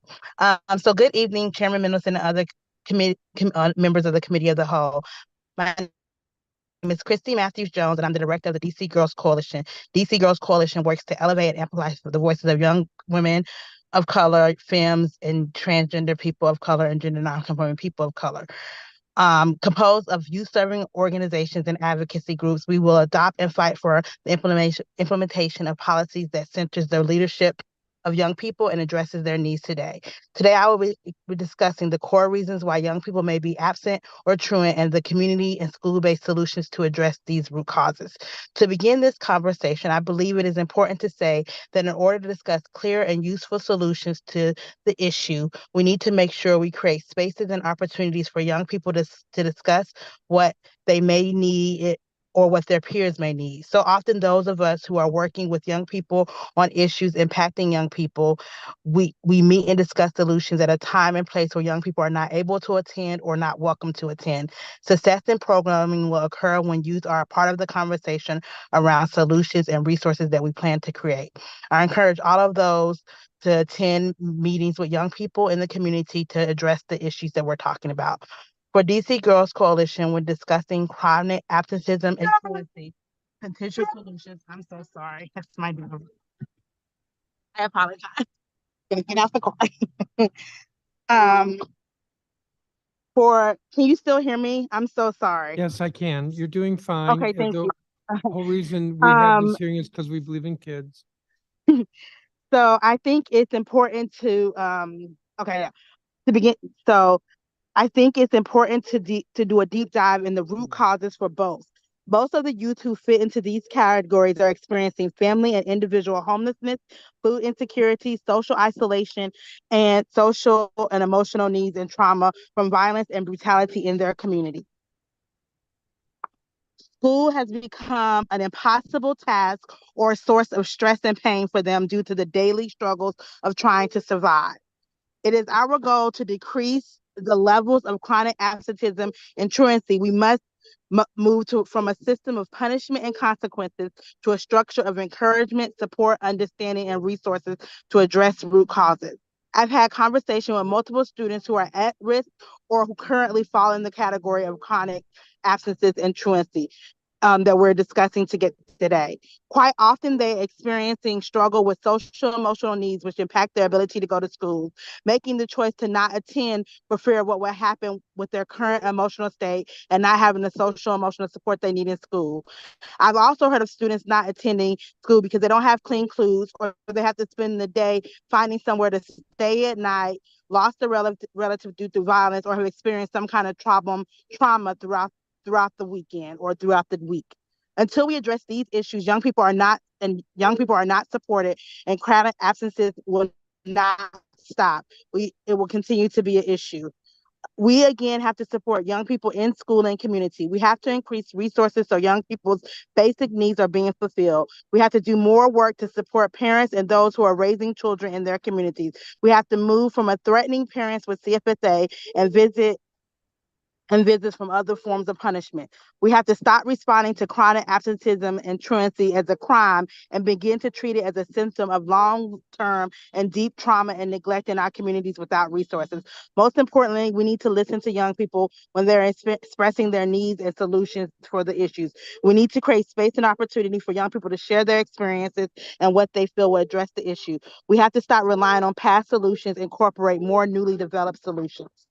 I would also like to say that many adults in the work field since the pandemic, our life has drastically changed because businesses and community have found more ways to conduct normal businesses. We can take that way. For example, this hearing. Some of us are virtual, some of us are in person. We also have seen an increase of people getting food delivered, groceries brought to their cars, and people working from home, etc. We have to ask ourselves, if we as adults have been given the opportunity to adjust to the new world and incorporate improvements of our lives, why are we not asking the same for young people and teachers? Why are we not supporting them in this new way of living? While we're creating a new idea of work, we should also be creating a new way of learning for the current world we live in. Thank you for this time today and for my testimony. I would like to invite any of you to our annual town hall that's happening on January 17th at 6 p.m.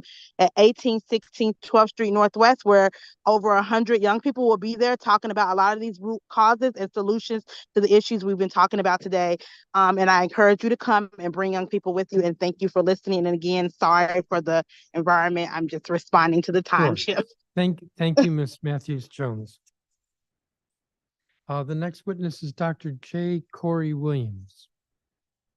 I believe he's not here. Ivana Thornton.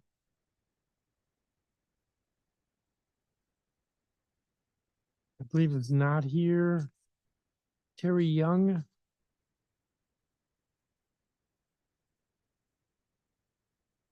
I believe Terry Young is not here. Kat Peretti. I believe Kat Peretti is not here.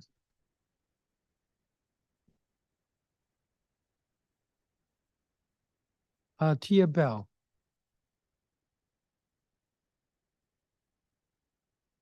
I'm told Tia Bell is here.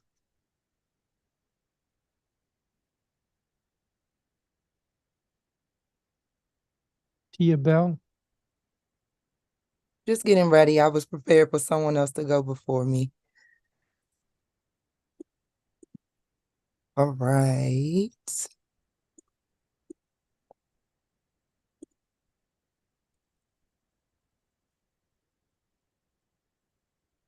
Thank you for your patience. Good evening, Chairman Phil, and leading members of the council.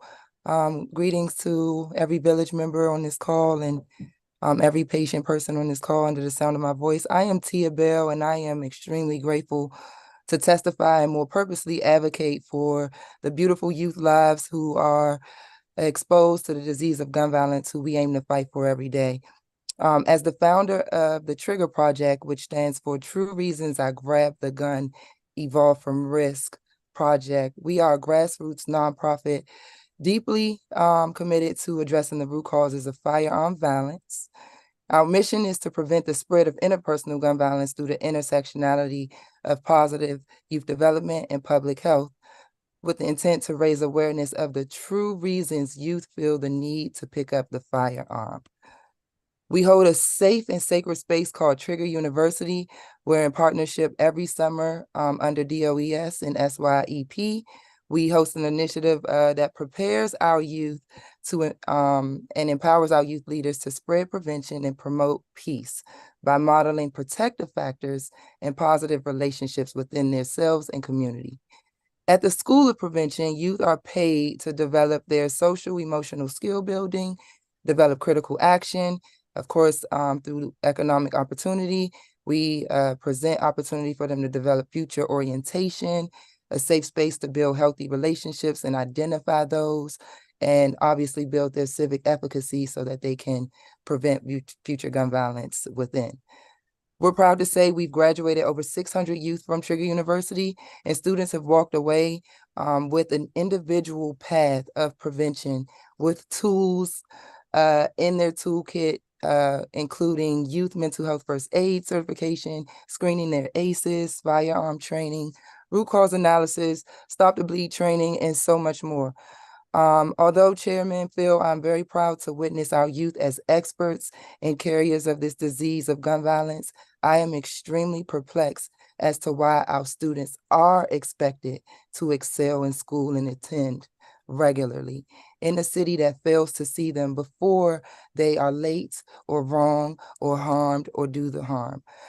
Schools, like when I was a product of DCPS, was a protective factor. It was a safe space. It wasn't the source of chaos or trauma or negligence of basic needs. And although those shortfalls may be as a result of lack of training or shortage of staff, they're still there and the harm is still being done.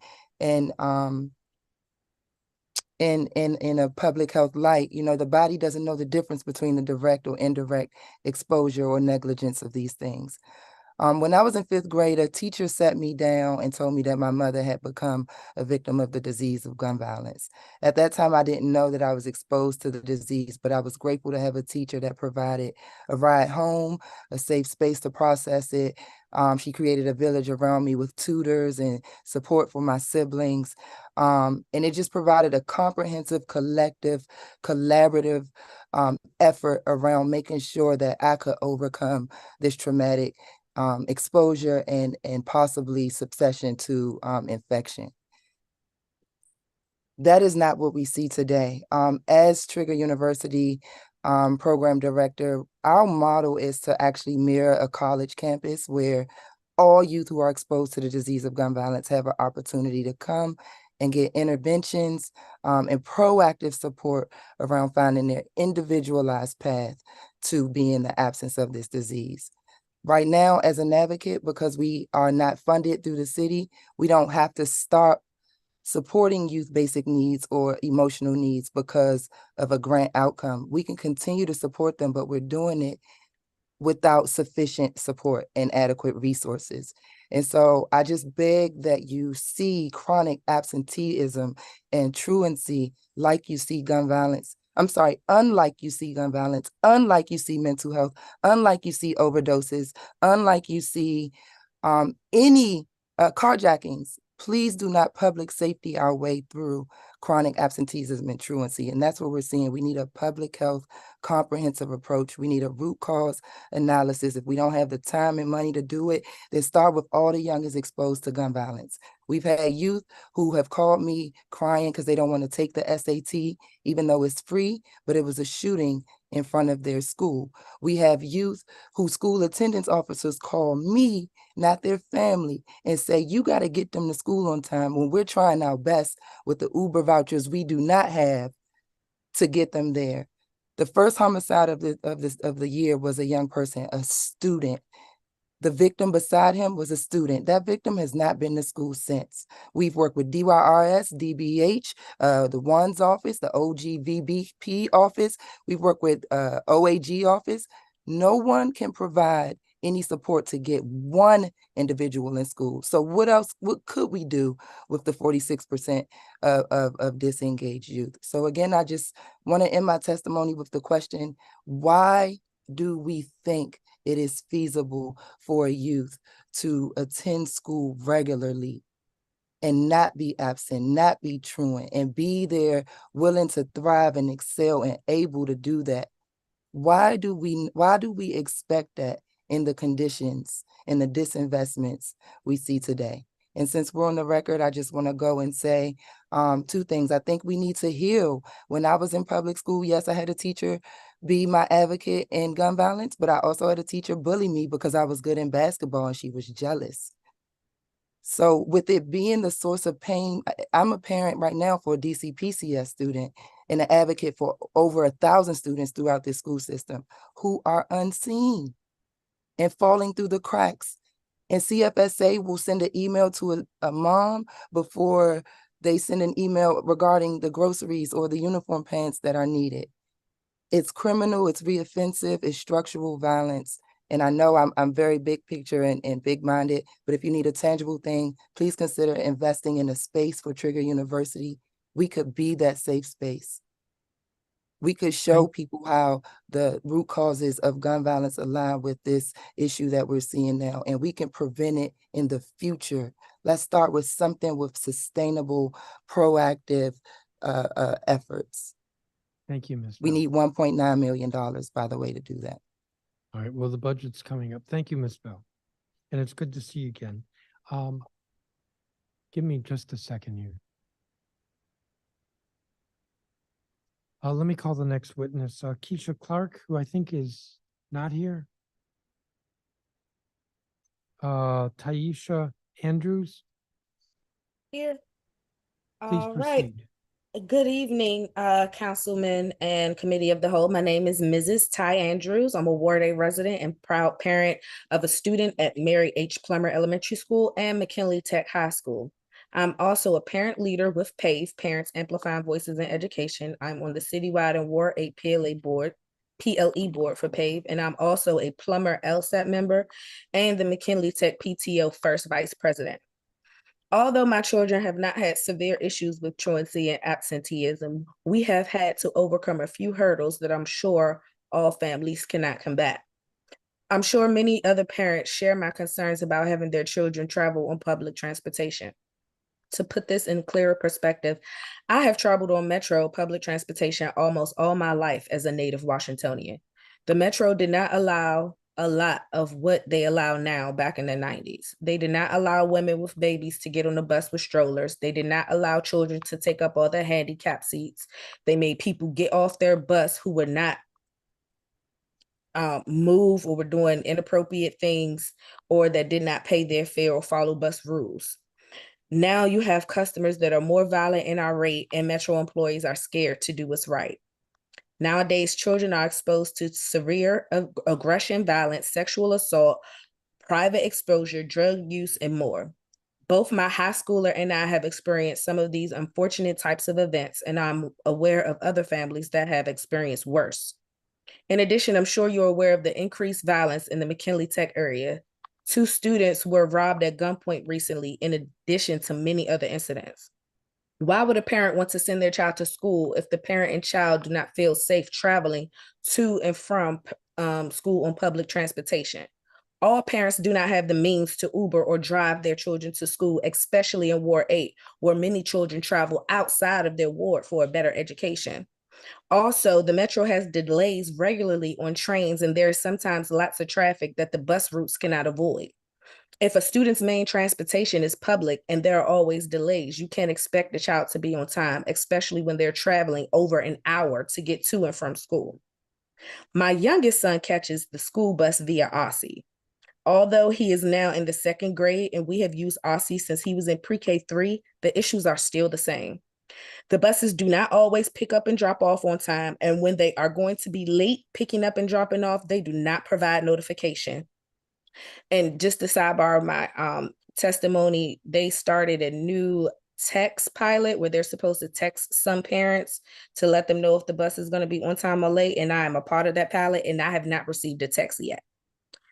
Back to my testimony. Although my son is now in 2nd grade, we have used Aussie since he was in pre-K 3, and these issues are still the same. The buses do not always pick up and drop off on time, and they do not inform us when they are going to be late picking up or dropping off. This is a huge inconvenience for working parents who have a set schedule. This is also detrimental to a child's education if they are late for school or do not make it to school due to the bus being late or not showing up without notification. We've had situations where Aussie claimed the bus came, but it didn't, and where the bus went to the wrong address for pickup. In those situations, I have to inform my job that I'm going to be late, put in a leave slip for the time that I'm absent, and take my son to school on Metro public transportation, which takes at least an hour, making him late for school every time. Last, we should also consider that mental health issues overall have increased nationally since the pandemic. Some families need mental health support for themselves to better take care of and provide for their children. If parents are not in a great mental space, you can't expect them to ensure that their children are in school and on time. In closing, this may be a bit far-fetched to you all, but I've always thought outside of the box with hopes that there is more than one way to solve any problem. There needs to be an increase in mental health support within DCPS for not only students, but for staff and the families as well. Safe passages should be expanded to partner with schools, DC police, and the community. In addition, Deal and Jackson Reed schools have a designated Metro bus, Route D31, that is specifically for and limited to Deal and Jackson Reed students. This bus takes the students from Tinleytown Station directly to their schools. No other passengers are allowed on the bus, including parents. Why can't we have designated buses for all of our DCPS children? Why can't Aussie provide services that can be expanded to serve all of our DCPS students, like a bus system similar to that in the state of Maryland? I welcome the opportunity to work with the council on some of my suggestions and others to alleviate these issues. Thank you for your time. Thank you, Ms. Andrews. And I have a copy of your statement. Andrea Jones, I think she's not here.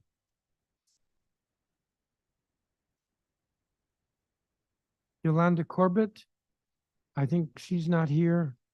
Catrice Fuller. Yes, good evening, everyone. Good evening. Good evening. Excuse me, I lost my voice. Chairman Mendelson and the Committee of the Whole. My name is Catrice Fuller, and I'm a native Washingtonian and current Ward 5 resident serving on the citywide PLE board with PAVE, Parents Amplifying Voices in Education. I'm an organizing fellow with Empower Ed DC. Additionally, I'm a bonus mom, teacher, advisor, and confidant to the hundreds of students and families I serve under my role as Chief of Family and Community Engagement at Monument Academy Public Charter School. But last but not certainly least, my favorite title is mom to my 4 school-age sons. On November 30th, when both articles in the Washington Post and DCS were shared with me showcasing these glaring chronic absenteeism and truancy rates, I remember a few colleagues of mine stating how those numbers seemed too alarming to be true. I glanced at both articles, saw that the articles were reported that more than 40% of district students were suffering from chronic absenteeism, more than 60% in high schools, and nonchalantly retorted, "That's it." Chronic absenteeism and truancy rates were on the rise pre-pandemic due to what I personally see and still see as an inequitable housing crisis across our city. While the COVID pandemic exacerbated this influx, unless we act now, this current social pandemic comprised of youth violence, the opioid crisis, safe passage issues, lack of robust out-of-school time opportunities for teens, a lack of school-based behavioral health support staffing, and still the lack of equity in our housing market, we will continue to propel chronic absenteeism and truancy rates. As an advocate and school leader, I see and hear firsthand the barriers our students and families face. Sadly, many Black and Brown families specifically highly distrust schools and their governing systems. Thus, typically over the summer months, I spend all of my time conducting home visits and communicating with every single newly enrolled family at my LEA multiple times prior to them starting schools, not just to give the proper intel to my educators, but to also build meaningful relationships, create and sustain trust, but most importantly, foster a safe space for families to feel safe enough to show vulnerability and tell their stories. Some of the stories I hear are alarming, so I want to ask these few questions. How could we expect our scholars to show up and stand out if once they leave school, they are unsure of where they will lay their heads for the night due to housing instability? How could we expect our students to be on time and not marked tardy or absent if they're more than an hour, 45 minutes late, if they have to assist in the economic welfare of their homes by either working or transporting their younger siblings to and from school so that their parents could work? By the way, we should truly think about starting high schools later and elementary schools earlier. How can we expect our scholars to want to venture to schools when on their journey they are ostracized, abused, and traumatized by the people and experiences they encounter along their journey? Also, by the way, the safe passage zone that we should prioritize is the entire district at this time, in my personal opinion.